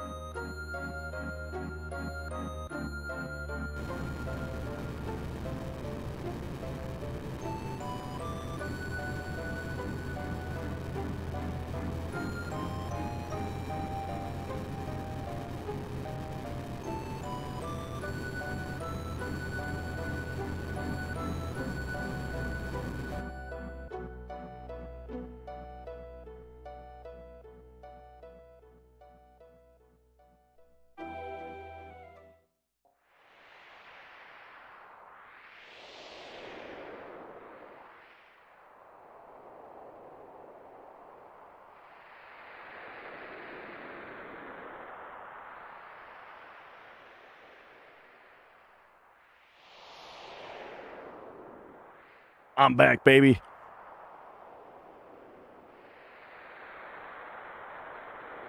All right. So we are significantly into Disc 2 at this point. You know, it started before or right after Genova Life. So yeah, all the way past Genova Death now. And so next up is kind of a weirder section of the game. We lose Cloud at this point, and we kind of do the next part as Sid, as the party leader. Because yeah, it's very interesting. Like I think what they do with the party on this part, you lose your main character, and so you go to Tifa and you start controlling her, but then immediately you also lose Tifa. And I think it's kind of a really good, like, dark second chapter of the game, you know, where the party is super gutted, and you're down, like, you know, 2 main members. But you have to press on and find the huge materia. So we're going to be using Sid, and then Red and Kate as our other members. And the part's pretty short. We do the train sequence, which is a bunch of scripted fights that we have to win. We do the Fort Condor, which we don't have to win, and then you know, you just have to spawn the boss as quickly as possible on Fort Condor.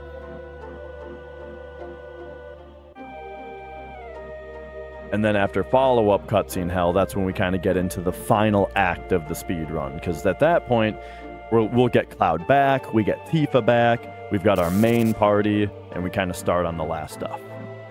So when kind of thinking marathon strats as far as safety saves go, I feel like we're not going to see another one until, like, carry armor. Yeah, probably carry armor in the underwater reactor is going to be it. Yeah, that sounds right to me.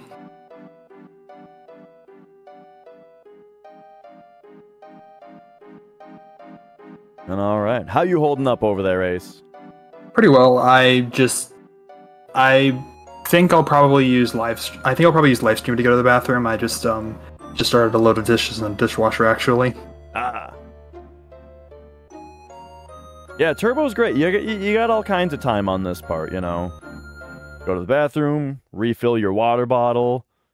Oh yeah, I mean, I got chat open if you guys got questions. You know, throw them out. Let's chit chat for a minute because we got plenty of time here.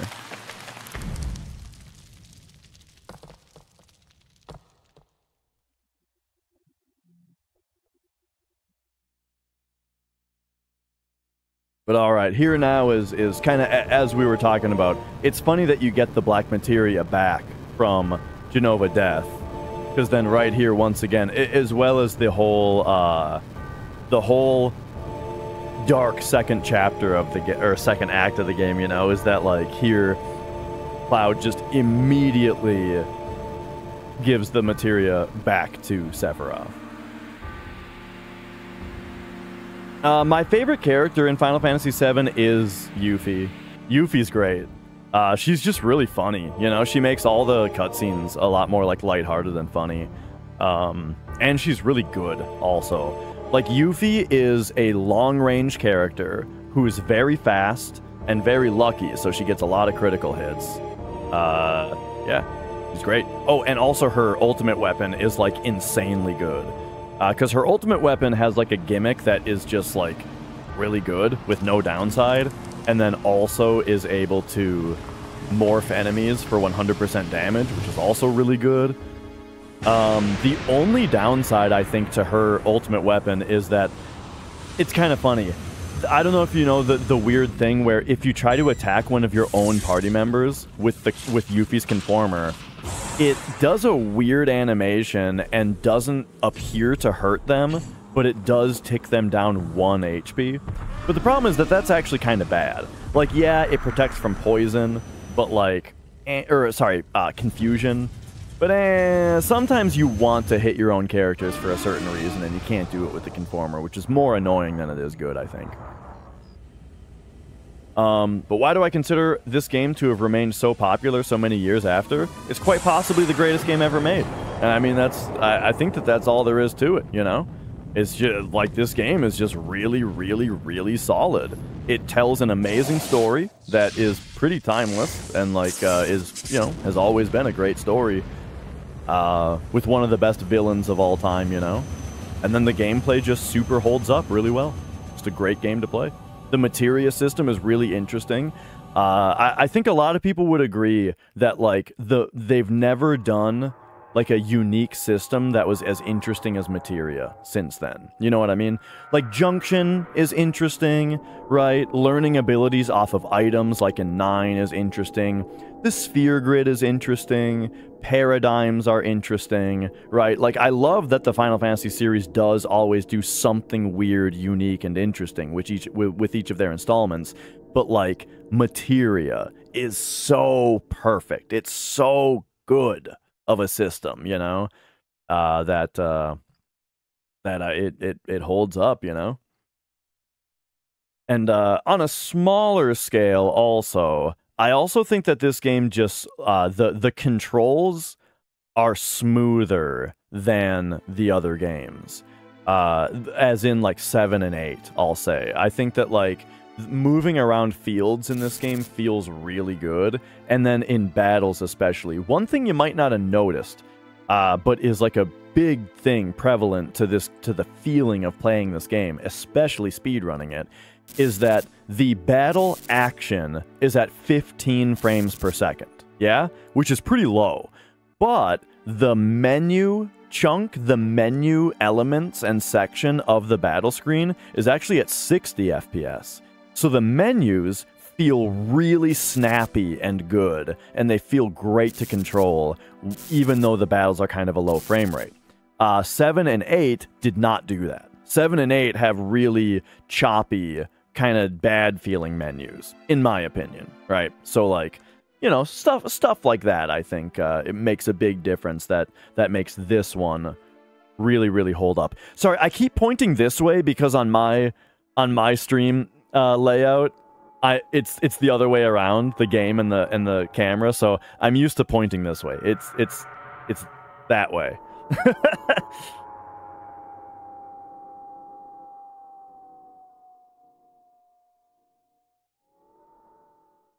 Yeah, I guess another sort of interesting detail is that I'm not certain if this is exactly how it works, but I believe that the being able to split the screen up into different sections that run at different frame rates is either a thing that's exclusive to, or at least made a lot easier by running on PlayStation hardware, or whatever the reason might be. The PC and HD console versions of the game don't have that, and so battle menus don't feel quite as great. They don't feel quite as good, I guess. Yeah, there's a few other things like that with the PC version, like snowboarding also runs at 30 FPS, while the PlayStation 1 is 60. I'm not sure if that extends to all mini-games, but definitely snowboarding. It feels like it might, but I'm not certain. And all right. Marathon splits versus PB. I don't have my PB splits up. I mean, this is definitely pretty slow, if for no other reason, just because of like stopping to safety save here and there.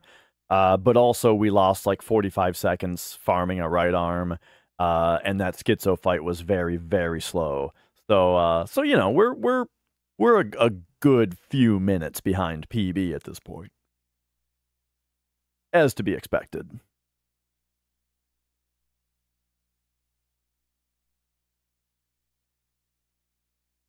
All right. So we are about to gain control again for the first time, and this part has a few interesting details to it.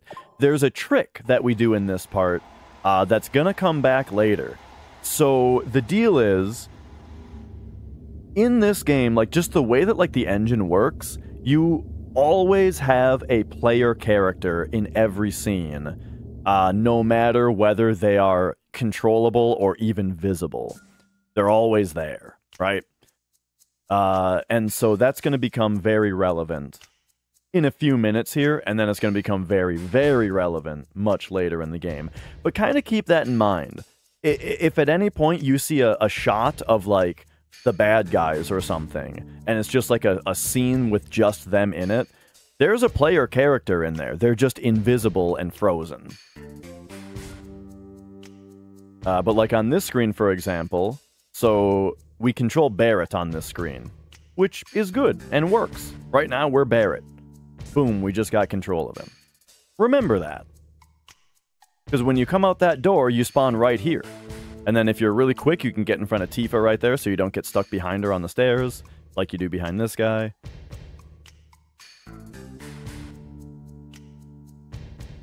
Then we come down here.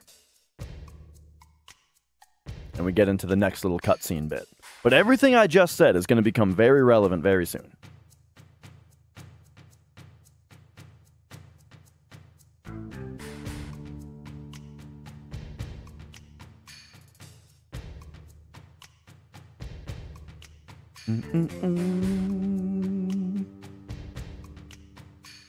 I've been doing my best not to just constantly hum along with the soundtrack like I usually do, but I've failed in a couple spots.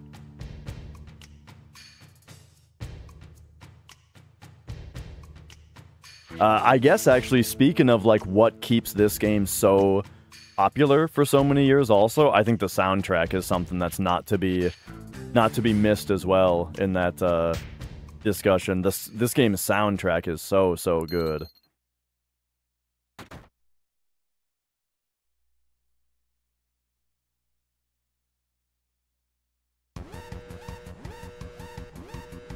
Alright, so I mentioned after we ran through the Whirlwind Maze, the last part of it, that I menued to go into ATB Active. The reason for that is right here. We're about to get into a scripted fight. even though this is a scripted fight, you would expect this fight not to be escapable because we're just like in a room with these guys and it's a scripted fight. But for some reason, you can escape it. So, see you later, idiots. Oh wait, they got a turn. Oh. See you later. There we go.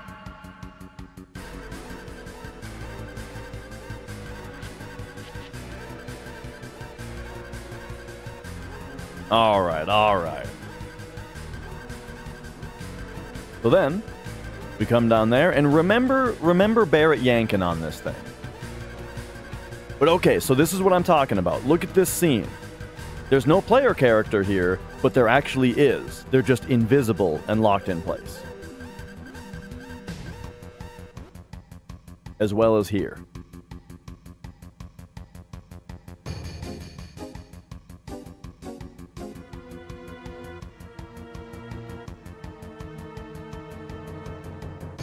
There might be a bee in my room again. Dude, these bees have been out of control. Hopefully we'll be fine.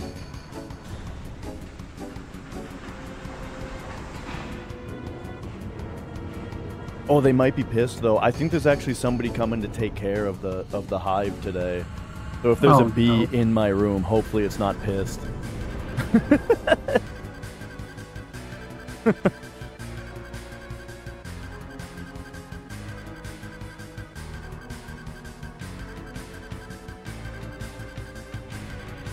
Not a honey weapon. So everything that I was just talking about is about to become very relevant. It's about to pay off. All of this stuff I've been talking about with invisible characters on each scene. So here we go. We get a few camera angles here. This scene, you got an invisible character locked in place. This scene, we've got an invisible character locked in place. This scene, however, they forgot to lock it in place. And so, I just ran out of the room. I just left. I took my invisible character, and I ran him out of the room. How about that? And that skips like 90 seconds of cutscenes. And so, now we can just run Barrett down to the room that Barrett was already in. The game now knows to continue from where it left off here, now that we're in here. And there you go. Saves about a minute and a half there. How about that? Isn't that fun?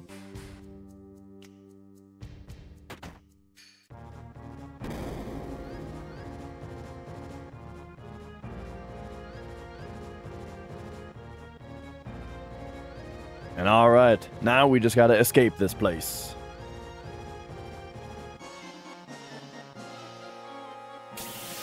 This fight also, by the way, is technically skippable. This is one of the skippable fights as well. Again, though, it's so difficult and what's the word I'm trying to say? Inconsistent. Where the location of this fight is that I don't really bother going for the battle skip.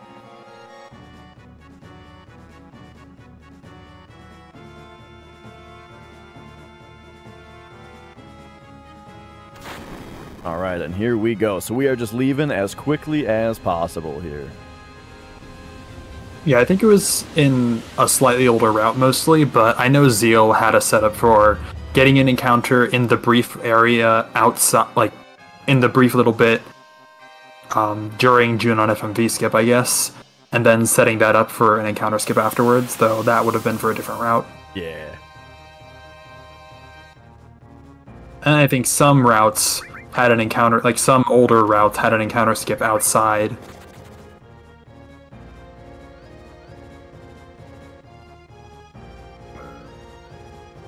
Alright, funny thing about steps, the moment that you hit that switch for this elevator, your steps deactivate, so make sure to run yourself into that back corner and get as close to the end of the room as possible while steps are free. There's actually been a few points where that happens. For example, in Gaia's Cliff, where you kick that boulder, after you kick the boulder, steps are not tracked while the boulder is in motion, so you can run all the way off screen without spending any.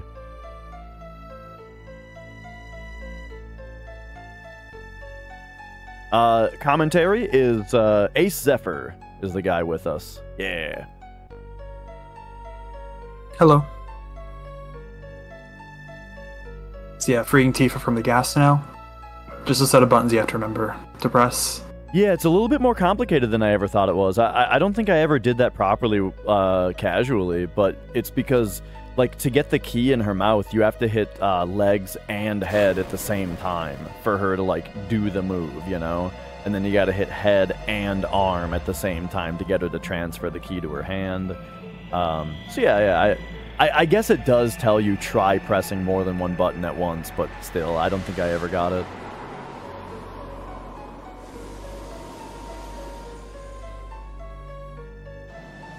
But if you do just sit there and struggle for too long, it just starts this sequence anyway, and this guy essentially frees you with that laser blast there. So it doesn't actually matter, except for the fact that it's faster to escape.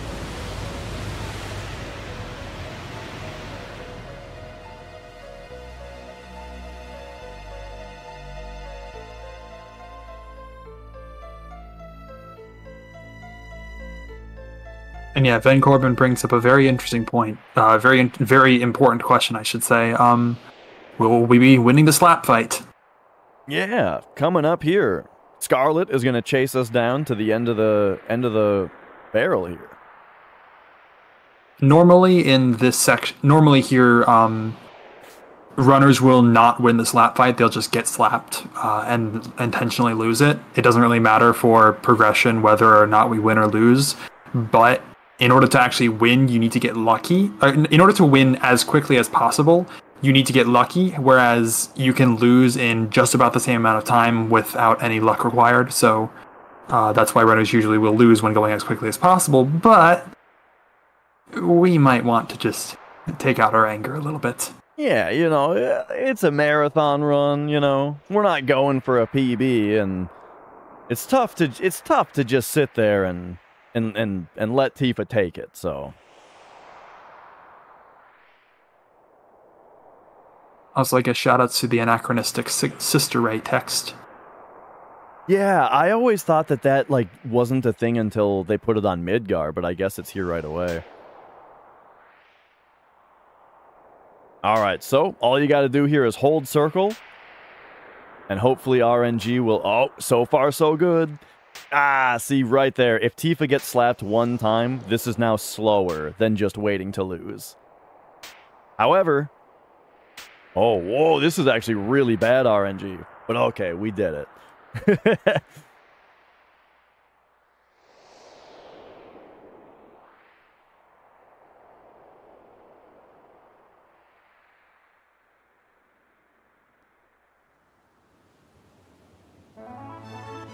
All right. So yeah, free movement here during this FMV. No purpose to it, just for fun, just for immersion. Which is actually kind of interesting to point out that FMVs play on the field module, which is what makes that possible. But also, I don't know, it's just interesting. And when I say module, what we mean is like the game essentially has several engines.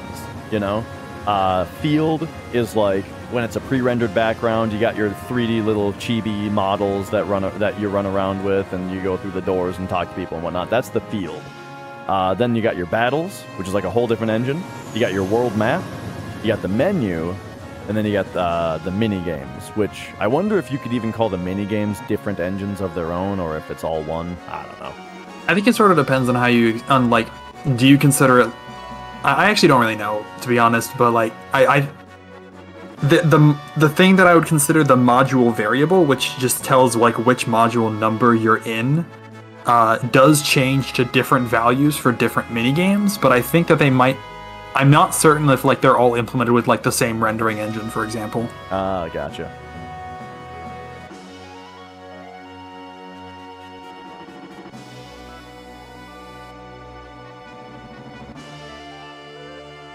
All right. So I think that Junon escape is kind of my least favorite part of the game. It's just it's a lot of cutscenes. You know, doing the FMV skip is kind of fun, but for the most part, the gameplay is a little dull on that part. But now we're about to get into some really fun stuff again. So first thing to do is just to get through this part, get through this cutscene with as little business as possible. And we do that by talking to Red, which you can talk to him from up here, which is nice. And then my visual cue for this cutscene is when Red turns back to the camera. That's when you got to get ready to go. And it's important to know your cue, because if you're mashing, you need to very specifically not talk to Sid here. And you got to talk to the pilot. If you talk to Sid, he yaks at you for like an entire minute. And there we go. And so they just tell us we got to assemble our party, so we're just going to assemble the quickest party, because it doesn't matter at this point. Oh, Okay, for some reason, when I was thinking about that menu coming up, I had a different menu in mind. You know what I was thinking about? The Medial shop, which is why I pressed right away, is because I was thinking about going to sell. Because next up, we're going to, where we're going to go here, is we are going to fly to Medial. And there we are going to pick up an accessory called the Curse Ring, which is very, very, very good. It gives you a lot of stats, such as a lot of strength, and it has the quote-unquote drawback of putting the wearer in death sentence. However, if you've been paying attention with the Power Soul, death sentence is actually very, very good for us. So it is the perfect companion for Tifa and the Power Soul. You just have to remember to not lie your butt off. That's right. So you gotta knock on the door, and then after you've knocked on the door, you can get the key from back there. We come on back, try to use it here, and then yes, tell the truth. Remember kids, always tell the truth. That way you too can obtain magical, ancient, powerful artifacts. I did that real slowly to make sure I didn't screw it up. Okay, and next up, I'm going to sell a whole bunch of stuff and also purchase 6 HP plus materia that we're going to be using, as well as the destruct materia that's going to be useful on the last boss. That is also, because of all of my money routing that I've done so far, it's going to land us in a specific range of Jill. But first, let's see if we get it. So, this is why I organized my inventory earlier.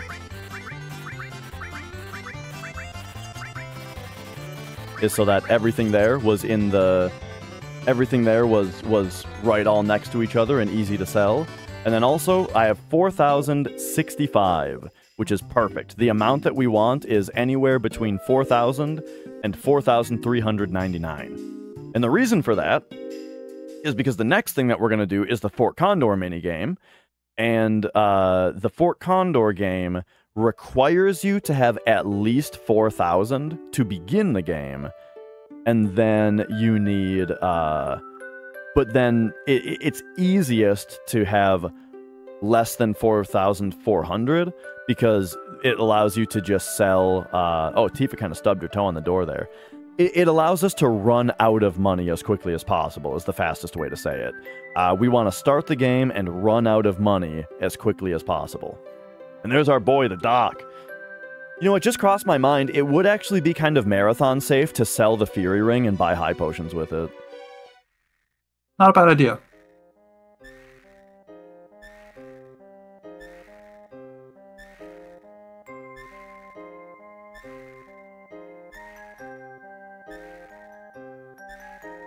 I think I will do that with Sid when we return.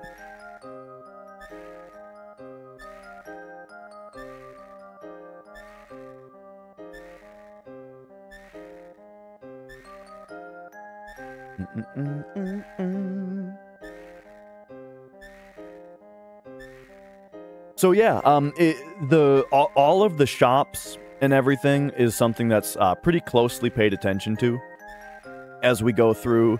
Really, the only points, the only point where I need to do like a fixing action in order to get it to start here, or in order to get it to all line up here, is I bought that soft and 2 Molotovs after we fought Materia Keeper.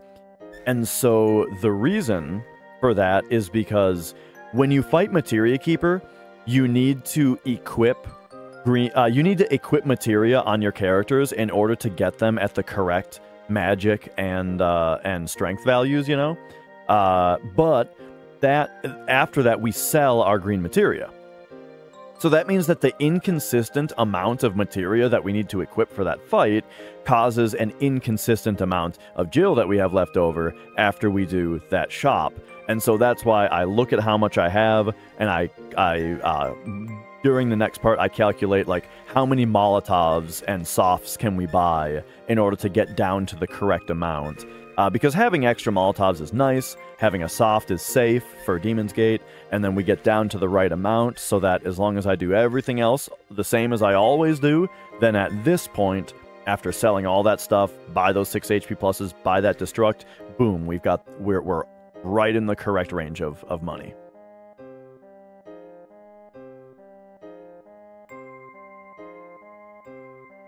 We've got my favorite line in the whole game coming up here. At this, our darkest hour, we've lost Cloud. We've lost Tifa now. Well, actually, first we have this cutscene.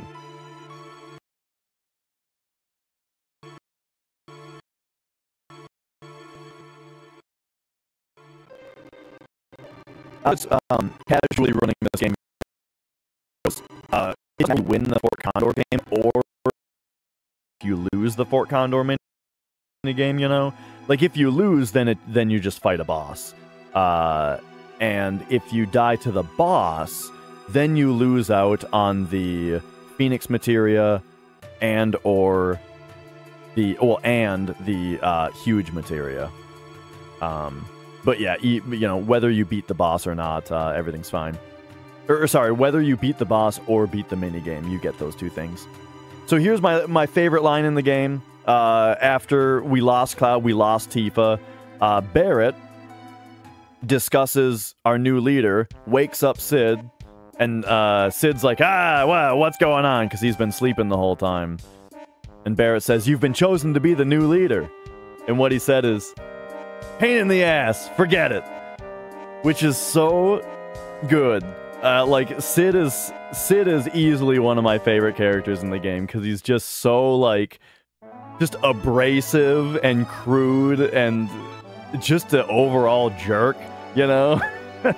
And I love it. You gotta love a good heel, you know? Oh, we've got a menu coming up here. Wizard Bracelet, Curse Ring, Ribbon, Enemy Skills, ATB Weight? Yeah, that's the whole menu. Okay, so, get these guys. And then I'll do it as an up menu here, since it includes ATB Weight. And then Equip, Wizard Bracelet, Curse Ring, Ribbon, pop over here, give him this enemy skill, and give them those enemy skills. And that's all we need for now. So what we did there, I put the enemy skill that only has Magic Breath on it, on Sid. And then the enemy skills that have Magic Breath, Laser, and Death Sentence went on Red and Kate. So we got a pretty tough fight coming up here. Do you think you want to save? No. I mean, all you have to do is not screw it up, and you'll be fine. Yeah, of course. Same for all the fights. Yeah.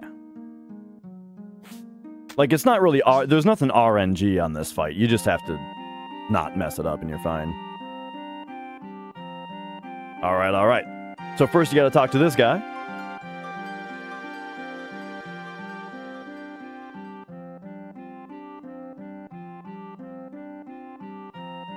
When was the last time I saved, though? Genova? No, I didn't save in front of Genova. Schizo. That was the last time I saved.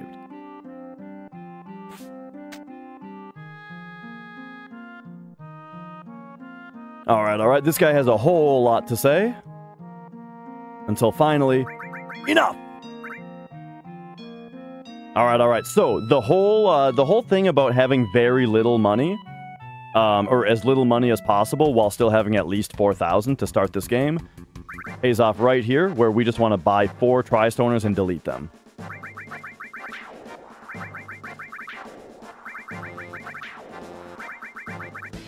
Because that initiates the boss fight as soon as possible, which is much faster than the minigame. So all you gotta do is win. Yeah. So we can buffer because of my materia setup. Wait a second. Oh, I did it again. Oh no. Oh. Yeah, Magic Breath is really strong. Did you save? I told you to save. I thought it would be fine. This isn't slots. You can't just Magic Breath your party like that. Oh, wait a second. We gotcha. It's actually the fastest thing to do there. So, Bearclaw asked earlier in chat if there was a no fast way to get through the Fort Condor minigame without losing your money. There is a fast way to get through the minigame. In fact, we can make the argument that it might be the fastest thing to do in a 100% speedrun where we need to get the huge materia. However, there is no requirement to actually getting the huge materia to beat the game. So all we miss out on is story stuff, which we don't really care that much about.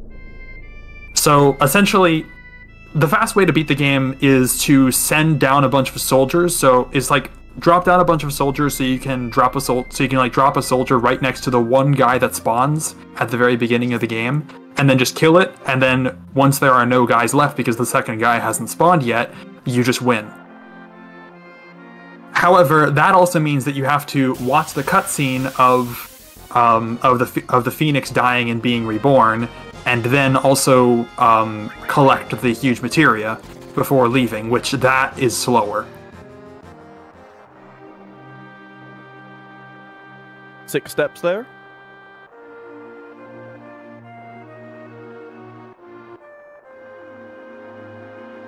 All right. Everything looking good on steps here as well. Oh, there's another preemptive setup coming up. Oh yeah. So those are always fun.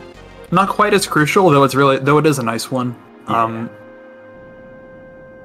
Not just scripted bosses can be preempted, but also this one scripted encounter at the beginning of the train game can as well.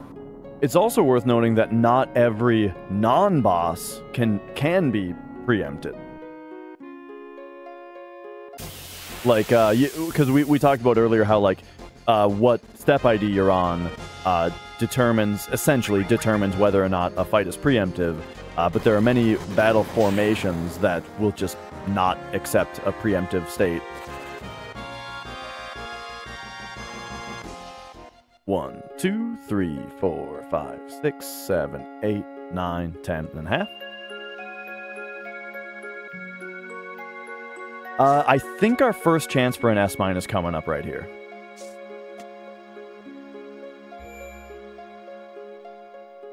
Okay, so right here I kind of use this little visual cue here. Force an encounter right there. And so what this does is it puts us the perfect distance away from the next fight, where when we do the next fight, we'll be on a preemptive step ID. So in general, this upcoming section is the train, where we have to get through several fights against many strong enemies without having access to Tifa and Deathblow. And so our solution is to make use of a lot of the enemy skills that we had acquired prior in the run, Laser and Magic Breath in particular. These enemies aren't bosses. They're tough enemies, but they're not bosses, so they're not really immune to gravity. So we can just use Laser in order to deal half or 3/4 of their health and damage. Considering Laser is a pretty cheap spell, and with a relatively fast animation, that's definitely a good strategy. Magic Breath is very, very strong, but it costs 75 MP, which is pretty steep.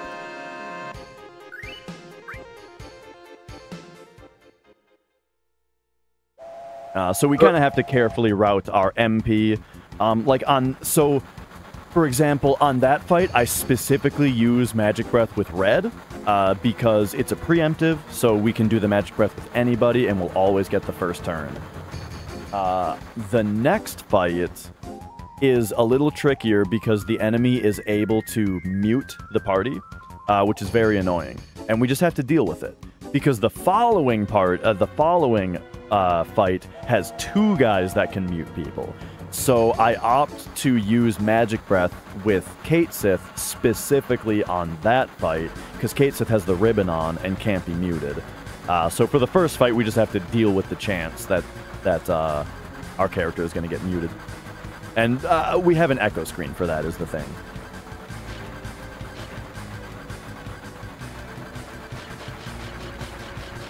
But first we have this little thing. Yeah, 54 is pretty good. That minigame is all timing, and it's very picky about the timing. Alright, so here's our first guy that can mute. Please don't mute Sid. Doesn't look like it's Sid. Nah. Oh, wait, he does it twice, though. Okay, good, he didn't. This is one of those enemies that just gets 2 turns. It just feels like getting 2 turns in a row. Alright, nice. Comet rolled pretty nicely there. Didn't have to do any follow-up attacks. I think we're fine here. As in, like, I don't think I need to heal red. So now there's 2 of them. And so I am going to Magic Breath with Kate Sith. However, that is not going to one-shot them. We are also going to use the Dragon Fang, which we got from Schizo.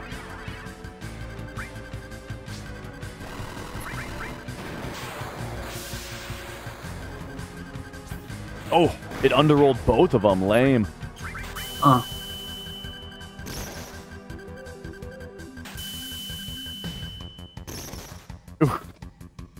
You just gotta poke him to death. Yeah, it barely underrolls if it does underroll, so you just do a regular attack. Alright, I'm gonna give the party 1 little heal there.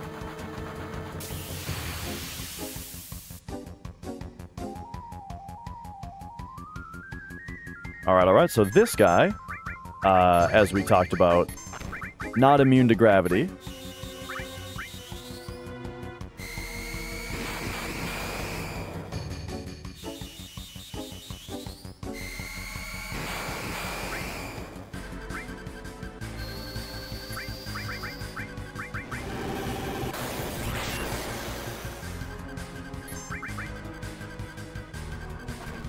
So one thing about this part of the game is you'll notice we're very often barely underrolling on these guys, which is kind of unfortunate. Like that guy, I had to use a Molotov to finish him off. This next boss, though, thankfully, we will not underroll, because Magic Breath is very good against it. And then also, it's worth noting, if you had gotten Aqua Lunged earlier by Genova, then you would have Aqua Lung on your E-skills, and the previous guy that we just fought, that we did underroll on with our Comet, he's weak to Aqua Lung. So, like, if you got Aqua Lunged, which sucks when that happens, you can at least use it against the red guy and then, you know, save a little bit of time back. But don't try and use it on this guy. Right.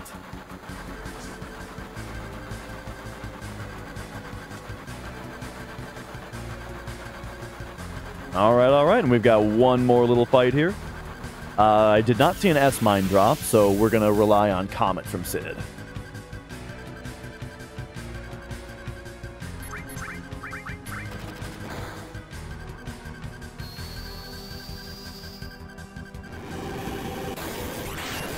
And there we go. That's the train sequence. After taking out the train guard, we're going to do the responsible thing of stop a speeding train and speed it up even more, of course. Yes. And unlike Fort Condor, it actually is faster to not just wait the 6 minutes of doom here.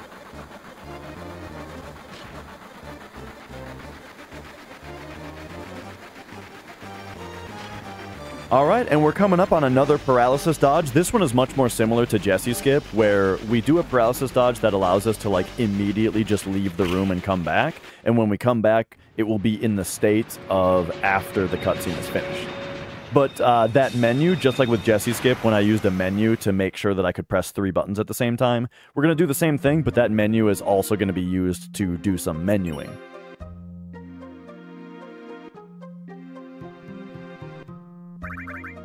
Take this off Kate. Take those off, Kate. Put elemental on him. Take those off. And then cure the party. And then do the skip. Gotta clear that text box. And then leave the room. And come back. Can you buy high potions here? I don't remember. I don't know. I don't know. But there you go. That's Coral Skip. That saves 30 seconds? A good amount of time. And it also stops you from getting the Ultima materia, which screws up your menus. And it also stops you from getting detranked, right? Correct. Alright, so here I'm going to do a little bit of a marathon safety strat. Because of the schizo thing that happened earlier, I'm going to come in here and sell the Fury Ring that we no longer need, and buy some high potions with the money.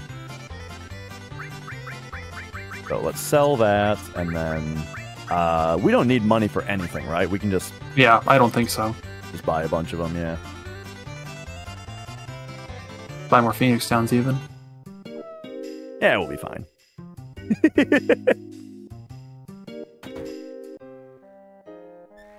Yeah, you're right, though. Carry armor could go very poorly.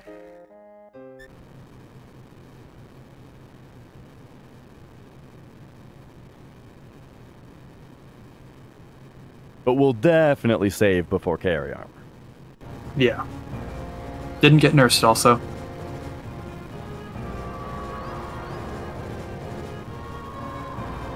Yeah. Yeah, you mentioned the D-Trank thing, right. The thing about Coral Skip is part of my menu was to cure my party.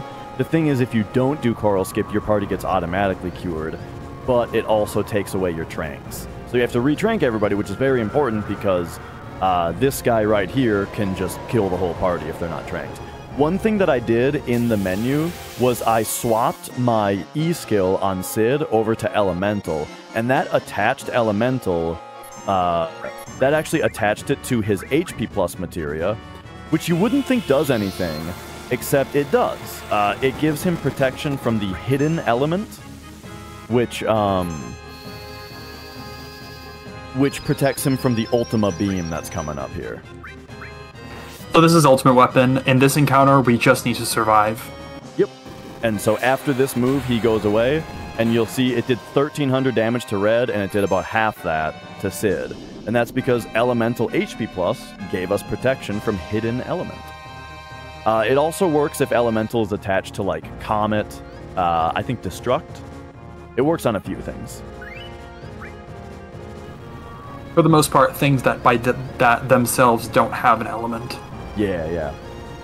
It's kind of like Almighty damage in Shin Megami Tensei, where it's like, it's magic damage that is non-elemental, nothing's strong against it, nothing's weak against it, except for some reason elemental does work.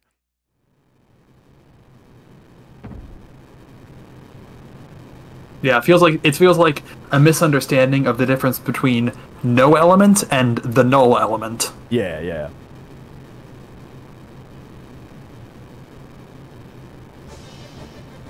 Alright, and with that, we begin the second cutscene hell before the final act of the speed run.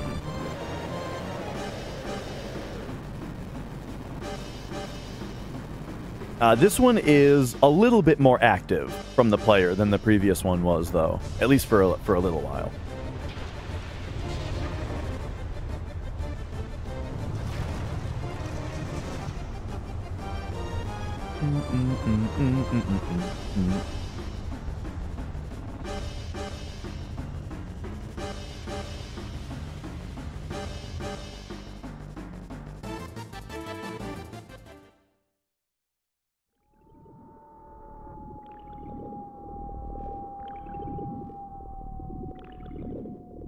All right, and this is probably a perfect time to bring up the fact that we are just at the cusp of crossing the 666 threshold on the donation goal.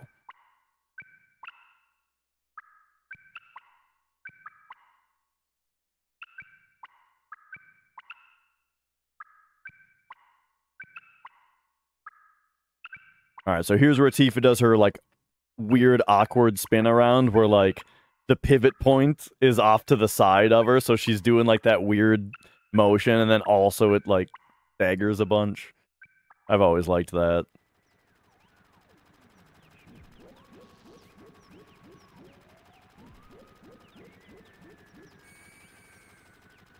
And then for anybody who's ever been confused about this game's story, this is kind of where it really just gets laid on the table. Which is funny, because as a kid, I didn't absorb this part at all, because it conflicts with things that you've been told earlier. This game gives you some misleading information earlier on that kind of lies to you, like Hojo kind of lies to you about what's happening. And so, as a kid, when I got to this part, instead of feeling like, oh, this is what really happened, and the villain clearly lied to me, instead I was just like confused, like, wait a second, this is conflicting with what I already heard, I don't know what to believe. And so that's kind of why I thought this game's story was so confusing, you know. But like as an adult, a lot easier to see this cutscene and be like, oh, okay, this is where we have our true awakening to what really happened.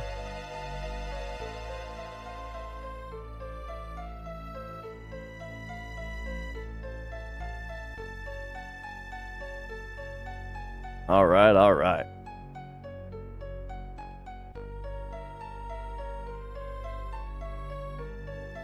So first thing, we have to visit like these 3 stations, right? And first one is the one up to the north. You got to make sure to go talk to Cloud over here, but then you get some just some mashing for a minute before we get on to move to the next one.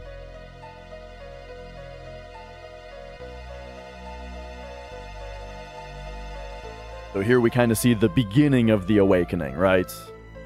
Which I really like the way that that this is directed here. Where this is Sephiroth at Nibelheim. You see Cloud walk in, you know, this is kind of as we know it. And Tifa is finally telling him, no, it was different.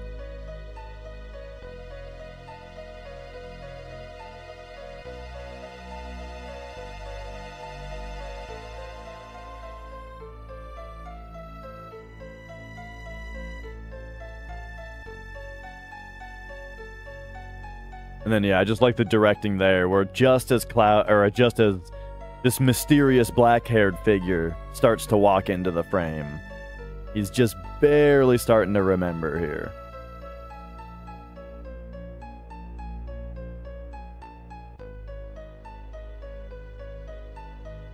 Well, then we move over to the second station. And I've kind of talked about this a lot, so those of you who already know me, you've already heard me talk about this, but I just really like this version of like an amnesia story where instead of it being that Cloud just has amnesia, it's that like he has someone else's memories. But like you don't know that right away. You just know that like his memories are wrong for some reason. And then it slowly starts to come to light that there's this other person, right? And then, whoa! Ace himself has donated $112.77, and that gives us a total of $777.77. Ace, thank you so much. And very appropriate. Lucky sevens for the rest of the run, right?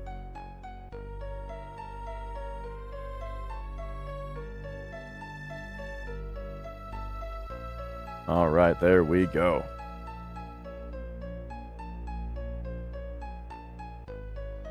He may be muted though. Yeah, I was.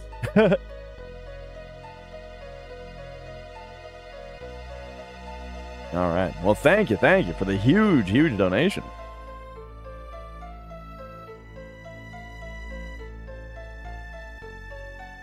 All right, and here now we have the final station.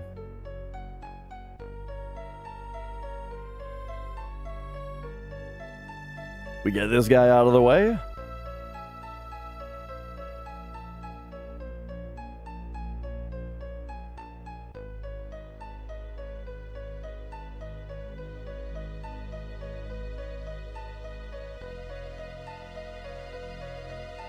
This is kind of funny. If you look at the bottom left, you can see after it fades in here, it takes a moment for the, Wait, what? Oh, it's at a different spot. I was going to say, it takes a second for the kids to fade in, but that, to pop in, but that's when it comes back here later.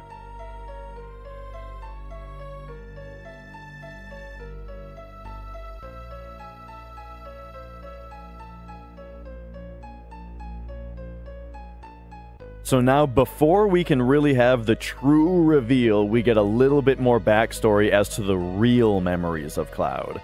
Because one important oh, there it was.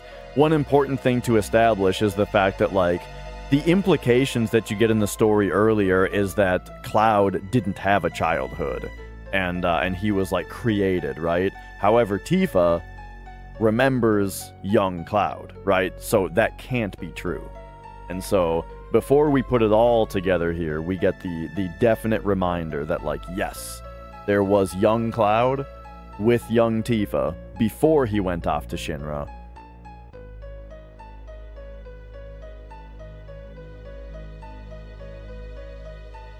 And then we get a bit of a bit of backstory for his character as well. The fact that there was an accident.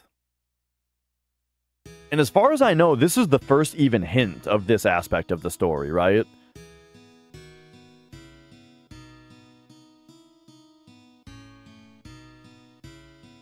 This idea that, like, Cloud wanted attention from Tifa, but was sort of ostracized from the community. But then when Tifa wants to go to Mount Nebel here, Cloud is the only one that follows her, and then they both get into an accident.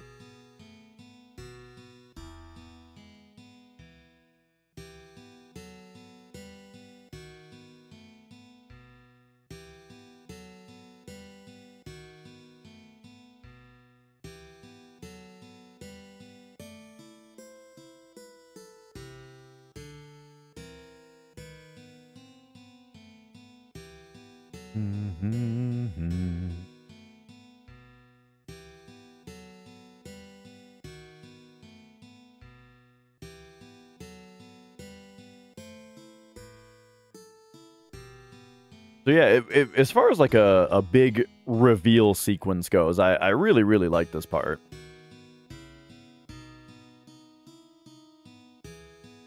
Yeah, so here's where the other two kids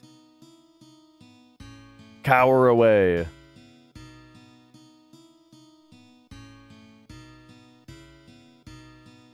But, just like what happens later, when Sephiroth is with the party, the bridge breaks. Tifa goes into a coma.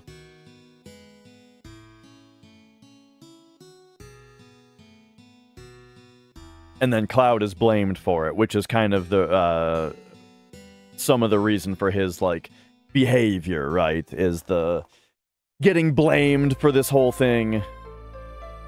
And getting pushed away from Tifa and, like, kept away from her by others because they blame him for her getting part of this. Oh, nice! Using the tutorial. Yeah, one thing I haven't mentioned is, like, for anybody who is interested in this speedrun, I have an entire... It's like 55 parts or something. I've got like a 55-part comprehensive tutorial on like every aspect of the game that I know. And so that is a lot it's a lot of information, but you don't need all of it. I would definitely recommend checking out on speedrun.com. RJ the Destroyer has also posted a very good like walkthrough, written walkthrough that you can follow along with. And then for any details that you want, like, to focus in on getting way too much information about, I've got my YouTube tutorial series. So yeah, that's all out there to try to make it as easy as ever to get into running the game on this category. And yeah, I said this earlier, but again, this game and this run is as simple and easy or as complicated and fast as you want to make it. Yeah. Like, the way that I got into it is I used an older version of RJ's guide and just, like, played through following his walkthrough in, like, a couple days over a weekend, you know? And then that Monday, I started doing runs, you know? And my first run was, like, 12 hours long, you know? But my second run was 10 hours long.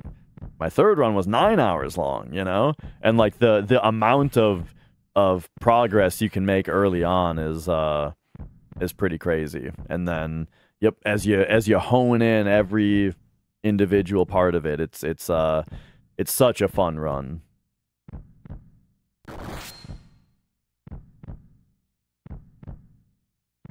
All right. And here, of course, we get the final big reveal, the reality of the story and everything, which is that the Nibelheim incident did occur. Cloud was there, but so was Zack.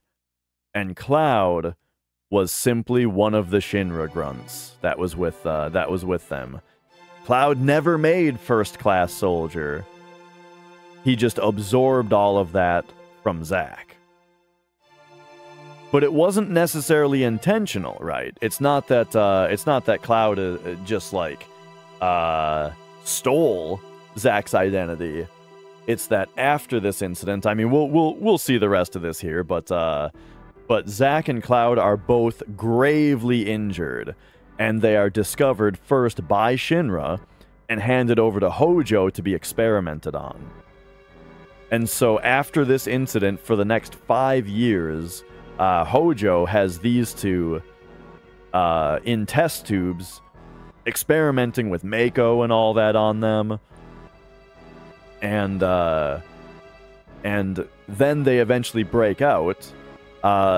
Zack took to the experiments very strongly, while Cloud didn't.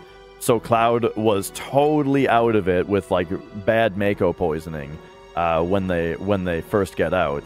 And so what we're seeing right here is some of that, but there's actually a hidden cutscene in the game that explains the rest of it, where Zack and Cloud break out, and I think they're just trying to make it to Midgar or something, to like lay low and start a new life, right? And in that time, as you can kind of see briefly in this game, Zack is a very uppity, kind of hyperactive, overly talkative kind of person, right?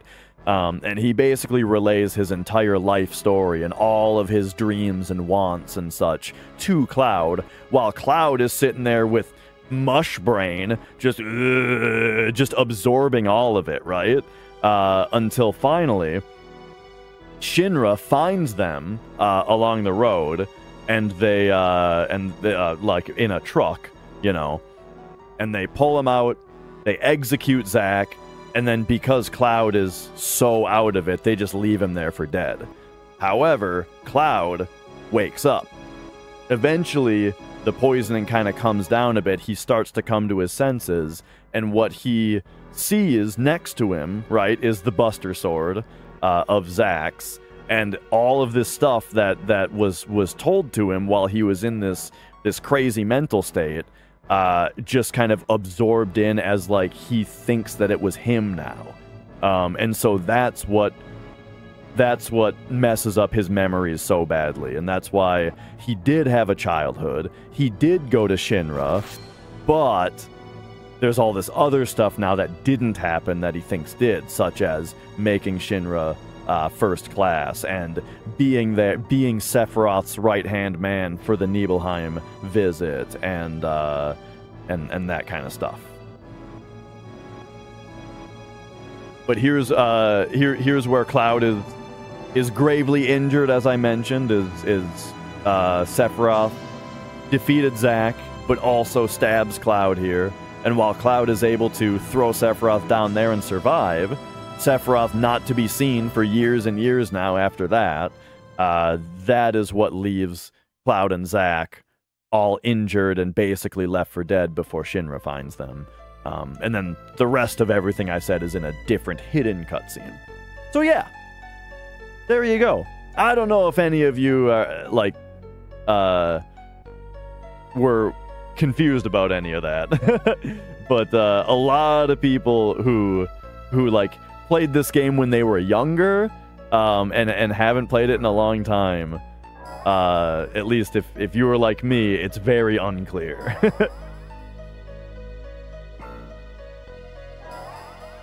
But it's a lovely story, I think.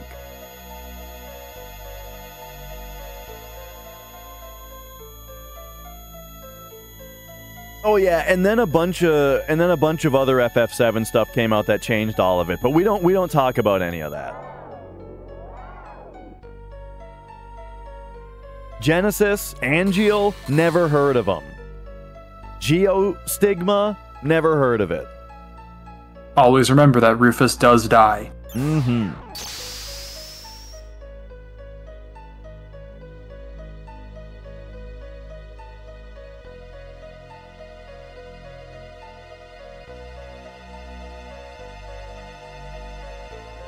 All right, and that brings us to the end of Cutscene Hell.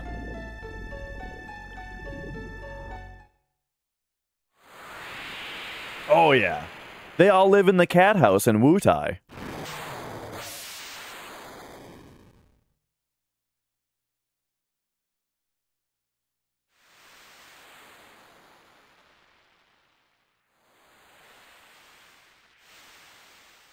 All right, and here we go. So we're about ready to get back to some gameplay. In fact, we're going to hop right into one of the most fun parts of the whole run, which is the underwater reactor, which ends in carry armor. If you've heard anybody talk about speedrunning this game and the scary things in the run, you've most definitely heard about carry armor. And we'll get into why in just a minute here. But first we should talk about what the menu is going to be. So this is one of the biggest menus in the game, because now this is the third act, this is the final act of the speed run. We are ready to rock for the rest of the run.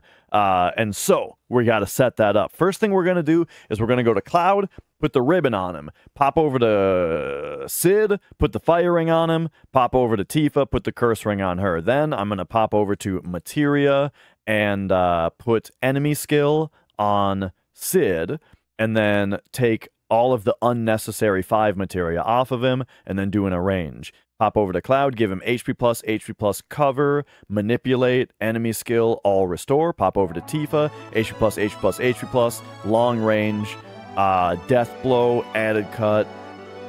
Is it just death blow, added cut? And steal? And steal for the dexterity. Yes. And then trank everybody and use a 10. Right side table, I see. Oh, yeah. Now, one of the things I mentioned there that might sound weird is manipulate. The only reason I put manipulate on Cloud is because it shoves enemy skill over to the right column. It gives him a double wide menu with enemy skill on top, which makes it easier to buffer into his E-skill menu. I can just buffer right and circle, and it'll pop right into his E-skill menu at the start of a fight, if I need to. So you're telling me it's not to manipulate the RNG. Correct. All right, so here we go. I immediately forgot what I was doing. Okay, here we go. Ribbon, fire ring, curse ring, pop over here. Enemy skill, take those off. Arrange, HP plus, cover, manipulate, enemy skill, all, restore. She gets added cut, elemental just to level it up. 3 HP pluses, a long range, a death blow, and steal. And then we trank the party, we use our last tent, and that's it.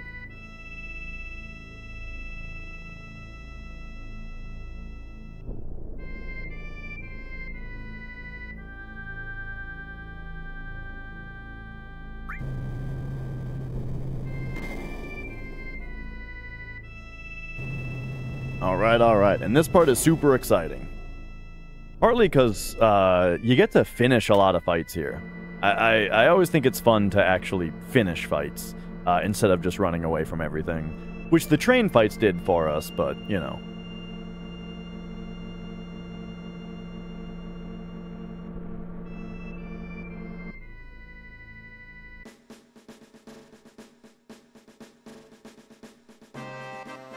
Alright, so here we go. The return to Junon.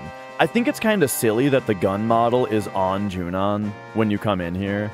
And then, like, right here it's gone, and there's a cutscene about it being gone. It would have been nice if it was gone on the world map.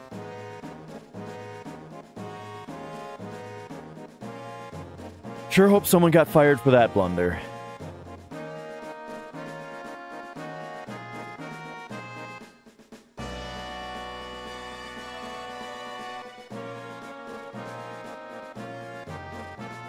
Alright. Well, that's the thing, Azure Guardian, is that the gun is gone later. So the gunless Junon model exists. Alright, so after that cutscene, we are now back on the step route. Steps are now active once again.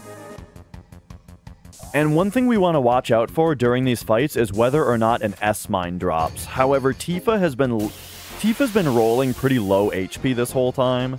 So, yeah, 12-11, I don't think I use...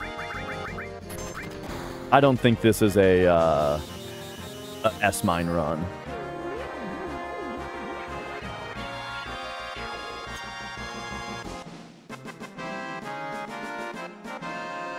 And then there's something kind of weird that I need to do here, but I'm going to do it, which is because I had to buy those high potions, I need to arrange my inventory again.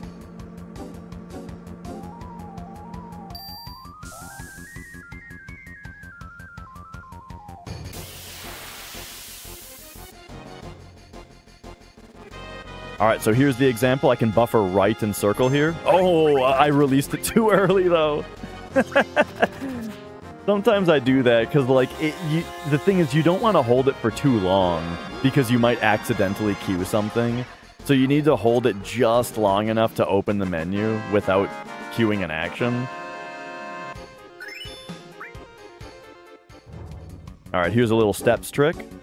A fight on this field is a side attack, and on the next field it's not. So we want to force a fight right here, because a side attack is an instant escape automatically. And then the spot that I forced it is also the right amount of walking to get out of the room. This is Zeal's step route, by the way. So that was his design.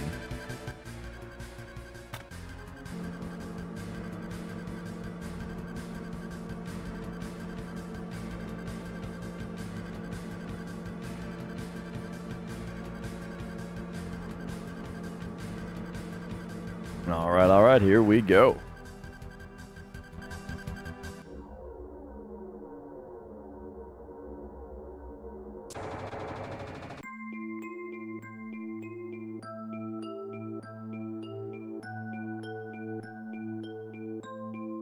Welcome to the tube.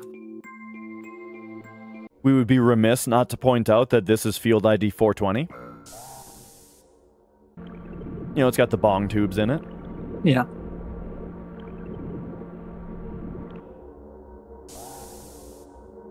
And that's not just a joke about the tubes. Every field in this game has a numerical identifier. That one is literally 420. And this is 421. Yeah.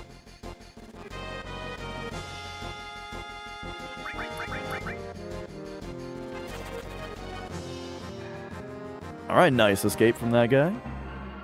Next encounter, we expect to be in front of the submarine.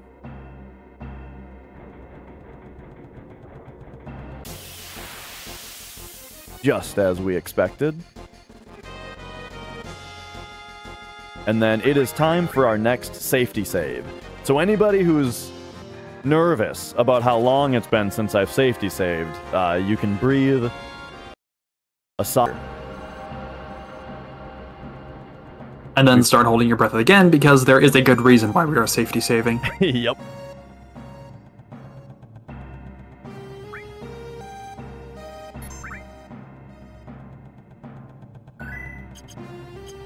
Alright. So I've got my own little strat here for the pincers. I like to death blow the singleton, and if it misses, then the added cut kills him and you magic breath the other two. But if it hits, then Tifa can just regular attack the last remaining guy.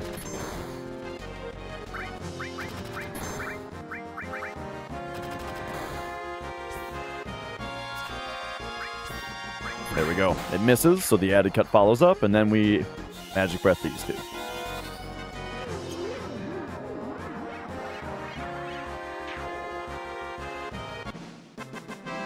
So now, unfortunately, Cloud does not have enough MP to magic breath on the next fight if he's the Shinra Beta, if he's the last character. Or if he's the first character with ATB here, we don't benefit from it because he doesn't have enough MP anymore. It looks like it doesn't matter.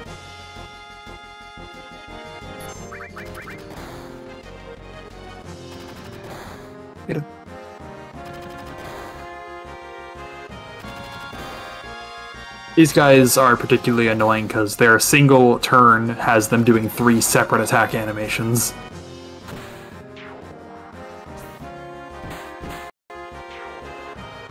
Alright, there we go. Yeah, you really want first turn against those guys. That was pretty bad RNG there. Bottles are really covering Tifa there. Alright, so now, time to use that Mega Elixir we picked up forever ago. So, carry armor. You want me to talk about it a bit? Sure. So, this boss has, for the most part, about a 1 in 12 chance to just kill you instantly.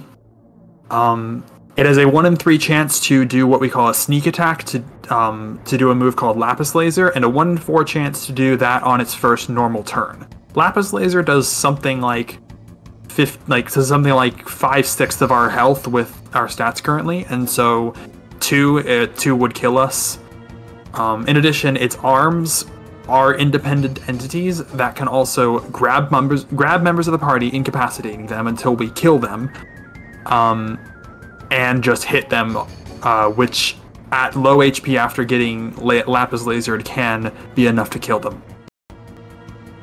So yeah, this is a difficult fight without much you can really do to make it safe, because I guess the best thing to do to make this fight safer would be to steal the Protect Ring from Schizo, but that fight already is its own can of worms. Yeah, one safety thing that we are going to do is Magic Breath 1 time, because that hits both of the arms. And if you hit both of the arms for less than 2,500 damage, they will recalculate their chance to arm grab to something that I believe is less than 1%. Yeah, 1 in 128 per turn. Normally they have a 1 in 16 chance per turn to arm grab, which is supposed to go up as they take more damage, but with their low damage amount is actually 1 in 128. Alright, well, we got the first Lapis Laser, but this could actually be good. As long as he doesn't Lapis again, this is actually good. Okay, so far so good here.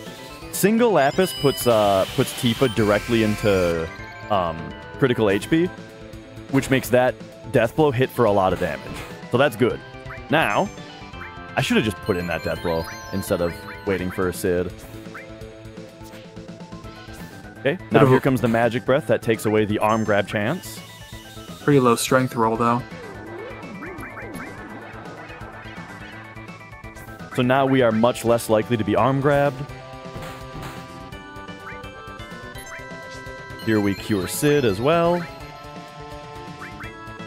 This is going pretty well so far. So now we just don't want him to Lapis. Because it'll kill Tifa. I am going to heal Tifa a little bit, though. So that she can take a punch if it doesn't get covered. It can only do Lapis every other turn, and its chance of doing Lapis increases as it takes more damage. Ah, here it comes. Aww. So now, that is a...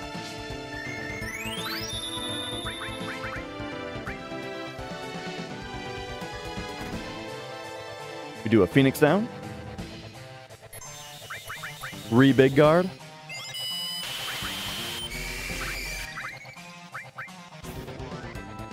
Nice. Okay, there we go. That's all he needed. So he was almost dead before that Lapis, unfortunately. But hey, that's looking pretty good. Not bad at all. Great fight. Yeah, any carry army you can walk away from is a success. Okay, so we do need to re-trank Tifa now, though, because her dying untranked her. Oh, they are... Right, I reorganized. And then we're going to cure up Cloud and Sid there. Keeping Tifa in critical, though, for the next several parts. So the fact that she died and got Phoenix downed, though, does actually make her health, like, super optimal now. Because when you Phoenix down a character, they go to their highest amount of HP possible that is critical, which is optimal. Because, you know, we want her critical, so she does a lot of damage. But we want her to have high HP so that she can take a hit.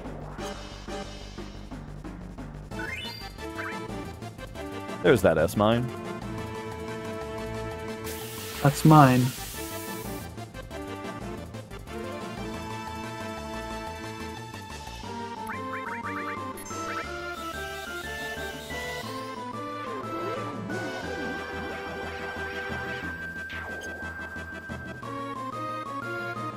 All right. And we are coming up on a pretty dangerous fight here. Do I have dasers? I don't know.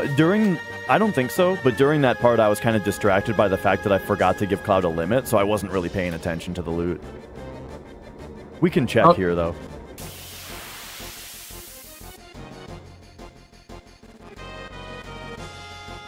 Alright, so here's kind of the same strat I did before. But yeah, this fight is dangerous because they all get a turn and they can kill Tifa, but luckily that did not happen. Oh, hey, look at that.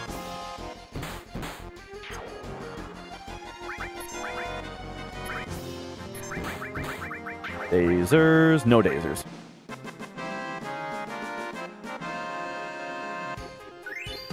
Alright, so that part was pretty good as well. And now, there's a very important choice to make coming up here. This is one of those, like, very much don't take the wrong option here. You don't just lose a couple frames. You have to do an entire extra inescapable battle. And it's a sad battle because these are your buddies. Remember these guys? Remember these guys from the Junon parade earlier? They taught you how to... They poorly taught you how to do the minigame. We taught them how to spin their guns. Yeah. Alright, when Cloud scratches his head here, it's the second option. Followed by the second option.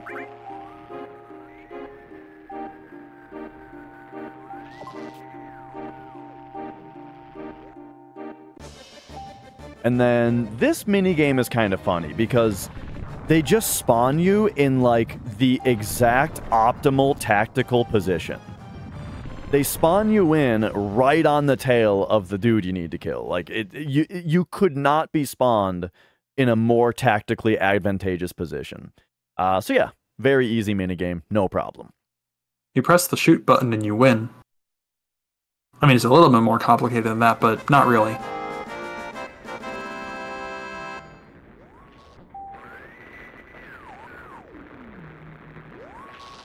So there's a weird mechanic in this game where if you hold circle while a text box is typing out for like 15 or 16 frames, it actually starts typing the text box out faster.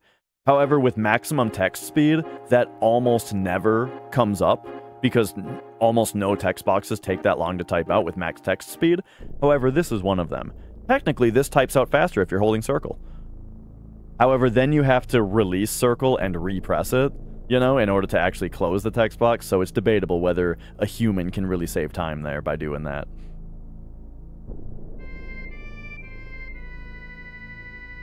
We need to go get the Key of the Ancients now, which we're doing... I never talked about diagonal map movement. Moving diagonally is faster than moving cardinally, and so... if you ever want to be moving like directly north, directly east or something, then the best thing to do is to go into shoulder cam at a 45-degree angle, and that way you can run in a cardinal direction with diagonal movement, and it's about 5% faster. Yeah, I realized I never actually mentioned that when thinking about the world map. I was thinking that I should have, but yeah, no. Going in diagonals, like moving in diagonal directions relative to the camera, has actually been known to be faster, but doing it RTA is more of a recent development. Yeah, I saw it on Lil Gecko's Taz and was like, I bet I can just do that. Turns out you can. Mm-hmm.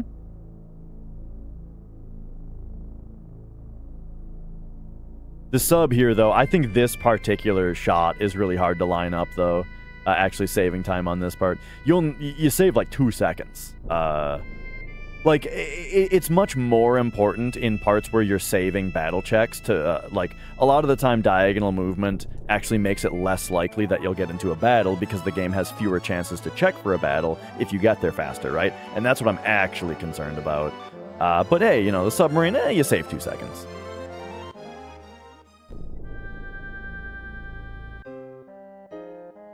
Alright, alright. Couple of elixirs for Cloud and Sid. Get their MP back to full to deal with a few more fights here.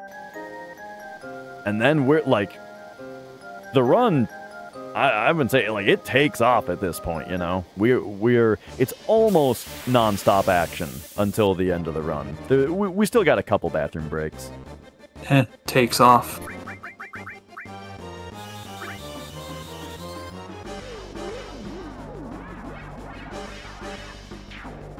Alright, so yeah. You may notice the whole setup for the party here is that if Tifa goes first, we can, if her ATB is the best, I can hold down and circle to queue up a death blow with her as quickly as possible. If Sid is going first, you hold down and circle to get into his E-skill menu. And if Cloud is going first, you hold right and circle to get into his E-skill menu. This fight looks like we're going last no matter what, so I'll just do a death blow to save MP.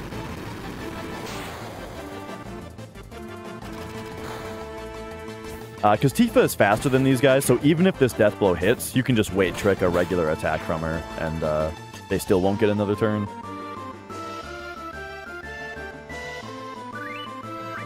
I guess another thing that we don't have to worry about is that Cloud and Sid both have a limit stored. Yes. Yeah, coming up, we're going to need a limit from both Cloud and Sid, and you'd be getting worried at this point if they didn't have it. That was something that was that was on the my PB, right? Where Sid was like 1 pixel under a limit, and the last enemy just like nudged him for 10 damage and gave him a limit. Might have been.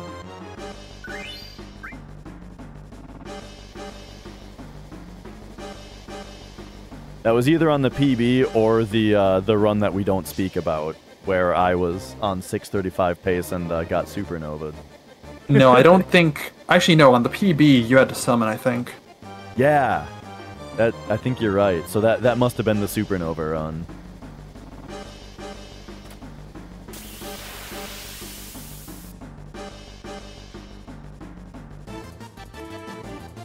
Will Rude be rude?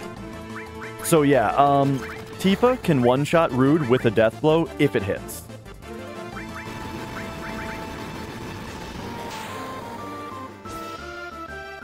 It missed. If it misses, I like to use a magic breath because these enemies, they can put Tifa to sleep, and you lose a ton of time if she gets put to sleep. So, just for safety, I'm gonna magic breath them away.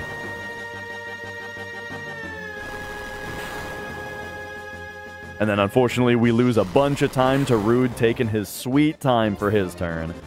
Oh, there we go. So yeah, you really want Tifa to hit that first death blow. Yeah, because of how rude Rude can be, if we were to get a lucky Dazers drop from the death sentence fight because the bound fat enemy there can drop a Dazers, I think would use it on this fight to guarantee death blow hitting. Yep.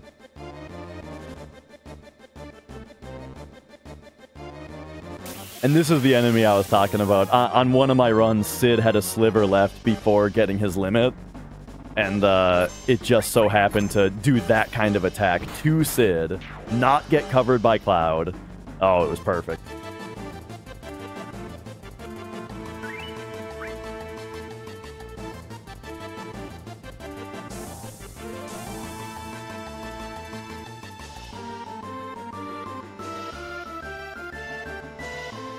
And I was going to mention this earlier, but I sort of forgot. But in terms of run pace, carry armor being defeated is about when the run has about 1 hour left.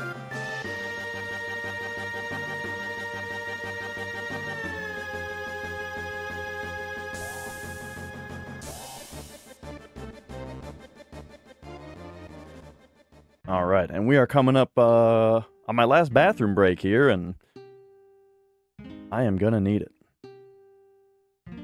In fact, I should have already gone, really, for this part with Turbo. I always forget that you can actually just go right here, and I wait for the escape pod instead, because the escape pod, you can take a bathroom break whether it's Turbo or not.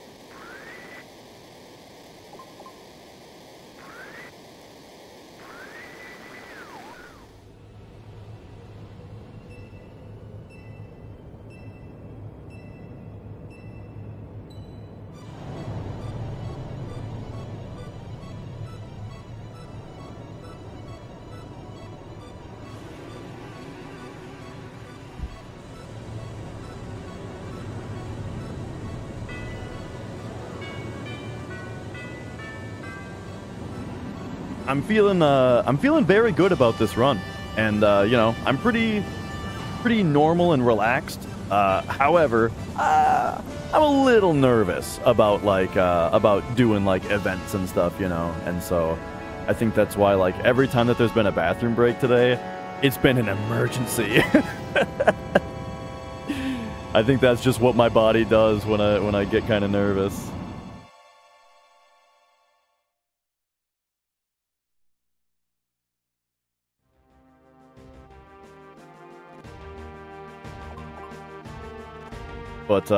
But yeah, I mean, I've been feeling real good about how this is going. I mean, really, the only bad thing in this run was the Schizo fight. I think that fight was pretty terrible. But you know, we still survived it. You know, we haven't had a single game over or anything. It's all been really smooth.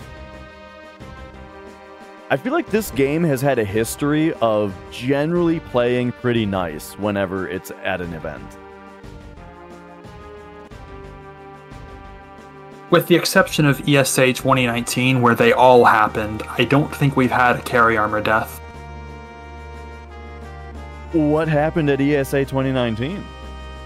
Carry armor killed Dave Stereo, like 3 times without even double lapacing. Really? I've never seen that run. Yeah, that was like the first marathon run with guard skip, I think. Oh. Also, we don't get the huge materia. Like all the other huge materias in the game, it's possible to skip this one. You just don't go upstairs. Sid says go upstairs, and we're like, nah. All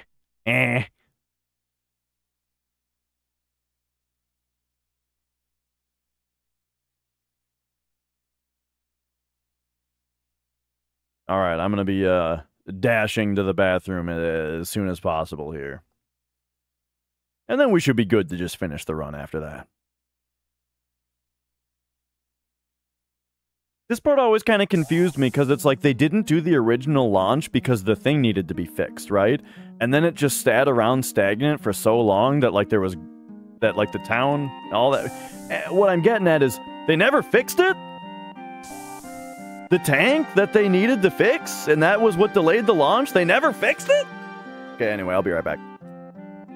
Much like when it comes to Final Fantasy games, the 8th tank is the problematic one.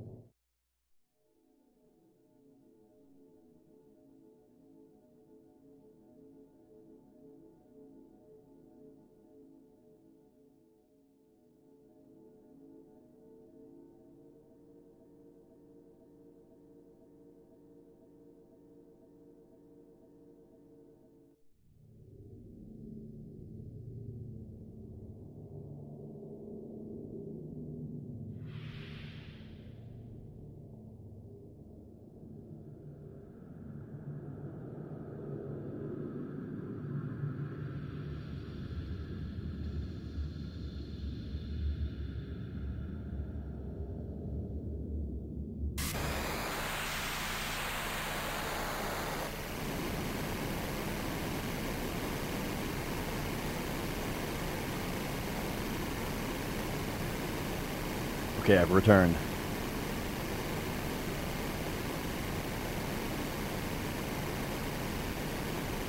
But yeah, they never fixed it because Sid and Shara have to have their little redeeming moment. It works for the story, all right?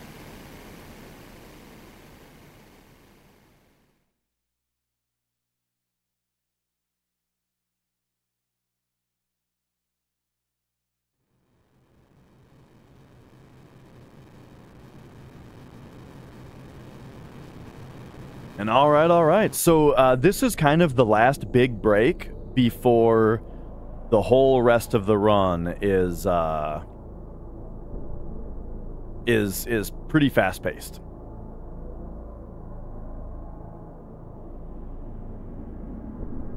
And yeah, that is kind of the whole thing, is that like the space program was cut, you know.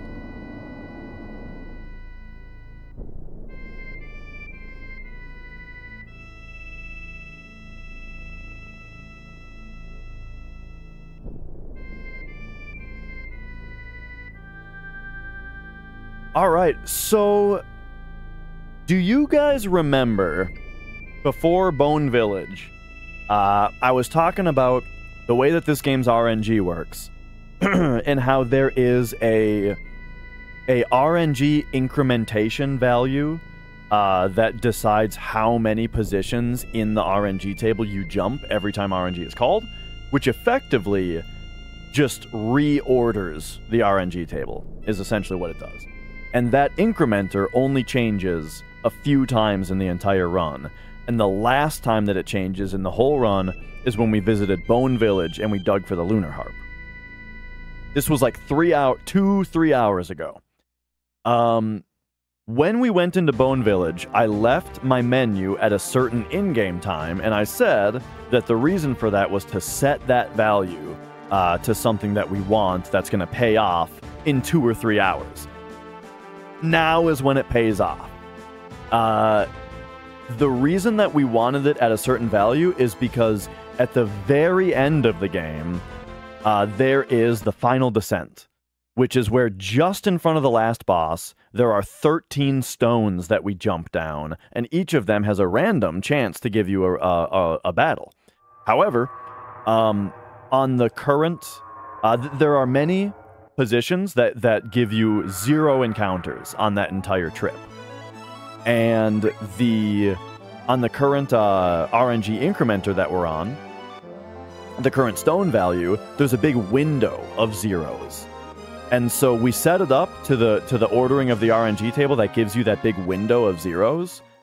And this is a little unlucky. And so now we're going to do some manipulation in order to get us to land in that window once we're at the very end of the game. Nice miss. Can we escape, though, maybe? Can we leave, please? Can we go yet? Yeah, this is like the one place where you can get a world map battle late in the run. Just because you can't park the high wind any closer, and you don't really have a chocobo you can ride. Dude, that was ridiculous. That's the longest I've ever seen. Like, that's on the upper end of how long I've ever seen any encounter take to escape. Yeah, usually you don't get an encounter here. It's not that long of a distance, but sometimes you get unlucky. Yeah, I think that ground type also has a lower danger incrementation than grass, right? I'll have to check. But for right now, we're going to be going up to the field immediately outside Bugenhagen's observatory, which has a bit of a glitch, which we're going to take advantage of for setting our RNG list value. I think I'll explain it right afterwards, but Dash will be looking at a weather vane on top of Bugenhagen's observatory's door and the satellite dish, and using that to determine when he should enter. Yeah, the weather vane is what's actually doing the thing that we want. The satellite is just used for a timing mechanism that's convenient. So we got 1, 2.5. That's good. We're on it. Nice. Perfect RNG.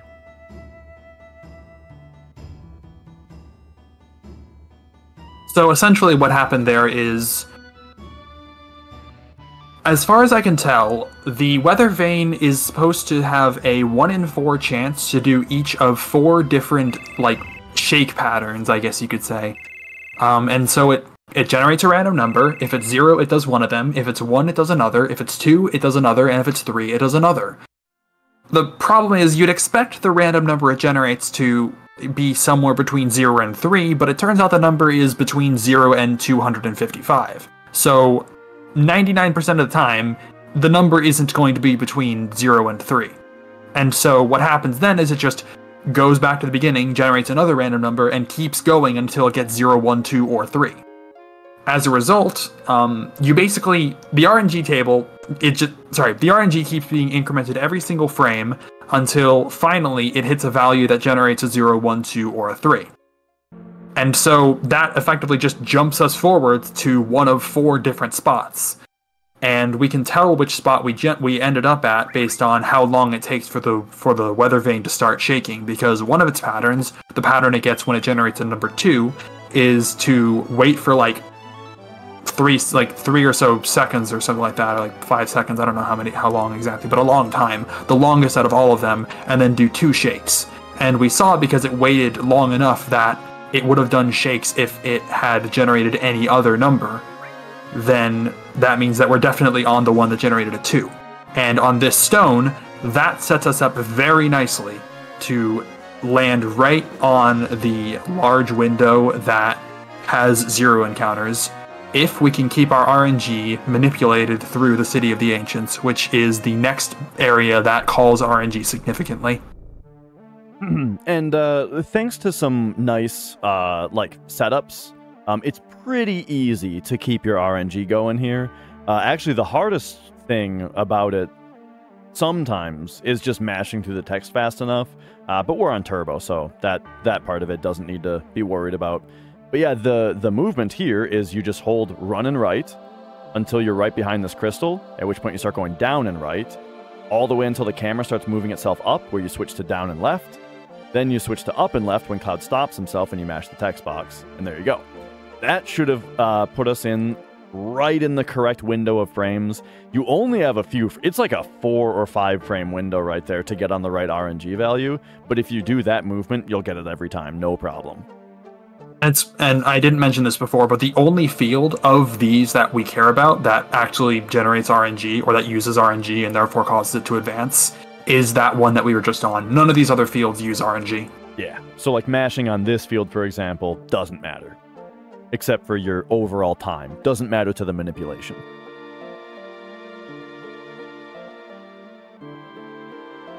And yeah, as far as the satellite spins thing goes and the weather vane thing, it was a little hard to see because we got the right RNG like right away.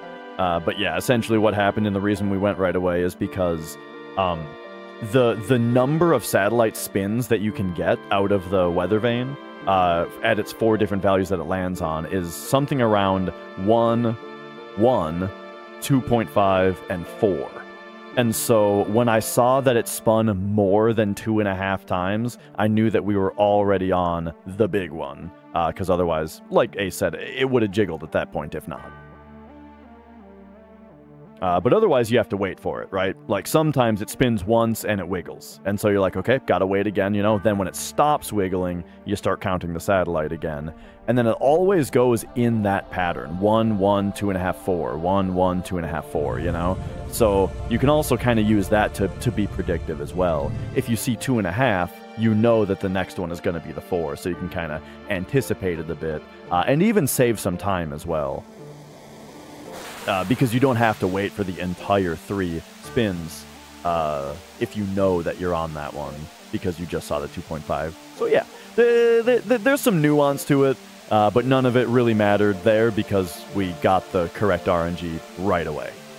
Which is something like a 1 1/3 chance, you said? Yeah, pretty much exactly 1 in 3. Actually, I'm not going to say pretty much exactly. I don't remember exactly what the numbers were, but around there. Just because of how this stone lays out the RNG table, 1 in 3 of the numbers are before the value that generates a 2.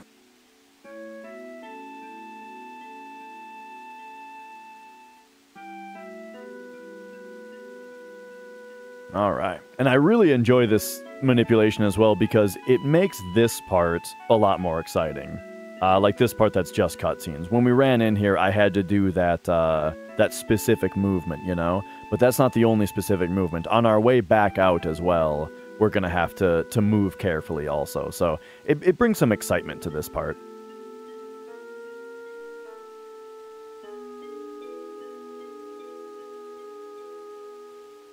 All right, here we go. So we are about to get out to that last part. Also, it's worth noting, this field is one of the reasons that this game is best run on a 77, maybe 75, 79, 90K. Later models of PS2 Slims, earlier models, as well as the PS1 itself, lag on this field, and it runs at like half speed.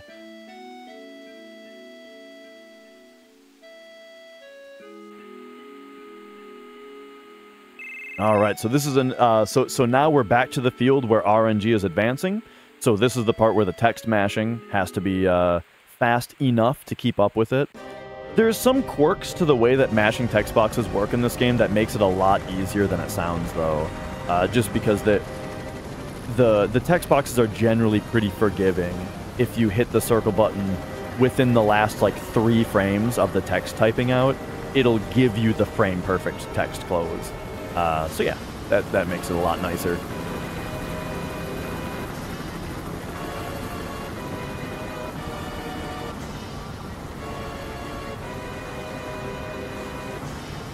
But then that RNG advancement that we're worrying about is only on that last field. So here we're going to load into Shinra HQ, which has more text boxes, but these ones are also not RNG relevant.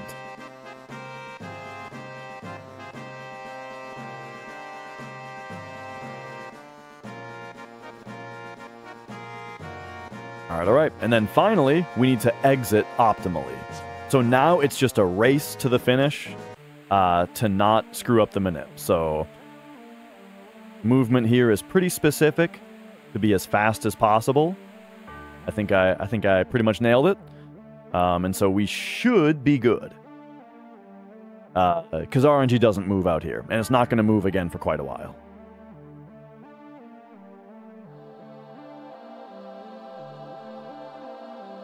All right. I'm going to very safely touch the high wind here instead of buffering down right in circle, you know, just in case. Check this out. When you look at the high wind here, Cloud does this little run back. Boop. You see that little run back he does? Okay, so if that little run back would cause him to hit the Temple of the or the City of the Ancients and load back into it, you soft lock the game.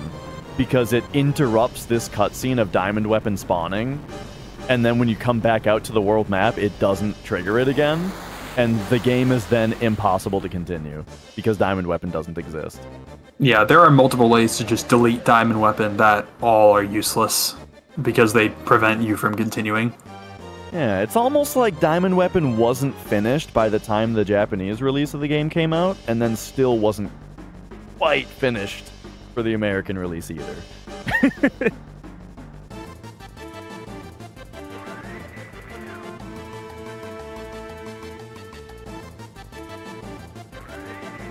Alright, so Diamond Weapon is kind of known as the final boss that can just RNG kill you. If he behaves very badly and Tifa behaves very badly, the fight can be, I don't want to say unwinnable, but it can be very, very, very bad for you. But most of the time that doesn't happen and we'll be totally fine.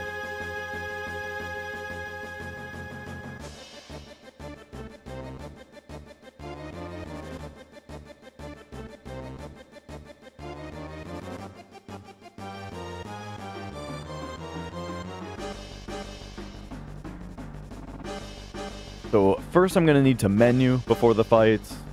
Tifa should have 1600 health at this point, so she can have 300 anything HP, which I think she already has. And then we want to ether whichever character has lower MP.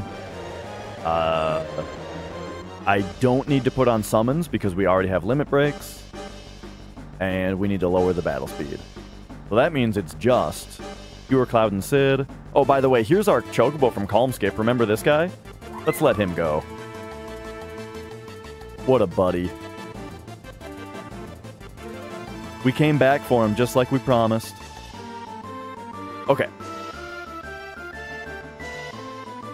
So that was Cure Cloud and Sid, Ether one of them, reduce battle speed. That's the whole menu here. I'm gonna wait a little bit to do the menu because I'm also going to safety save for the last time, and just in case we need to load the safety save, I would rather not load Diamond Weapon 45 seconds back from the beach. You know what I mean? Yeah, not too close though, because if I can mention the other way you can delete Diamond Weapon, if you menu and it hits you while you menu, then it just disappears as far as I'm aware.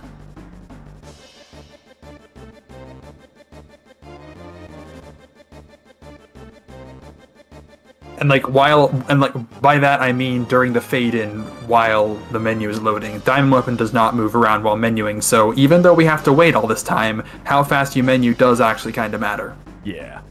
And yeah, that would be I'm not gonna call it a soft lock because you can move around, you can play the game like normal, but it's a progression lock. Oops. Let's do this. Yeah, like I'm not sure what any like technical definitions are or anything, but save. But like I would consider that like maybe even the quintessential soft lock, where the softest of locks. Yeah, where like gameplay is still possible but progression is impossible.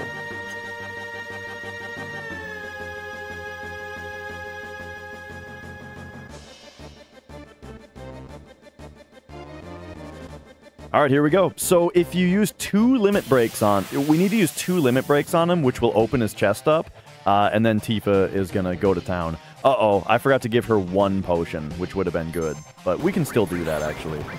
Hang on, what am I doing? Give me a big guard.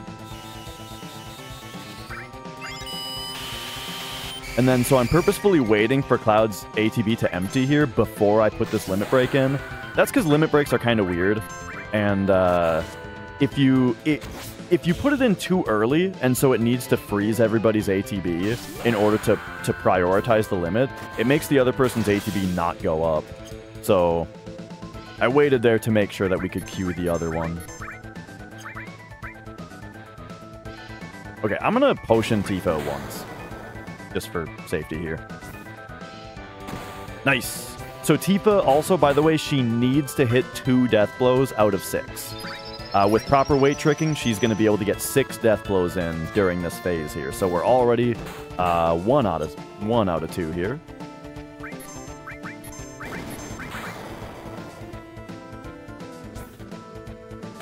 All right, there we go. So now we're pretty much guaranteed success here, unless I majorly screw up.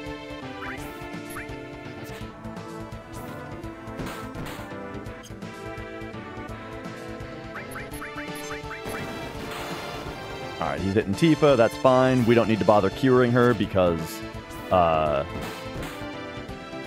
he's not going to be able to attack her again anyway. Alright, here we go. Ah, she hit that one. Okay, good. Alright, so that was pretty down to the wire because she missed so many death blows there that I'm pretty sure the fight would have been fine anyway, but yeah. Still good to see it. Still at least good to see it finish.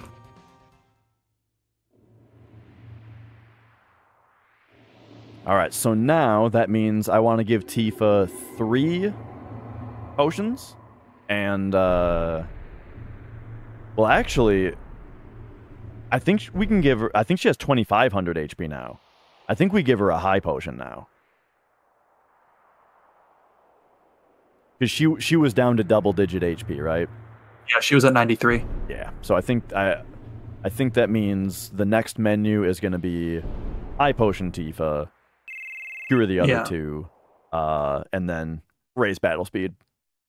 Yeah, and I guess we lowered battle speed for that fight because the little bit of... Diamond Weapon is very fast, and the little bit of time that we have to actually take to select Death Blow by holding circle is enough in some circumstances to just barely give Diamond Weapon another turn before Tifa's if we don't lower battle speed, so that Diamond Weapon gets a little bit less ATB during that little bit.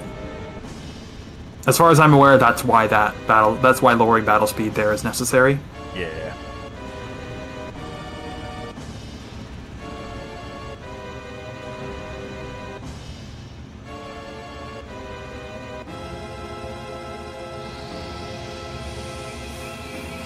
All right. Oops. Oh, sorry, I hit my mic. This is one of my favorite FMVs. Just it like you really get the power of the gun, seeing like it draining all the power. Like it's such a nice touch that like all the power goes out in Midgar, you know.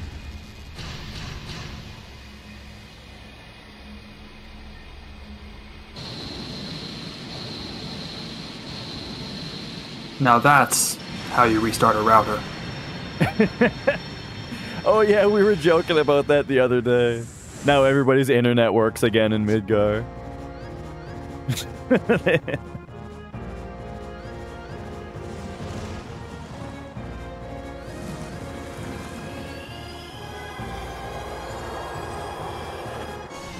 Alright, and here's where Diamond Weapon decides the best course of action is just to stand right in the path of the laser and shoot at it. You know what they say, the best offense is a good defense. Or something.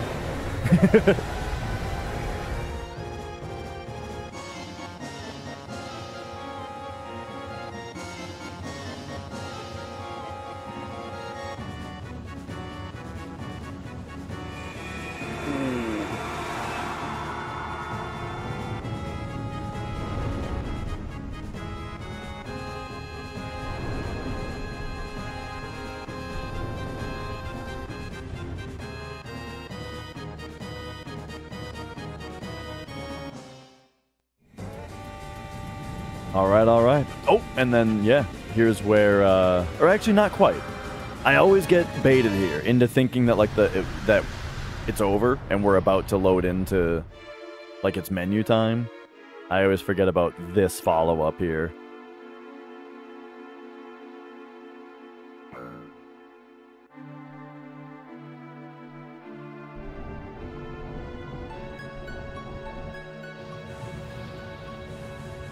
So you want to talk about the thing upcoming?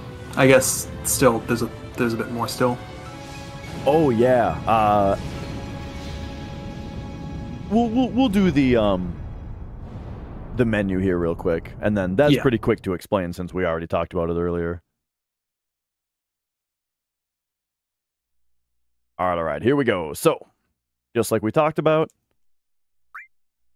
Eye Potion Tifa. Here are those two, and bring that battle speed back up to max. Okay. So, do you guys remember earlier when we talked about how every cutscene you have an invisible character? That's you know, like if your party isn't in the cutscene, then they actually are, but invisible and not moving. And we used that to skip like 90 minutes of cutscenes. Well, that's about to come into play again. We're going to do a similar skip here, except this time it's going to save more like 15 minutes.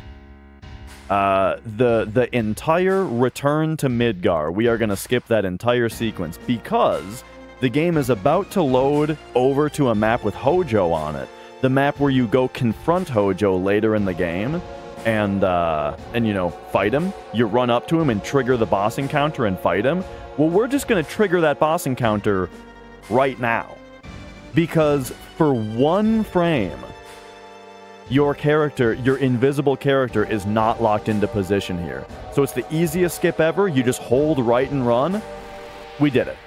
You just hold right and run as this scene loads, and we just ran into the Hojo trigger and skipped the entire parachute back into Midgar. You can go back to Shinra HQ. You fight Proud Claude.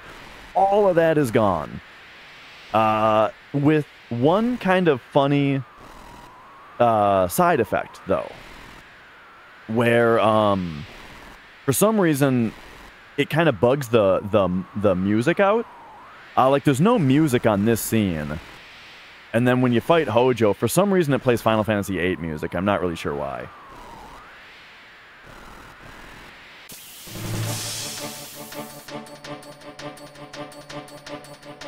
All right. So for this battle,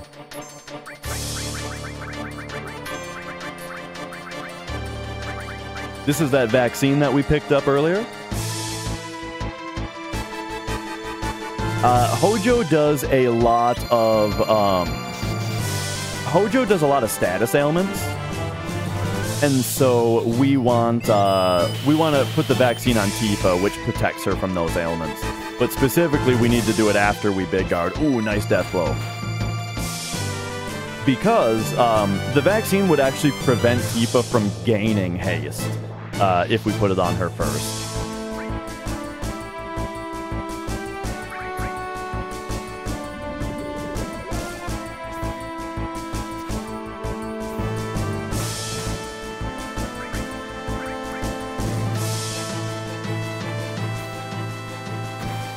Nice.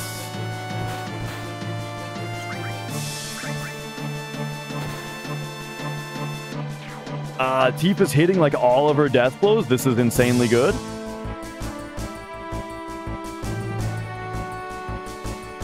And yeah, there's not much to this fight besides putting the vaccine on to protect Tifa from status ailments. This fight is very normal. We just beat him up with Tifa beats him up.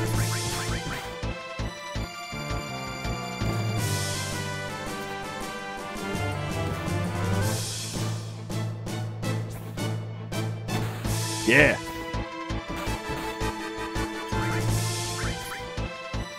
Dude, actual incredible Hojo fight. That was insane.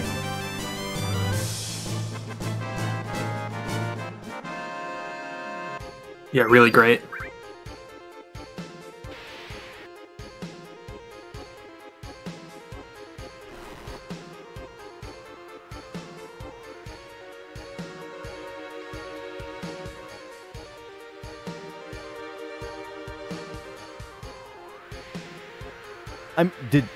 Did she hit every death blow? I think she did. All right, and that's actually the last fight where we're gonna rely on death blow luck, because at the end we're not gonna fight any enemies in Northern Cave besides the last boss, and just before the last boss, we're gonna get the Mistile gear for Tifa, which raises the way that this game's hit chance is calculated. It factors in the user's evasion, and Mistile gives you so much evasion that her death blows will become a 100% chance to hit. So we don't need to worry about it at all, and the last bosses of this game are very consistent, save for like one thing. One thing that may or may not get you supernova'd if you screw it up. Stay tuned to find out what that one thing is. But yeah, so this now is the final the final cutscene segment of the run. Here we go. This is our last moment of reprieve before it's all gas for the rest of the time. We just have a little visit from Vampire Tifa here. You know, the sun's going down, and her fangs are coming out a little bit here.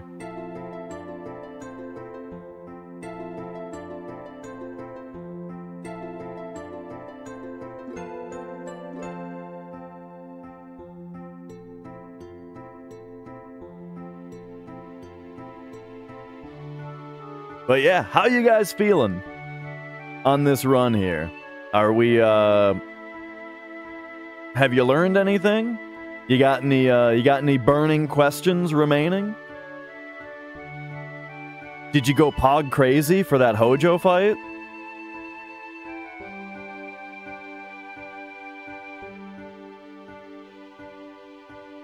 Like, I feel like the death blows this run have... I mean, we missed a few on Diamond Weapon, but I feel like Tifa's been, like, in the mines, just, like, digging for raw pog all run.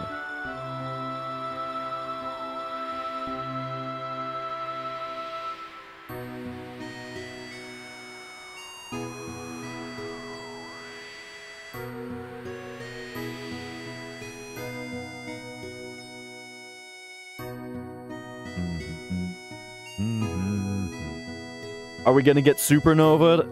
That's not up to me. I mean, it's partially up to me. We'll see, though.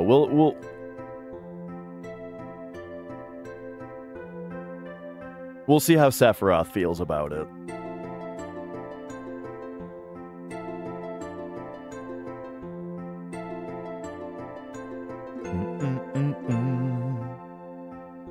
And I was thinking, if we are greatly below estimate,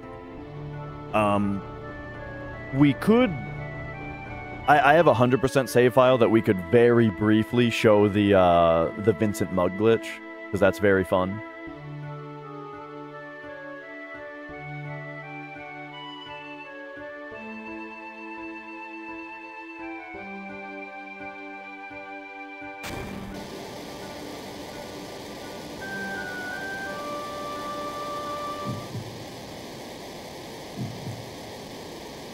Alright, but here we go. It is the final regrouping of the party.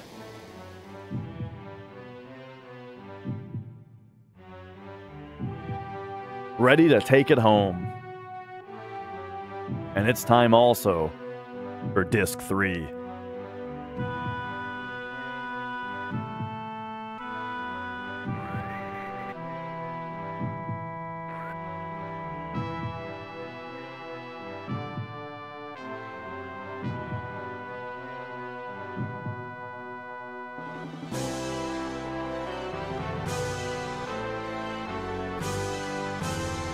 So in what kind of becomes a tradition here, at least with the PlayStation Final Fantasies, the final disc is just going to be the final dungeon, and we're out of here. Now there is a lot of stuff to do on disc 3 if you wanna, you know, if you're like casually 100%ing the game. Or if you're not casually 100%ing the game, the 100% speedrun spends a lot of time on disc 3. Yeah, it relatively evenly divides the run up between discs 1, 2, and 3, which is pretty interesting.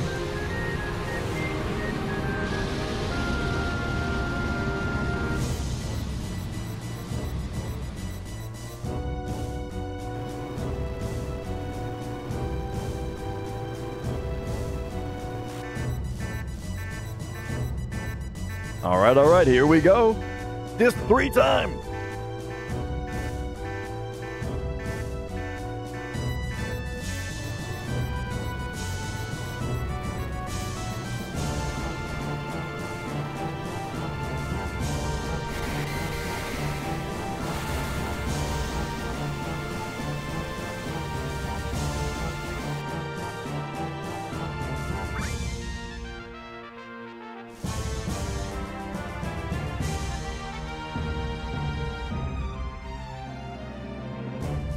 Alright, just setting it to ATB active is all we gotta do here.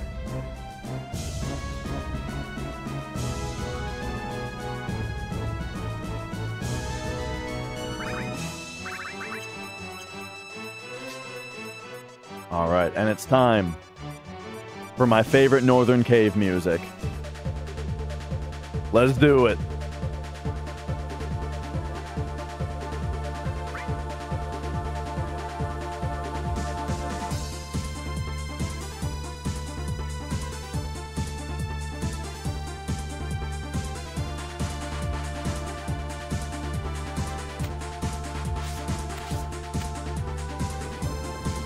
So a couple of these fields, while going down to the final descent, do have RNG events, so we do need to make sure that we go relatively quickly on them, this being the first.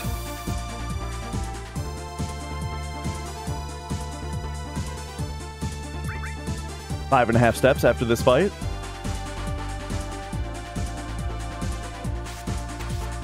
One, two, three, 4, 5.5. Alright, we also want Tifa's HP to be low for the final boss. So she's gonna give herself a bonk in the noggin on the next fight here. But it's intentional, it's fine, everything's gonna be good. Everything's gonna be alright.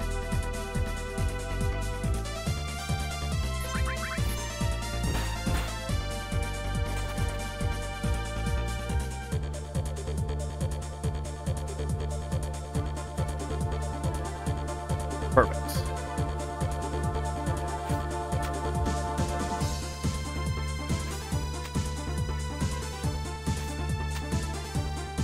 Next fight we get is very bottom of this screen. A few jubs.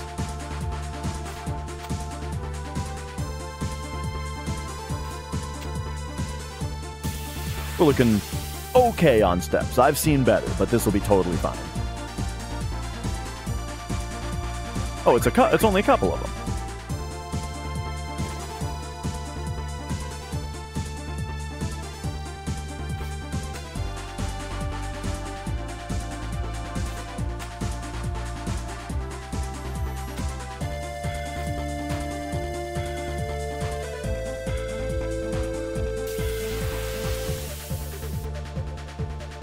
All right.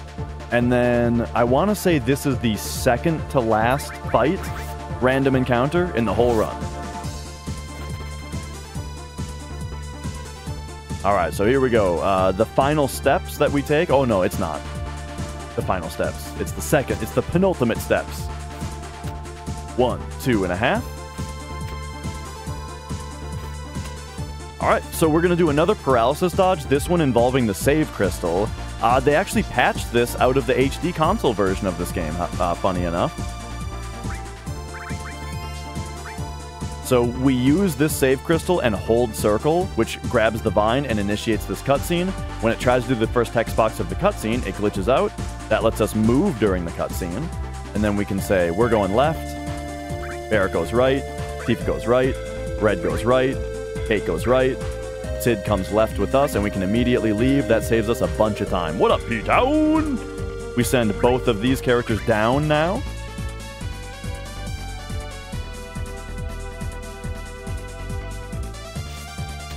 All right, and the final fight is right here. We're good.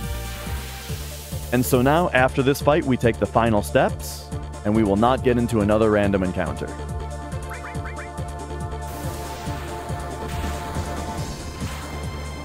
So the setup for the final steps is we run down until we hear the jump, and then start walking. I'm walking here! And then we walk 4.5 more steps on the next screen. These last two blue screens are the last two that call RNG before the final descent for the most part.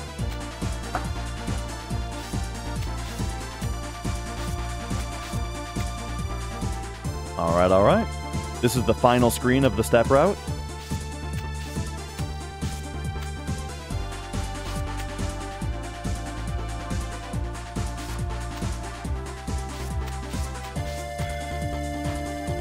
And boom, we've done it. The step route is complete. And so now, right here, I'm going to actually use the save crystal, because remember, we said no before. And so now we can use it here and do the final safety save for the marathon run. You know, just in case we get supernova.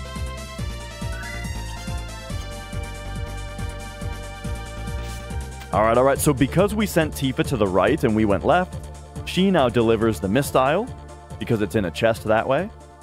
There we go.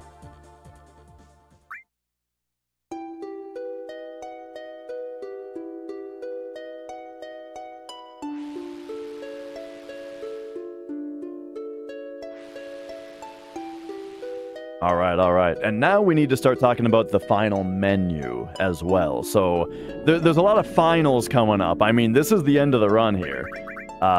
And so, first we've got Final Descent, and so all of that RNG manip that we were talking about, it all pays off right here. If I did my movement, if I did the manip correctly and all that, then this is where it pays off. Every one of these rocks that we jump on has a random chance to get us into a battle, but we have just set the RNG up in such a way where we should get 0 battles.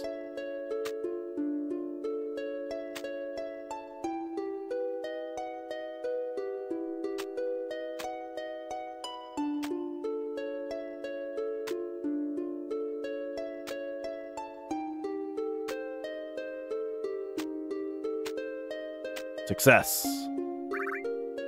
Okay, final menu. You want Mistile, Curse Ring, pop over here, Arrange, Destruct, take off Manipulate, 3 HP pluses, Long Range, Death Blow, Added Cut, Elemental Rama, and then High Potion, Tranks, and Cloud cures himself.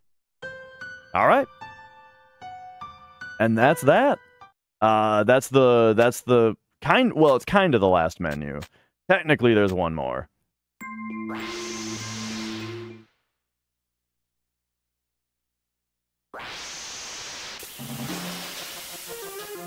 And alright, here we go. This is also a very simple fight. We just beat her up. Big guard, death blow, weight trick.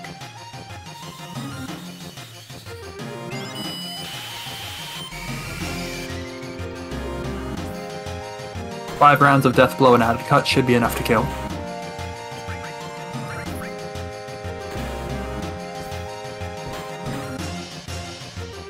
So the way that weight tricking works is I queue up one death blow while the enemy's turn is going, and then I hold time so that they both start from 0, and Tifa's faster, so she gets a second turn before the boss goes again. Now the boss goes again anyway, so I release everybody's time, and then and just queue up during the boss's turn.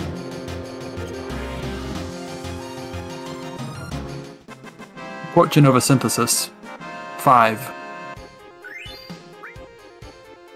And there we go.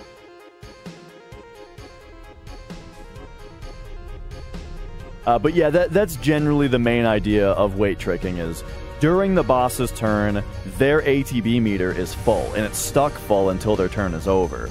So you queue up your turn, and then you hold time, and then if you hold time all the way until the boss's turn is over, Tifa's turn is over, they're both pinned at 0 ATB then. So then when you release time, Tifa's faster, she gets a second turn. Then, though, it's the boss's turn, so because you're not going to get a third turn in. So you can just completely release time, let everybody's ATB refill, and it all starts over at that point. It's the boss's turn, their ATB is full, you let your party refill, you queue up your death blow, hold time again, and repeat that process. So that's the basis of weight tricking.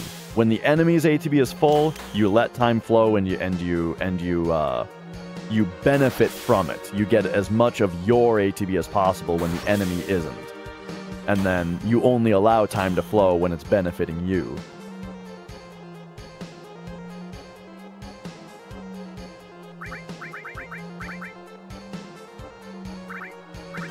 Just top off Cloud's health there.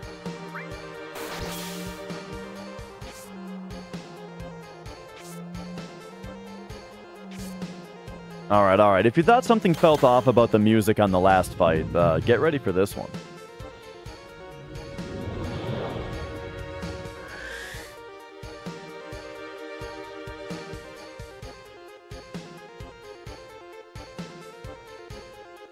Alright, here we go. Here's kind of a funny one. We specifically do not want to death blow the boss before he does this healing move. Like, if your ATB is really good and you're super fast, you can queue up a death blow. Oh, that's not good. That just barely killed her. Oh, that's less than that. That's less good than normal. Okay, yeah, so I think Bizarro's gonna get an extra turn here that he doesn't usually get. That's very rare that happens. Are we getting stigmatized? I don't know.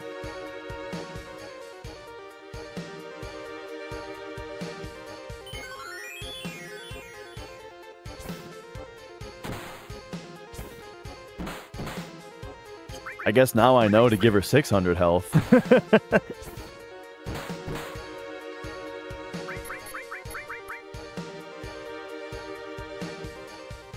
So this Quake, usually he's dead by now, is the thing. Oh, he's doing it to Tifa? Oh my gosh, dude, this is really unlucky. Oh my. I can barely big guard with Cloud here and be fine. Because he can still do one more. Yeah, this is like as lucky as this fight can get. Wow.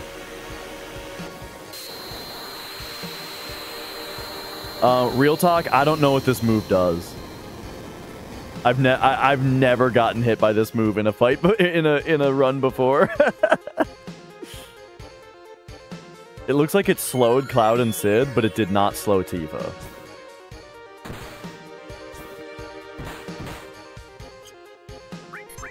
Yeah.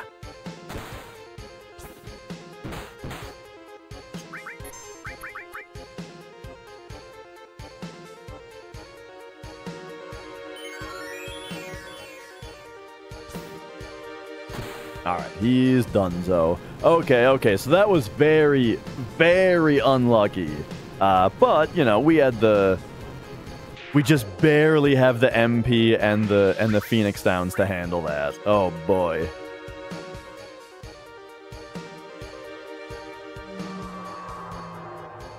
But don't worry, Safer's gonna go way better, right?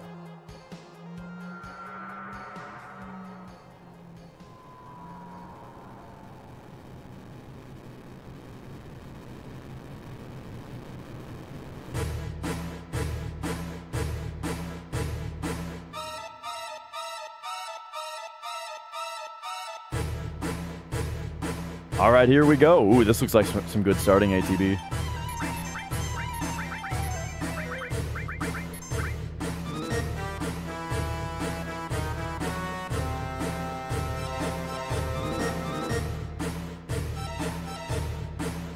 Ah, but he still got the first turn. No worries. This is very normal.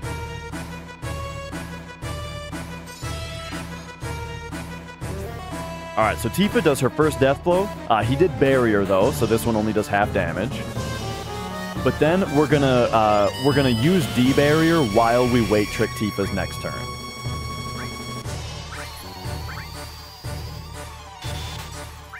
So this one will hit for full damage. Alright, and now we only have one Phoenix down left. Okay, this is on Sid, though, so we just win now. Yeah. Oh, it missed! Well, that's funny. We still win. Yes. Yeah, that makes no difference. It's just funny.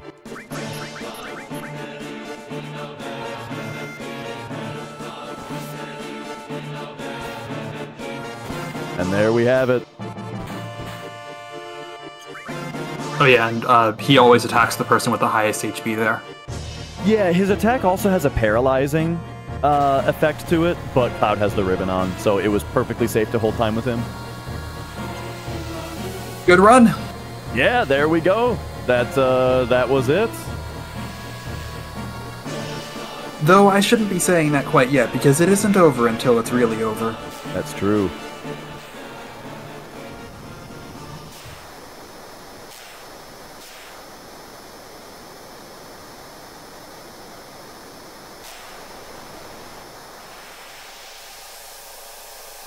All right.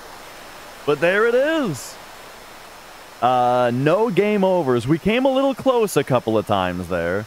Came a little close. But I think overall this was a pretty successful run. Dude, that Bizarro fight was funny. It was bizarre. Yeah. Everything would have been perfectly, totally fine, and nothing bad would have happened at all if Tifa had, like, 20 more HP going into the fight. So, yeah, I guess I should, from now on, if she has double-digit HP, I should probably give her a high potion and a regular potion. The thing is, though, since she has the Mistile on, that attack, I mean, it usually just misses her if he targets her with it.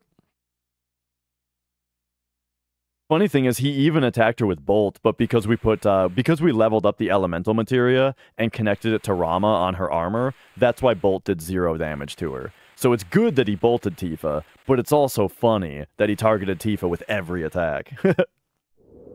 I don't think this was the misstyle at work, but I don't think that Stigma miss was free at all, and that could have been bad if that didn't. Yeah, because it slowed the other two, and her staying hasted made it not really matter that the other two were slowed. Yeah. And it might have just killed her also. Yeah, that too.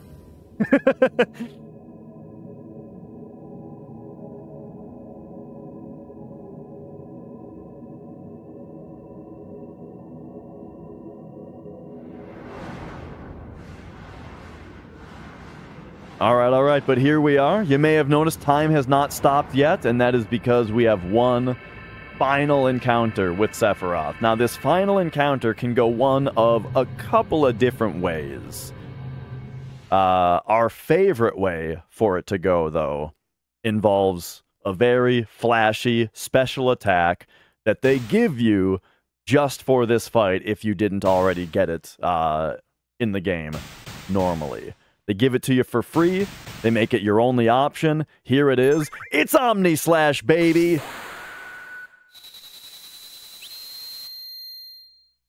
Get him! Yeah!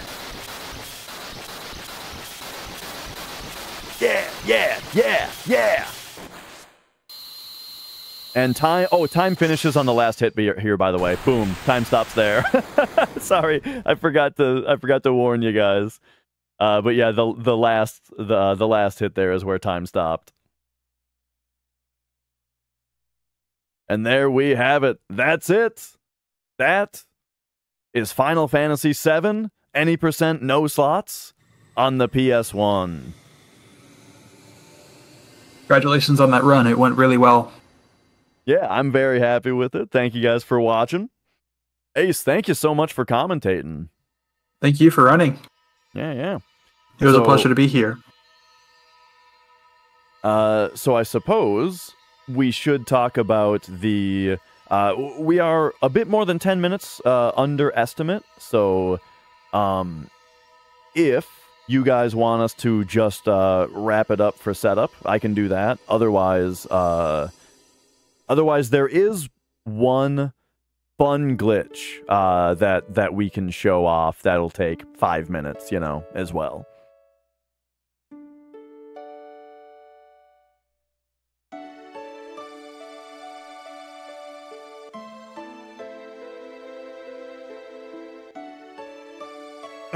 Go ahead. All right. We better get into it then. So, there's the ending. Everything's fine. Actually, can you soft reset out of that? I'm not sure. I've never tried. Yeah, I'm not actually sure either.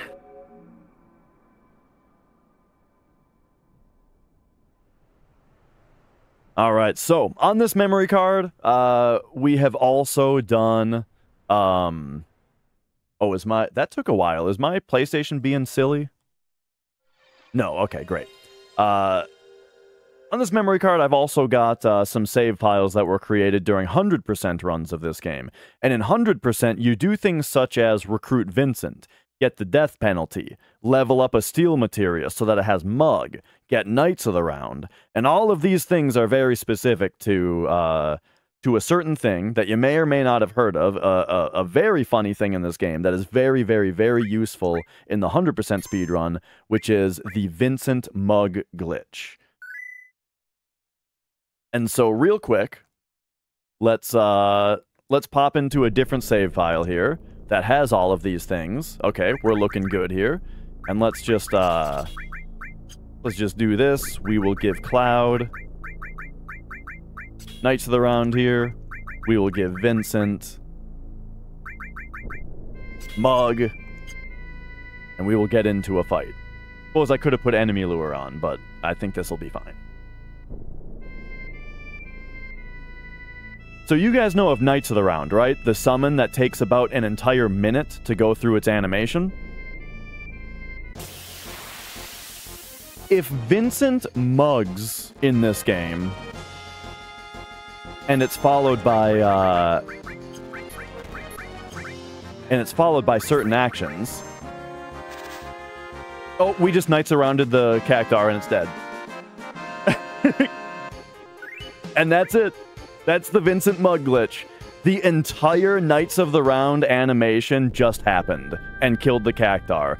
It killed the Cactuar so fast that it didn't even do its death animation and just instantly triggered the battle victory instead. So that's it. That's all I really wanted to show. Is that so how it works very briefly is that when Vincent has certain weapons equipped, and he does his mug animation, it just triggers a bug where the next battle animation is skipped, which is possible because this game actually calculates all of the damage that happens on a turn and everything the frame that the turn starts. And then the whole animation is really just for show. And so it is able to skip it in that way. So in case anyone blinked and missed it, we'll show it one more time here, because it takes, you know, literally the point of it is how little time it takes. So first, you're gonna want to get some,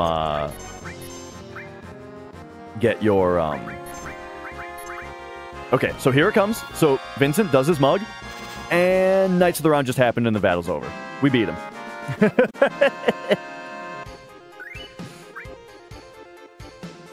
And there you go.